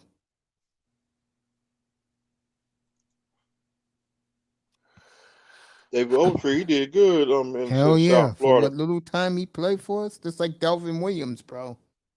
Who are the killer bees again, Mace? Wow. Brzezinski, Baumhauer, the two the Blackwood boys. brothers, Kimbo Camper. The announcer? Yeah, Bo. Yeah, Big Bo. You would have won your first Super Bowl if he didn't drop that interception, bro. That's why they lost. Oh, okay. Real talk. Against the Redskins, right, Mr. Miami? Yeah. If he would have held on to that interception, all you had to do was run like 6 yards and Miami wins that Super Bowl. That's when what's his name got the ball and he was gone. Yeah. Yeah, was it? Well, the Bo Camper thing is like the Leon Lett thing for the Cowboys, where Leon ran the opposite direction. Right, Mace? Yep. Remember when Leon ran the opposite direction? Yeah. And he caught. No. What Leon did was he was running in for a touchdown. And Don Beebe called him and slapped the ball out of his hand. Don Beebe. But like Jimmy said, if he wasn't a good player, he would cut his ass on the field right there. That score would have been 59-17. 59-17. Jimmy said that? Yeah, if he wasn't a good player, Jimmy said he would cut his ass right on the field. No ring for you. Get the F out my face. That's what he was crying too. Sure was. He thought Jimmy was gonna cut him. Wasn't there a player that Jimmy got in a fist fight in the locker room with the Cowboys? I don't know about a player. But I know what's her girl name? She's a daytime talk show host. I always see her face. Kelly Ripa? No, it's if you live here in New York, her show comes on after Kelly Ripa. Is she on The View now? No, she got her own show. I know you're talking. She said because they did her on The Pivot, and she said her claim to fame was she was at the facility, and she was a first time like Cub reporter, and she got the exclusive on Jimmy Johnson when Jimmy Johnson was leaving, and Jimmy said to her that Jared fired him. And she had the exclusive. That's what made her famous in Dallas. Oh, I know who you're talking about. Is it the Cameron Hall? That's Cameron Hall. Okay. Yeah, she told that story on The Pivot. Cameron? Yep, she broke the story that Jimmy Johnson was fired because of Jerry Jones, and she never forgave Jerry for that. Did Jera and Jimmy hate each other? Oh hell yeah, for years. Fucking Manzano, almost 30 years. Decade. I thought They that only made up 2 years ago because Jimmy finally made the Hall of Fame. So last year, Jerry Jones put his name up in the Ring of Honor. Yeah, no, because I've always assumed that was just an exaggeration. Oh, that was real, bro. That hatred between those two. And Dave Wanstead left too. No, honestly, Mace, I think rating. I think Jimmy. I think hated. He actually said this. He got along with Jerry. He disagreed with Jerry. He didn't hate him. He disagreed with him, but he hated Tad Foote more. What the hell is Tad Foote? The former athletic director for the Hurricanes. Oh yeah. Jimmy couldn't stand his ass. That, I'm gonna say something very honestly that I never said before. I'm gonna say it now. What fucked up the Miami Hurricanes? You got a lot of racists in their administration. That's why the Miami Hurricanes football program is where it is now, bro. Yeah, they don't have the racist mentality of their. They were trying to be like Notre Dame. Well, I wouldn't say Notre Dame, but I think. Remember, this was what? It's going to be the 40th anniversary this year. Can you believe that, Mr. Miami? Yeah. It's going to be the 40th anniversary of the Hurricanes' first championship is this year. 1983. Would it be 20 years for 2001? 22 years, bro. I hate to say this. 2001 is forgotten, bro. The only thing people know about those guys who went pro, bro. If they had nothing but pros on that program, bro. Yeah, I went to that parade. On the next about 3-4 days later, I was at a parade. I did go to the parade. There was I think there was 2 Hall of Famers on that team, right? It probably was, but bro, more are gonna come. Yeah, no, Sean Taylor, if he played long enough, if he didn't pass away. Oh yeah. And I'm glad the Miami Hurricane fan base. I agree with them for a change. He is clearly the greatest Hurricane ever, bro. Bro, let me tell you something. Miami. I'm still here. Back in 2017, bro. Remember the Hall of Fame class for the Hurricanes? Yeah. What fucking football program will make this a Hall of Fame class of 2017, the Miami Hurricanes? Warren Sapp, Ray Lewis, Ed Reed. Who was the 4th one, Mr. Miami? We know who the 5th one is. I'm saving him for last. Who was the 4th one? I think it was Edrin James. No, it wasn't Edrin James. It was Sapp, Ray Lewis. What's his Sean face? Taylor. Which one? Is it Sean Taylor? Well, I was saving him for last. Was it Was it a running back or receiver? Michael Irvin, bro. How the hell, bro? I was killing these guys on Satellite Radio that weekend, bro. I said, tell me how many fucking programs have 5 Hall of Famers like that. Those are NFL all-time greats. You could say. I would say you can say that with Notre Dame, maybe. Oh, you kidding me? Really? Well, what Notre Dame team produced that type of Hall of Famers? Oh no, not my mistake. My mistake. There's not a school that could touch that Miami Hurricane Hall of Fame class. None. Nope. Oh, actually, USC in 2007 with Polamalu. Polamalu was already in the NFL. No, they had inducted him. Yo. I said a class, not one guy. Okay. I understand what I mean, what school can do that? Nobody. Unless you can bring up who was inducted in the Florida State Hall of Fame with Dion. I don't even know because I don't follow Florida State like that. I think Derek Brooks was in his class. Derek Brooks. They put Derek Brooks. Florida State usually put their guys in by themselves. They don't do groups. No. Yeah. Miami, you ever seen anything like that? Like that year in 2017 Hall of Fame class, Miami? No. That Ring of Honor class, you mean? Yeah. Hell yes. There's no one. The hating I got on satellite radio that day, Mr. Miami and Manzano. Oh my God, all these white dudes are hating on me, bro. Oh my God. Why did they? Yeah, man, where they're at now. Yo, they're so good. Where they're at now, man. Where's the Hurricanes at now? I can tell you they're 9-0. Yeah, no. To me, that probably would be the great. Was Jamie inducted with them? No. It was just those 5. No, because I thought I thought they had inducted a coach with that class. No, it's just those 5. To Sean me, Taylor's little daughter inducted him. Yeah. No, and Mace, honestly, I get in disagreements with people. For me, I feel Ed Reed is the greatest Hurricane, not Sean Taylor. And would you argue with me or? Yo, bro, you can have your Ed Reed love, bro.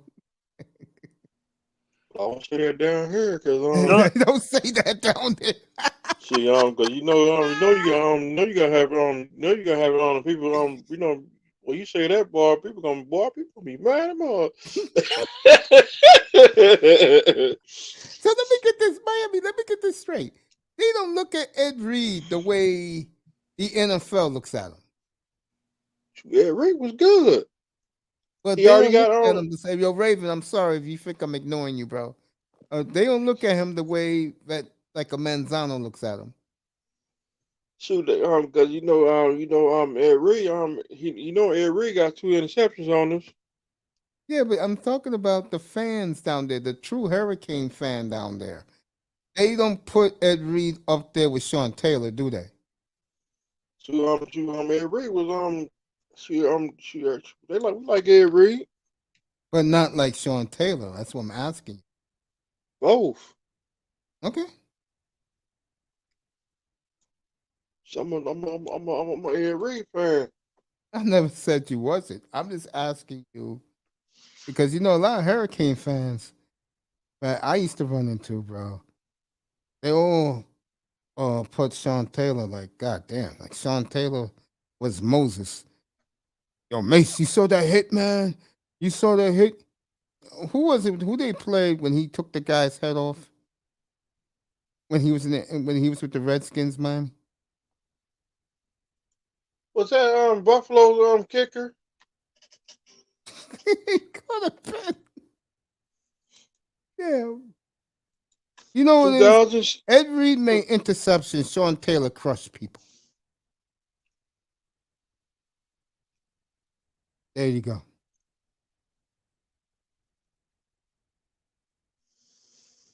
Sean Taylor just crushed people. Ed Reed made big picks. Ed Reed was the ultimate ball hawk. I got you, Manzano.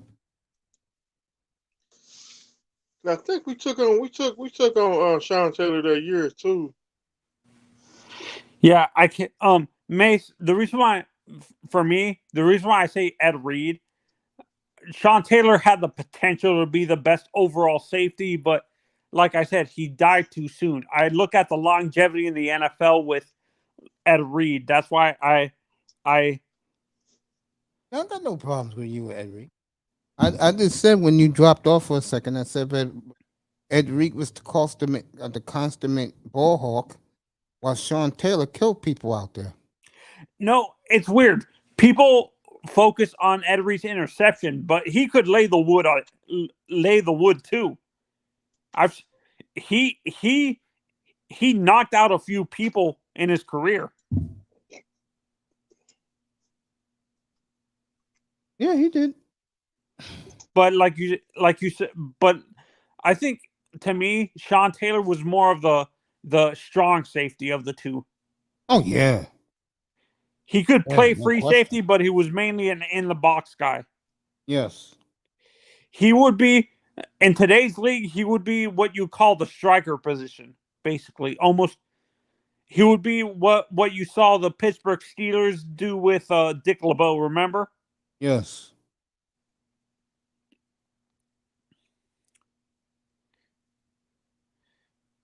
You're right. But still, Manzano, that Hall of Fame group they put in that day, that was second to none.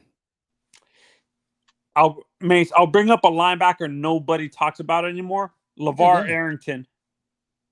Dang, His career was heard that name in a long time. He was was he like Navarro Bowman? His career ended too short. Yeah, I never liked LeVar. He had a big mouth. I remember when they played the Hurricanes. What was it? 99, 2000? When he said, when they was asking about, they asked him about Dan Norman. He came out of his mouth and said, "Who's Dan Norman?" I'm like, nigga. And I never liked him Dan from that Morgan. time on. Yeah, when he used to be on the Hurricanes. Dan Morgan. I've noticed this with the Hurricanes. They've developed good middle linebackers. They used to. Oh, who's the guy who's in he used to be on the Chargers? I forgot where he's at now. Perryman? Denzel Perryman. He's on the Chargers now, right? Yeah. He used to be on the Chargers. He was the Raiders. No, the guy that nobody talks about that played for the Hurricanes around the same time as Dan Morgan, Colin McCarthy. Yeah, because he never really made it pro. I think hate to say this, Manzano, but unless you was on a great team, if you don't make pro, you are forgotten, bro. Jeremy Shockey. Well, he played in New York, remember? Do you think if he played in anywhere else but New York, he would have been as popular? Yeah, because back in those days, I call those days the quiet days of the NFL. God, did they need Michael Vick and Donovan McNabb back in, but a lot of fans didn't think so. Shockey became a folk hero here in New York. I have a question. Was Shockey hanging around at Jimmy's Cafe most of the time, Mish? No, those are the Latin players. And Allen Iverson. Jeremy would be hanging around in the 40-40 club with Tom Brady. Nah. Jeremy be in some redneck bar in the village. Oh, Jesus. Listening to old honky tonk. That's what we'll be listening to. The hillbilly Jim music. Country boy, country boy, country boy. Yeah. Jeremy was honestly, out of the tight ends around that time, I think he gets overlooked, just taking away that he was in New York. Do you think he got overlooked because of the other tight ends around that time, Mace? Of course. Tony Gonzalez, the name one. Yeah, Antonio Gates was there too. Gates too, yeah. Who was the guy in Dallas? My God. Winton. Yeah, Jason Winton. Algie Crumpler. Yep, that was this guy's boy, Michael Vicks. The guy in with the Rams, I forgot his name. I know you're talking about, boy. I forgot about that guy. The guy in Detroit also. uh, uh, Pruitt, Pettigrew. Damn, you bringing back some names, bro.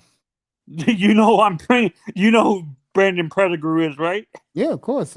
Hey, playing fantasy football, you gotta know these guys, man. When you're drafting, Yeah, the Pettigrew, guy, damn, that's a name I haven't heard in a minute. the Shit, guy that who name played a with long Donovan, time. the tight end with Donovan. I forgot his name too. Donovan Knight. Yeah, I didn't. I forgot who was in Philly back then. They had he, T.O. no, we're talking about the tight end. The Pittsburgh guy, Heath Miller. That was my boy in fantasy Dang. football, bro. That was my boy, man.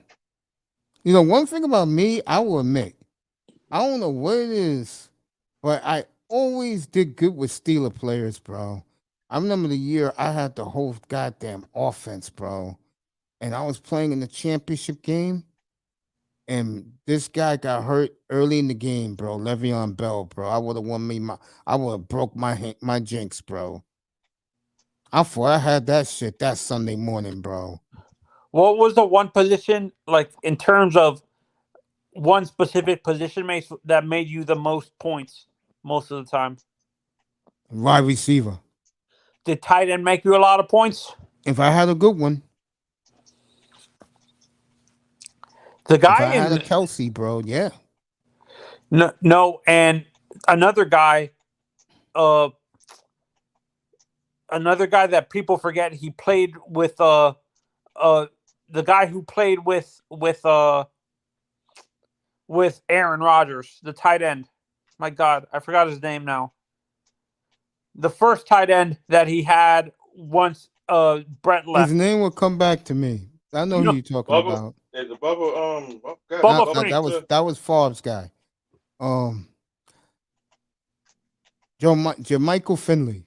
Yeah, Finley. Jermichael He Finley. broke his neck. That's why his career was cut short. Then there's Greg Olson from the Carolina Panthers. Yeah, he was good with him and this guy made each other. Jake Delhomme. No, he wasn't with Jake. Him and Cam Newton made each other career. Greg Olson's gonna make the Hall of Fame. Yeah, honestly, for me, in terms of quality tight ends throughout the decade, I think the 2010s was the best decade for the tight end. Do you agree, Mace? The 2010s? Yeah. What you had? You had a young Kelsey around 2015. You had Gonzalez was old. You had Jason Witten in his prime. Who else? Oh, of course. Yeah. You could be right. Yeah, because in my opinion, I know these guys love Kelsey. I'll take Gronk over Kelsey all day, every day, bro. Taking away his off the field shenanigans. Aaron Hernandez was a great tight end too. Well, he didn't play too long. That's his problem. No, I understand. No, what I'm saying in terms of the talent, specifically. Yeah, he was great. Yeah, but he didn't play that long, unfortunately. How about Charles Clay? What was your opinion on him? Charles Clay was nice, bro. Another Dolphin fucking blunder. Fucking Mike Tannenbaum. I don't know Charles Trade him. Clay. Dumbass. Trade him to Buffalo. And then there's a guy in Jacksonville with David Garrard and what's his face? He was on the Packers just now. Jermichael Finley? No, the guy who was in Jacksonville back then. He was just on the Packers. Oh my God! Aaron told the Packers that you notice all the guys Aaron wanted to go back to Green Bay. They're not signing none of them back, right? Of course, yes. They're trying to stick to Aaron. What do you expect? Oh, this is for you, Miami. When Jordan Love gave a phone call to Alan Lazard and told him, "Don't leave yet." That poison. Anybody been going on Green Bay? Yeah, man. Yeah, Mr. Miami. Mace is gonna be FedExing me an Aaron Rodgers Tennessee Titans jersey soon. Dang. That man's as good as gone now. How And about you go to the as Jets? much as I've I hope killed, you don't go to the Jets. as much as I killed Brian Gutekunst, thank you, bro, because you made my day very delightful today. Making How that about Aaron announcement Rodgers this morning. stays? You still going up there and Coach Mace? No, but they'll trade Jordan Love because it's mighty funny how they're in contact with Jordan Love's representatives, but not Aaron Rodgers' representatives. Nicer's in the chat, Mace. Oh, I'll bring her up. Isn't that something, bro? Yeah. No, she's not in the Interesting, back isn't it? chat. What I'm saying, she's saying hi to you in the chat. Hey, baby girl, how you doing? What's up, Hey, Sister Nicer, Nicer? do me a favor. Drop your link to your channel, because I've been looking for it the last couple of days. How about Aaron Rodgers stays in Green Bay? I'm not There in is Green Bay, bro. Depends on where they trade Jordan Love to. How about Jordan Love go to the Redskins? You going up there? I will not. How can I say this? I will support him in Washington, yeah. I'll support how about him. the Jets? No.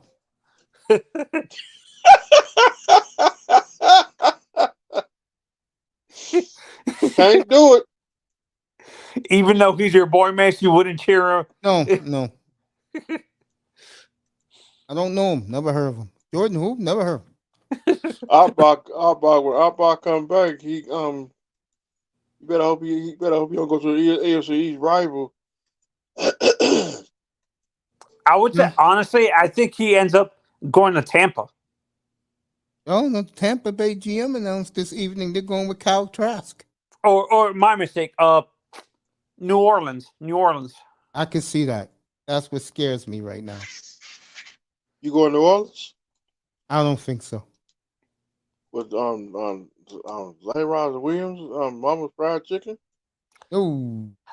Would he be a good quarterback for the Texans? He would, but I don't see the Texans trading for Jordan Love unless this is the only way I see them doing it. Their first 4 picks are all defense, and that 3rd round pick they'll give it to the Packers. Yeah, I like the uniforms. I know that.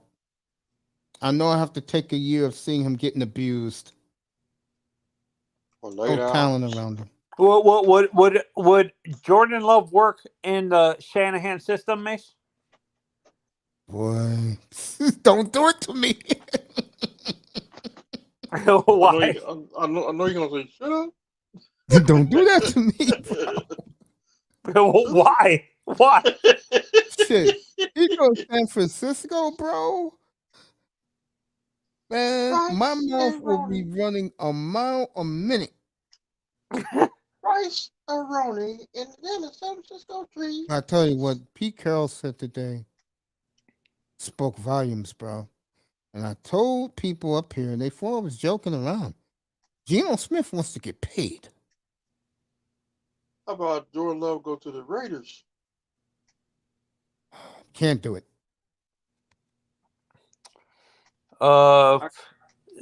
Jordan Love to Atlanta. I'm there in seconds. I got one better. Jordan Love in Carolina.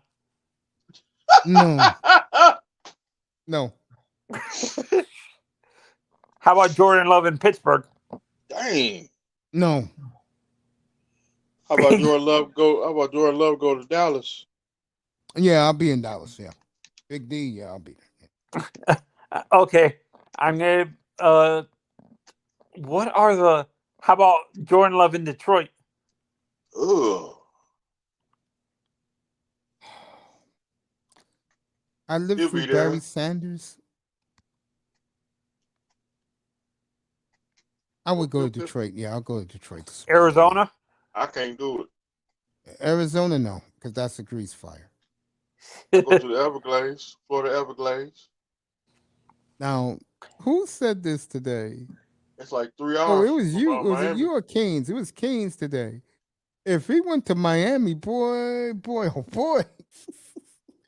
I I just would go to be the I Everglades. would be willing to give up a third. Wait, did McDaniel did because the comment I saw that they're willing to draft a quarterback next year. They said That's next year. Because they know what I know, bro. That's why I'm not saying anything. And I said those nice things tonight.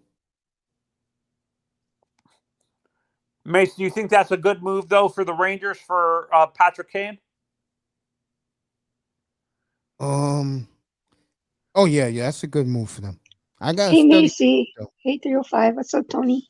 Hey, What's up, Hi, Nisha, how Sister you Nice? doing, How Nicer. you It's baby? been a doing? while. Hey, I'm sorry before I was ignoring you while I was doing while I was talking to these guys. I got my mic turned to my face, and I'm watching this great hockey game right now between the Flames and the Boston Bruins. Okay. Yeah, so like if I'm not looking at the chat, I apologize for everybody in the chat because I'm watching this great game. You good, Mace?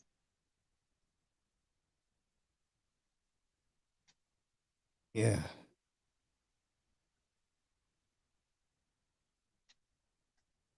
All right. Hey, nice. How was your day, baby?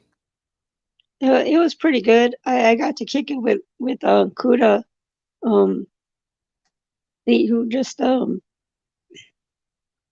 hopefully getting some rest. I'm about to do the same myself a little bit. I just seen you were live, so I decided to pop in and say what's up and kick it with y'all for a minute. Yeah, How was sure. y'all You're always today? welcome up here. You know that. We're Oh, just chilling. We're just talking a we little. sit back chilling. We're just talking a little football while I'm watching this hockey game. I'll tell you That's one what's up. thing.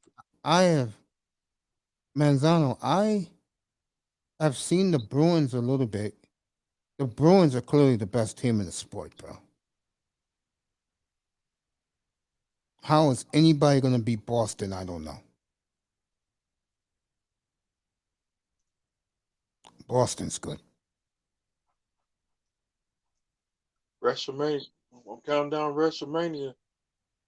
Yeah, nice. So I wanted to. I wanted to play your music the last couple of shows, but again, I couldn't find your channel.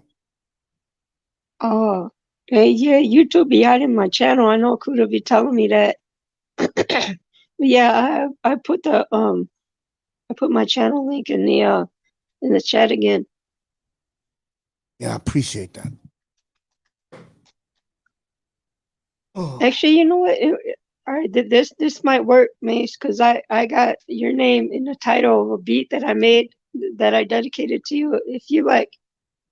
If you put in the search bar, put like nicer Mace Tager, then my channel should pop up, or at nice. least a video, at least, and then that'll take you to my channel. Right on. I'll do it by my phone. Okay. Oh, I'll play my favorite beat from you. I saw you have a new beat. I saw it the week before last. Yep. And I uploaded a new one yesterday too. Oh, really? Yeah, yesterday and Monday, right? Yeah, today's still Tuesday. Yeah. Yeah, that was yesterday. Yep. You know who else I like? That I don't see him much like I used to. But I see him on Instagram. Tony Anthem's got some nice stuff. Oh yeah, he does. He does. He did a show with yesterday with Sir Ism. So we was kicking it over on Tony's channel last night. Yeah. And with the Ism. Shout out to Ism. Shout out to brother Yeah, Ism. Tony got some great music. Of course, he's been doing it for pretty much almost all of his adult life. You know, he told us a story of when in the mid-90s he got a gig working with Bad Boy, Puffy and all them. Oh, really? Yeah, that's how he got his start of the internship there. Some internship that led to working with Bad Boy, Yeah. making music with them. Like, man. Shout out to Tony Anthem. That guy is good people. I don't get to talk to him much like I used to. I know he's busy.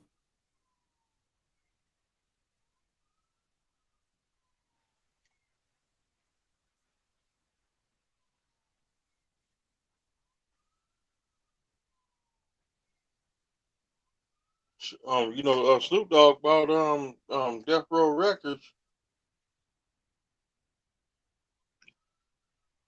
Yeah, I remember hearing that last year. I don't know if he just bought the label name or if he owns the whole catalog of the music that's under Death Row's name. I'm not sure. 'Cause,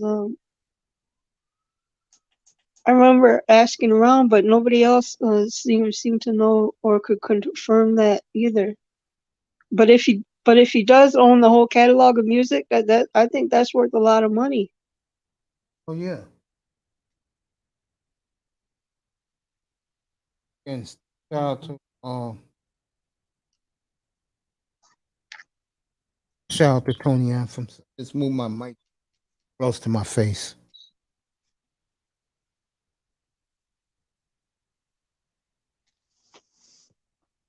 Yeah, that's a solid businessman too. He got his website I checked out. He's got his own merch line, like sweatshirts, hoodies, sweats, t-shirts, hats.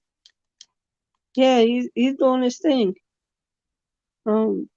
He's also into real estate. I heard him talk a little bit about that. I like Def Jam Records. Def Jam. Yeah. Yeah, I think they're dope. Like, it's dope how that label turned into a video game. I still got it because I got the old PS2, so I still got the Fight for a New York video game. Yeah. I ain't played it for a while. I got the PS2. It's just sitting there collecting dust. I don't think I've turned it on ever since I started making music because I really don't have time for that. But yeah, I got the Def Jam Fight for New York game. I got a boxing game and old Madden game. I need to give me some Madden on PlayStation 2. Let me rock this right now. I got this bad boy on my phone right now. Bad Boy Records. Cool. Looks beautiful, nice. So get ready to pump it right now up here. Now I'm gonna keep all this so I can play it more. I told you this is gonna be the official channel of yours, of your music, and I'm gonna gather keep words. I'm honored and humbled at the same time. Thank you so I'm much, on man. it. I'm on it because you put the work in. People don't understand making just a beat. It's so hard to do. Oh, the Cooler made one yesterday. Oh, woo. That shit, that shit was fire yesterday. We just brought in. Today's the last day of March. I mean, the last day of February. Oh, February's gone in 10 minutes. Yep, went by pretty quick too, don't you think? That's why they put Black History Month in February. Super Bowl was in February.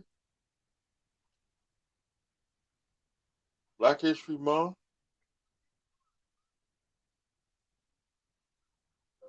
I don't know. There's people saying, "Thank God we have to hear that crap." No.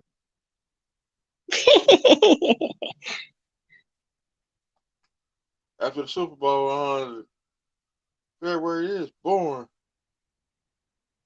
You got Valentine's Day. I hate Valentine's Day. You're wild. That's one holiday I do hate. Valentine's Day. Here you go, Mr. Miami. All right, everybody, we'll groove to the of the beats of the beautiful nights of the rest of the night while we're talking up here. Let's get this shit started. You hear it, everybody? Yeah, I hear it. There you go.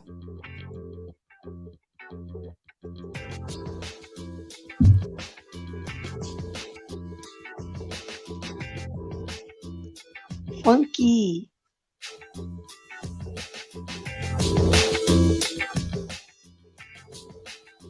There we go, so we can hear each other talking. Yeah, I've been looking for your stuff for a while, but I know you be with Kuda most of the time, and you dealing with him, you're gonna get exhausted because my man's going back to the old days again with the length. Yeah, the show he just did, that one ran over 12 hours. I had to hop back up on the panel. Like, Kuda, what are you doing? You said you was gonna go to sleep like 30 minutes ago. I know it was my fault because we were wrapping up the show, right?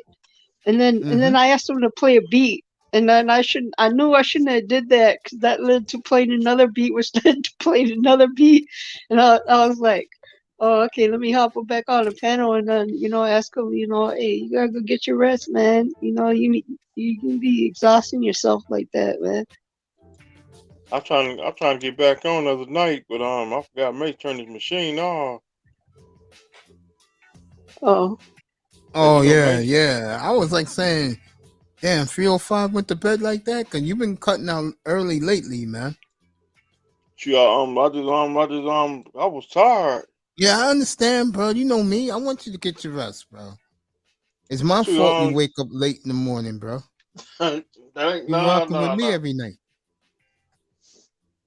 I'll still be up early in the morning. Yeah, I'm like that too, bro. If I finish at 3 o'clock in the morning, get the energy off, because Nice can tell you, Miami, when you're doing this, bro, unless I am tired, like last night, I was tired, and that show went to 11:30, bro. Tonight, I'm more up because I got good night's sleep last night. It's definitely important, man. Yeah. I gotta get better at doing that myself, man. Get back into a routine, a regular schedule. That's why I always put my time like 7:15 every night, because people gonna know I'm gonna be there. I will be there. I will be there.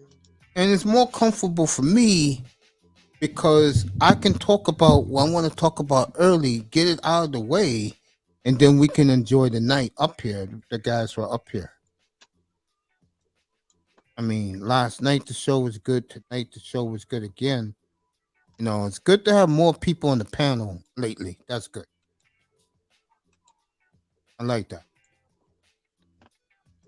Had Platinum Elite up here for like an hour. So that's cool. But you know what? I really like it when my man comes up here. I love when Platinum comes up. But between us, I love when Kuda pops in here. Oh yeah, that's always a treat. Yeah. I love when Kuda gives his time, because he really doesn't have to. And thank you to Larry H for the nice donation tonight. He told me in a note he really enjoys what I do up here. I'm glad people do, because I'm different from these fanboys. Hey. Oh yeah, speaking of which, Kuda gave you a big shout out earlier on the show too. Oh really? Thank you, Kuda. Yeah. There's one guy that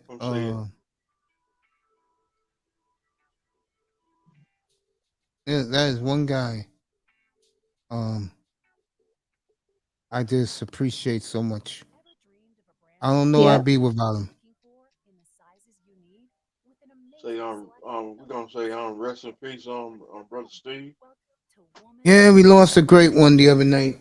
Losing Steve. Are you serious? Yeah, he died around 11:30 Sunday night Eastern time.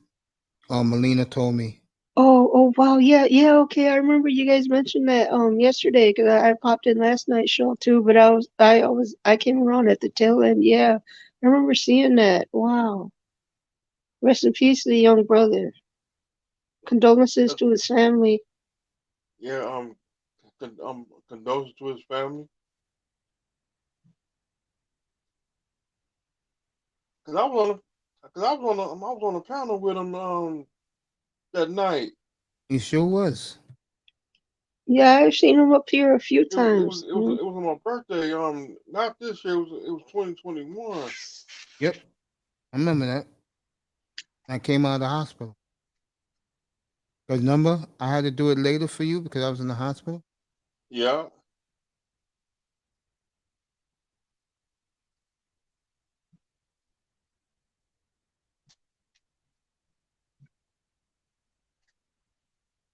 Go.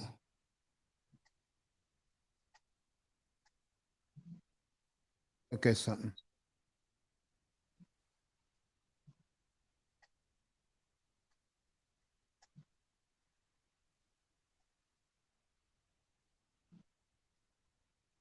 Oh wow. So you're still at Nicer.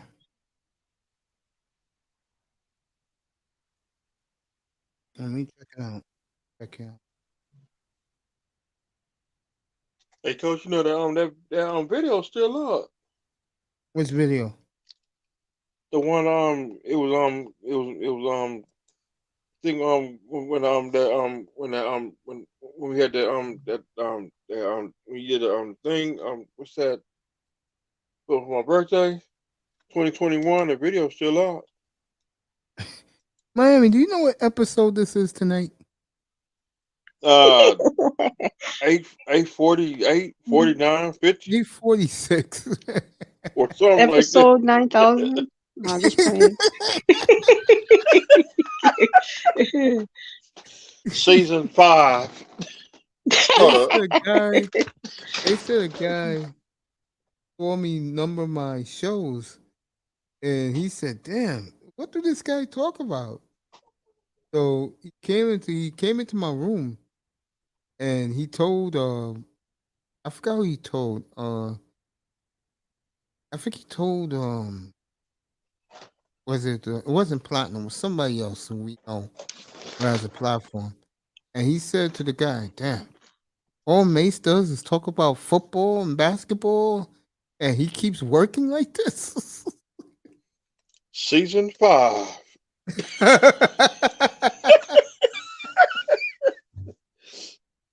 Oh, Coach man. Mace and the Chief. We need to start giving some nicknames. Coach Mace, aka the Chief. Oh, let me back up. Something. What I'm doing nicer is looking at the thing because I got it right here. Sister Nicer, Agent 99. There you go. Oh, hey, I ain't no agent. Hey, no, knock it off. I ain't no agent. Don't do that. Oh, did you watch that show growing up, Nicer? What show? It's called Get Smart. Oh, nuh-uh. It was about secret agents. Oh, secret agent. Oh, okay, I can dig that. I thought you meant like an informant. Not the agent you. Secret agents. Secret agent, yeah, like a spy. Yeah, like that. Yeah, I could dig that. I'll take that. See, we against Chaos Incorporated. Yeah, that's what they were called, Chaos. Yeah. They put a bomb in a pool table, and they put a bomb in a car wash. All right, Miami. Yeah, I just cleared my throat. This is clearly my favorite of all nicest beats. This is my number one. Let's hit it, everybody. No alcohol tonight.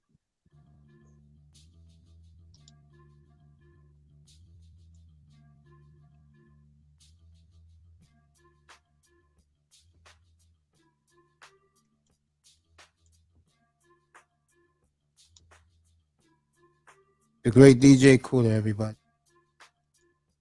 Pump this up a little bit. There you go.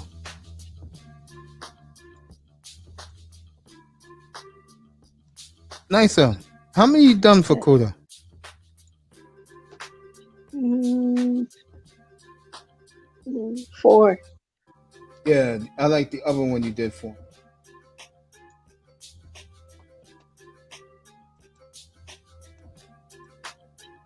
Yeah, now I got some popping up now. The Gateway.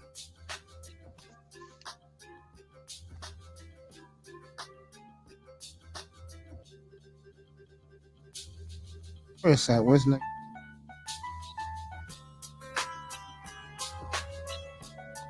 Here we go. Yeah. Now it's the other one you did a Kuda, huh? But this one is nice too. Yeah. Actually, that one when I made what I had in mind was that I wanted Kuda to actually write some rhymes to go along with that one. You said he's still working on, but he's got all these other projects to finish first. So I did ask him about it again a couple weeks ago, and I brought it up. He said he had some rhymes that he'd written down on his notes on his phone, but he didn't get to finish yet. But yeah, I can't wait to hear what he does with this one.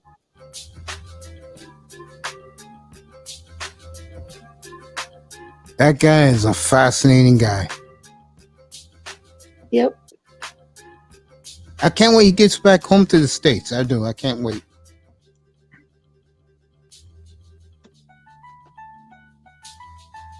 Yeah, me too. I know it's definitely gonna feel different because he's been gone for so long. I think going on 8 months now. Yeah.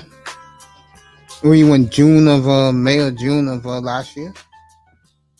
Yeah.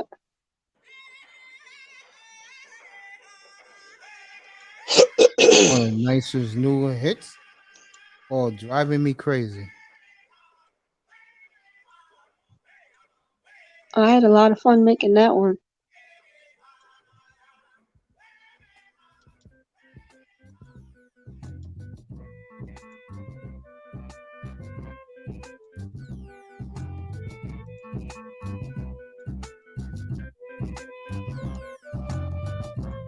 What's up, Iverson?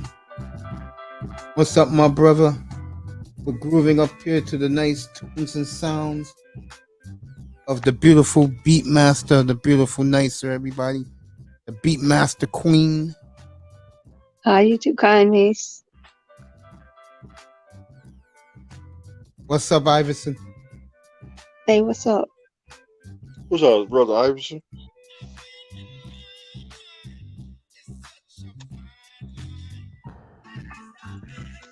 I'm trying to get like 305. I'm trying to put a mixtape together. Drop it drop it. I got on my mixtape. I got Ace Hood. I got Jackie O. I got Trina on the album. I got let me see who else I got on. I got Briscoe.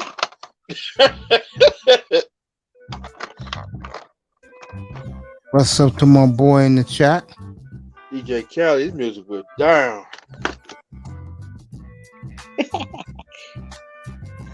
DJ Khaled. Another one. Shut up. knows I don't like no DJ Khaled.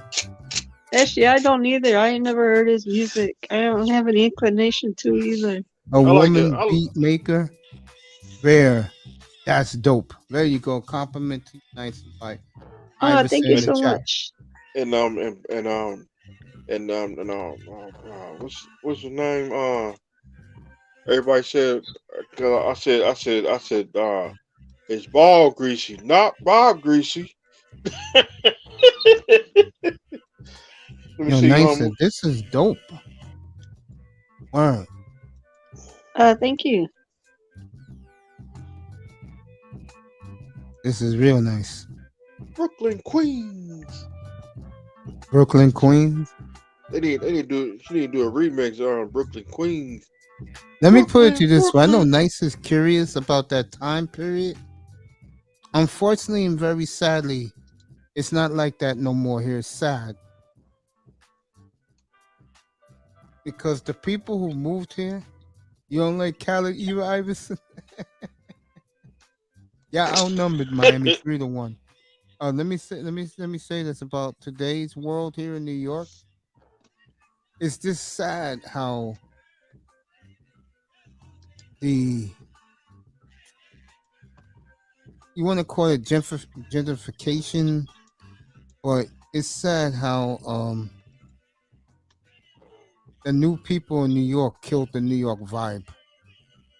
They really did. But you know what? If I had a time machine, I'd take you guys because I always wanted to experience a genuine New York block party back in the 80s. Yeah. See Iverson in the building. If I What, had the a New time York machine, block parties? Like the way they Yeah. were back in the day? Mhm. Well, I could tell you in the late 90s it changed. Something changed about it. It was not the same anymore. It was sad, like people were more selfish and territorial. When I was growing up, you go to another person's block party, they invited you like family. Like about, I'll say 1998 on, it became, bro, if you didn't contribute, we ain't giving you nothing. And I'm glad that, and I can honestly admit this, show my face. I am so glad that I was never community orientated. I was always ostracized from my community everywhere I lived.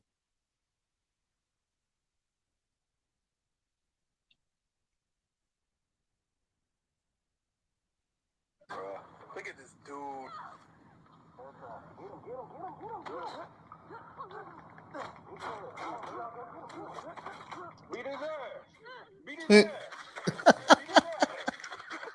Damn, nice. You actually put that in the beat. dang. What's that?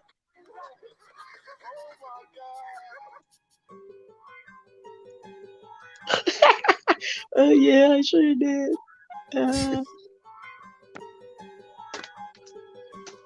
Time machine, I'll go back to 2001 when the hurricanes Iverson, you from here, right? You from New York, bro? Let me know in the chat what part of New York you're from. Yeah, a lot of the boroughs are corporate now, unfortunately. When the Hurricanes won the national championship.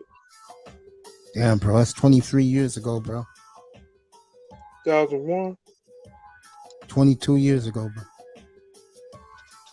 We're enjoying the sultry beats of the beat master, the beautiful Nicer, everybody.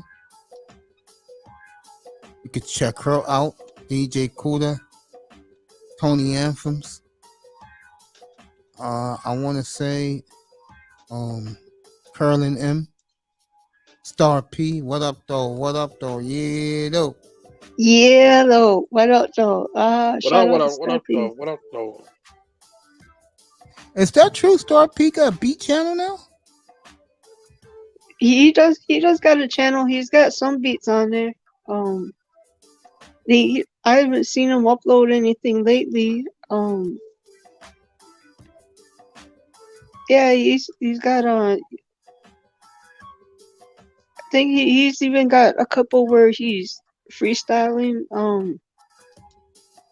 over a beat that he made. Yeah. Oh, but back to New York, you know who Jean Grey is, right, Mace? Say again? You know who Jean Grey is, right? The female rapper? Is she new? No, I think her stuff is like early 2000s, maybe late 90s, early 2000s. No, I don't know. But yeah, I remember we had a music festival here at in Minneapolis, and CeeLo was the headline, but she was the opening act for that, and I actually just to see her because I wanted to see her live because I'm a big fan of her music. But she said during her set that back in New York they didn't have they don't do the music festivals like how we did it because we didn't just invite the hip hop acts. We also had the break dancers out there. I remember Crazy Legs was there. And Yeah, I him think and there my was some other boy, food. they hate each other, man. My boy was one of the founders of the Rocksteady crew. Oh, really? Yeah. And they had a falling out. The Crazy Legs. He looks at Crazy Legs as a phony. Oh, he is. I didn't know that. Cause I remember, cause I know what he looked like, and I do remember seeing him at walking around the festival. I didn't go up to him or anything like that, but I remember seeing him there. But yeah, I didn't know that.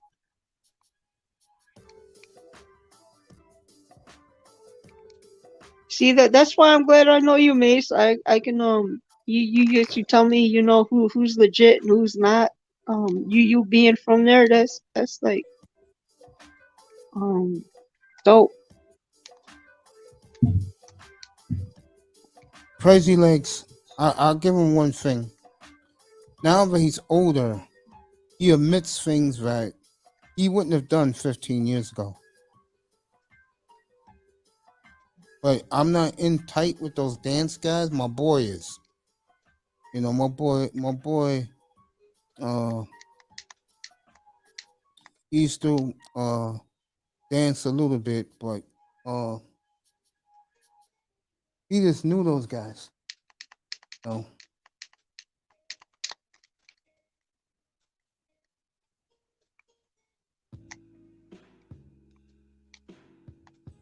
And I thought they was cool because I remember they were the ones that Kiera shouted out, one of his songs.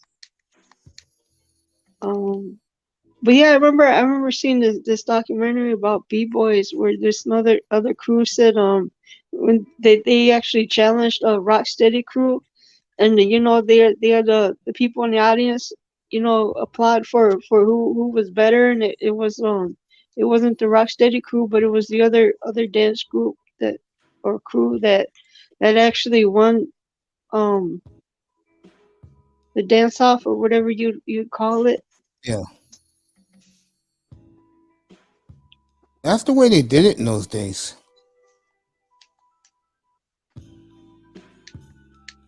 Oh. Man, I would have loved to have been there, man. I wasn't there, but I knew about it.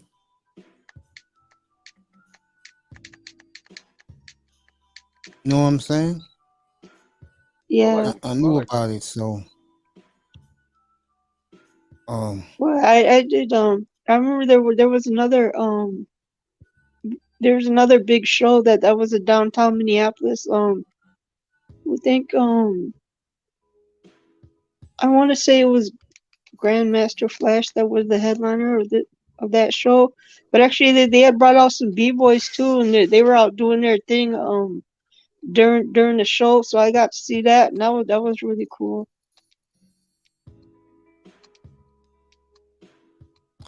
You would have told me back in 1978 that this genre would have been like it is now. I would have said, you nuts.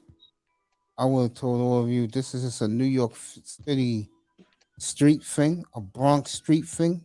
It was the Bronx had it first, then Harlem, then Queens, then Brooklyn. Okay.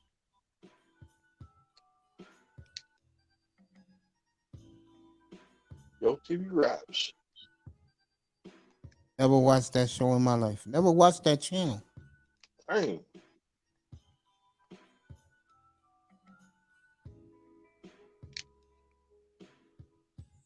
If I would watch any video show, it would be Video Music Box here. You should come on any time between 3 o'clock and 4:30 here, New York. Back in the late 80s and 90s. In the 90s. Yeah, I remember seeing that growing up in the 90s. 106 in Park and Rap City. I'm talking about the Rap City came on in the 90s too, with the mayor. And I like what I you didn't call know it it was too. that late. I thought that was like mid 2000s. Which one, Rap City? Yeah. Yeah. Okay. Because the mid 2000s for me, that's when I was going out and actually checking out live shows of acts that came through Minneapolis. And even the local acts here, because we got a pretty dope music scene going on here. I heard. Come on, the Rap City, the one was on in '98. It's the one with the mayor. Oh, okay. That's when Rap City was good back then. Oh, from BET, yeah, it was good in the 90s. Yeah. In the 90s, it was real good. After 2010, that's when Rap City. That's when Rap City that mall went down. Oh. Nah, 2000 back in 2012. It just went down altogether. I just stopped watching BET. Yeah, bro. That's when BT had Teen Summit on Saturday. They played Video Soul. That's when BT just went down just like that. Trouble with your weight, then there's this doctor who was just recently kicked off of social media.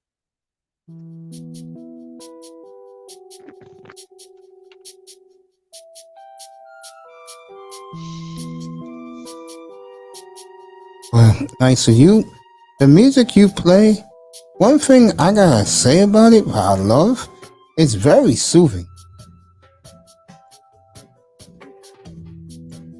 Oh yeah, that's the goal. I mean, don't get me wrong, I love the upbeat, hip hop type beats that I make, but the mellow joints, man, those are my favorite to make. I actually got one I made a while back when I first started that I actually it's still on my laptop. I'm going back to it tomorrow morning and maybe change the drums up and then pass it to Kuda because Kuda's been helping making a different style of video. That my last few videos that I put up were actually made by DJ Kuda, so shout out to Kuda for that. But yeah, it's I'll probably put it up next week, next Monday. I'm trying to make Mondays my upload days. Something for people to look forward to starting a new week. Now that you said that, I'll start looking for your new beat on Mondays. Yeah. Yeah, this is real. I like this a lot.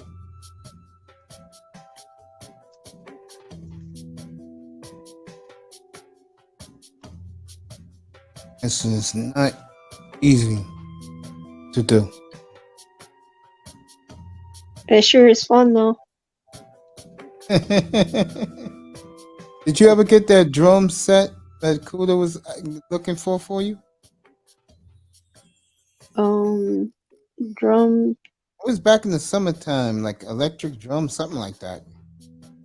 You're probably talking about the drum machine. Yeah, the drum machine. Yeah, I bought. Yeah, I haven't. It's still in a box. I have yet to take it out and actually learn it. But Kuda did gift me with the it's called a pocket operator. It's a small little groove box that it's about the size of a calculator, and I've been practicing using that. It was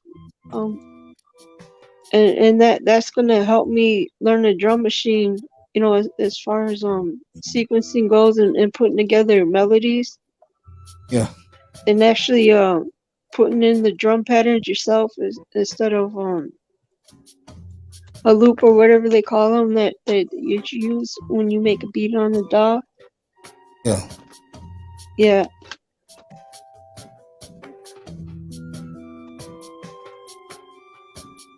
Nice. How are you liking it, 305? It's dope. I think yeah. I need that beat. Yeah, if I make one, if I got 305 in mind, I already know what I'm gonna name it. It's gonna be called something like that.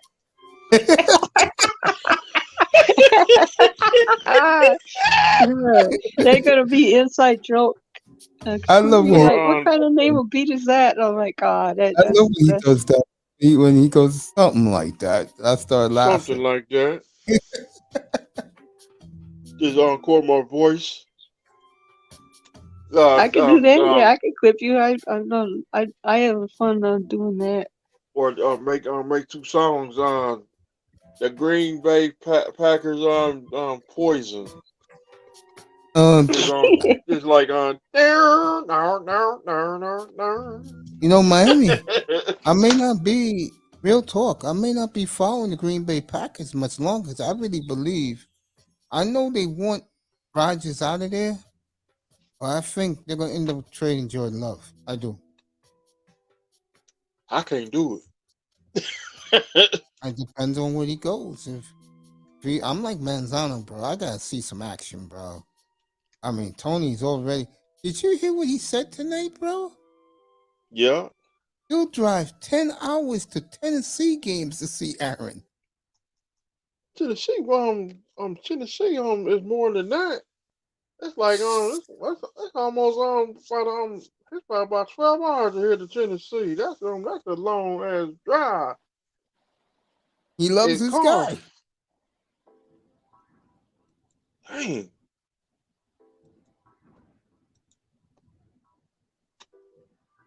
You know? Hey, look, like I told this guy tonight before you popped up in the chat, I said this to Shake. I said, look, quarterback I have in Miami right now, he's all right. He's good. He wins games. What am I gonna do? You gonna call him a scrub? He wins games. But I may not like him, but bro, at least I give him his due. Shake was surprised by that. CB just hit me up, thanked me for sending him the Mike McDaniel interview with Mike Florio today. I was in traffic when he was on. I know you was. Oh, you mean CB? Yeah. He had Dudley do wrong tonight. I thought the crowd would be bigger, but they wasn't.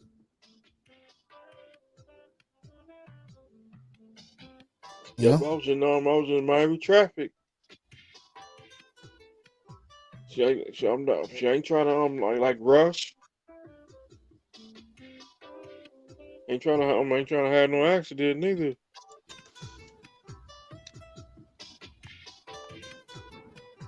Chilling here. Almost time for me to say goodnight. I'll say another 10 minutes. I'm out of here for the night. Be back tomorrow, 7:15 off. Thursday, be back here Friday night.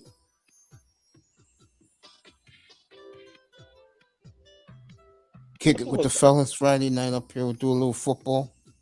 We'll do the combine for sure. I thought you was gonna be on. Today.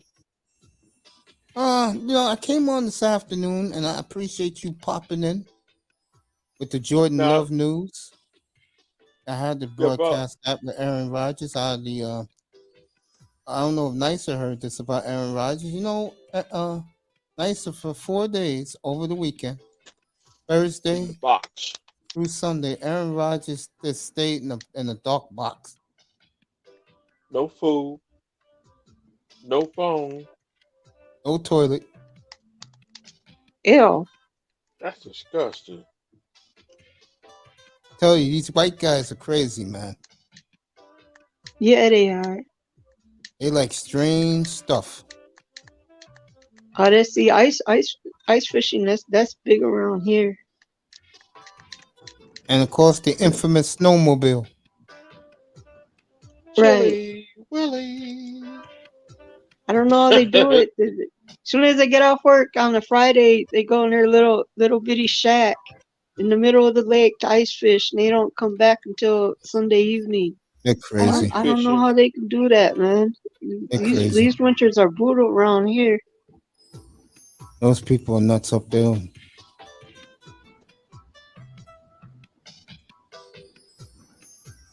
Sitting out there freezing for what? Hey, mate, did you see my comment I wrote today? Frosty the Snowman in New York. Yeah, I saw you bastards in Brooklyn. I thought he was gonna say, "Shut up." I did say that. You hear me? Watch the rewind. I saw that when you dropped that. Frosty the Snowman in the snow in Brooklyn. Good for tour.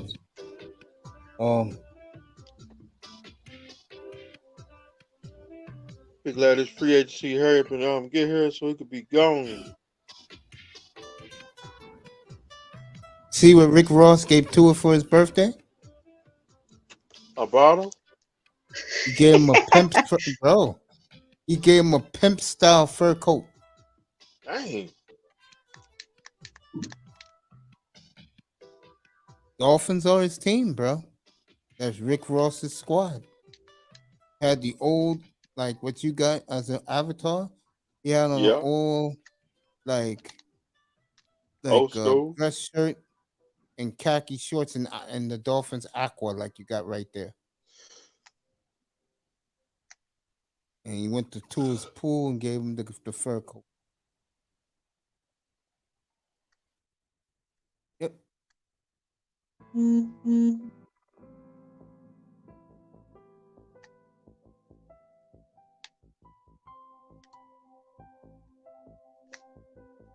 It was his own birthday.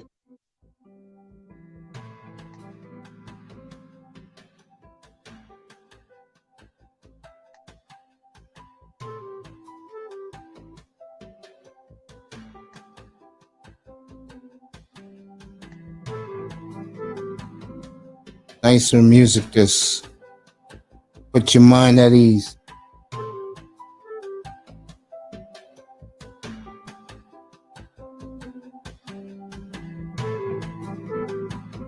Yep, Blanca Belair will be taking on somebody taking on the lady from Japan. For WrestleMania? Yeah. Okay. You know I'll support her. You know that. My mother's in love with her now. Because she was on Sherry Shepherd's show last week. Shout out to the WWE Queen. Or I should say the Queen of the WWE, the beautiful Bianca Belair. I said, Mace, Blanca Belair won the heavyweight title. Oh. We talking Manosphere. You guys are never gonna let me live that down, are you? If Belair said here's 1.5 million. Manosphere 1.5 million.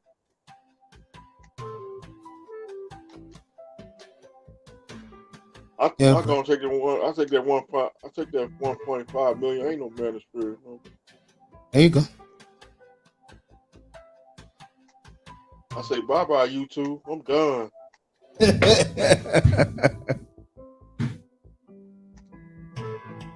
Can't do it.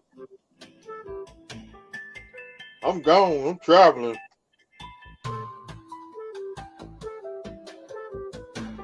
Can't do it, Mr. Miami? Can't do it. Get this paper. Gotta eat. Gotta get this green. Gotta get that paper.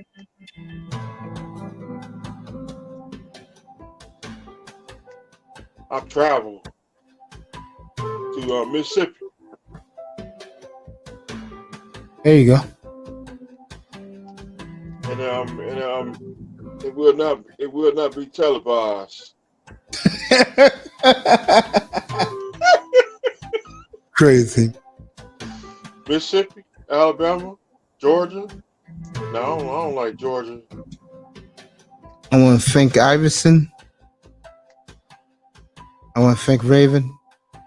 Raven, you got to go up here. If you didn't hear what Raven Knight said tonight, he killed 10 gators, and now they're making them custom fit alligator shoes down in Texas. Good for him. Dang. He set out to do it, and he did it, bro. The alligator hunter. Yep.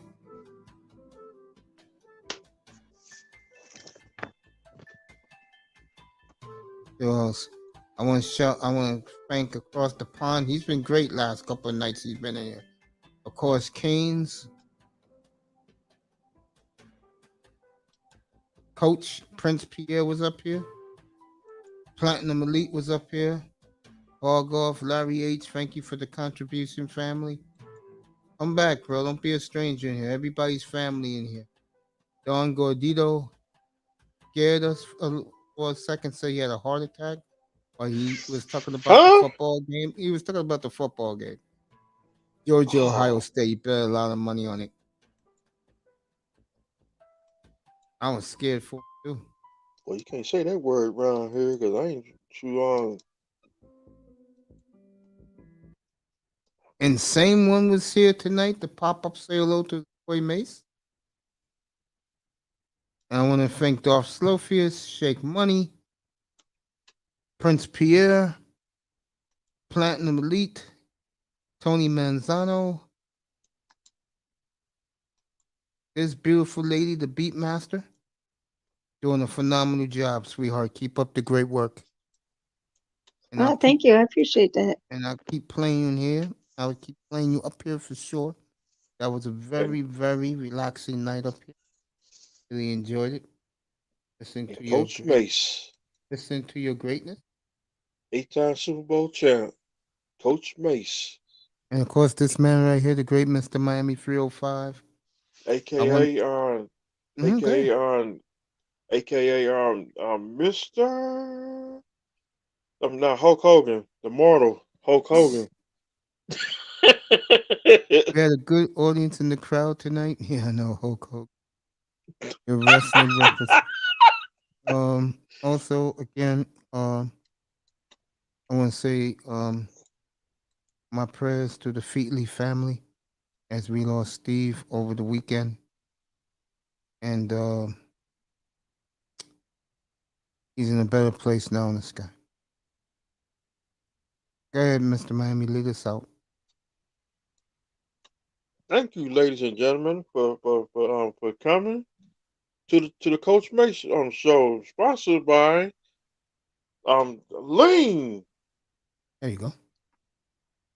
And ladies and gentlemen, Shawn Michaels is a new Continental Champion. The current WWE Heavyweight Champion has left the building. Retreating, Shawn Michaels has left the building.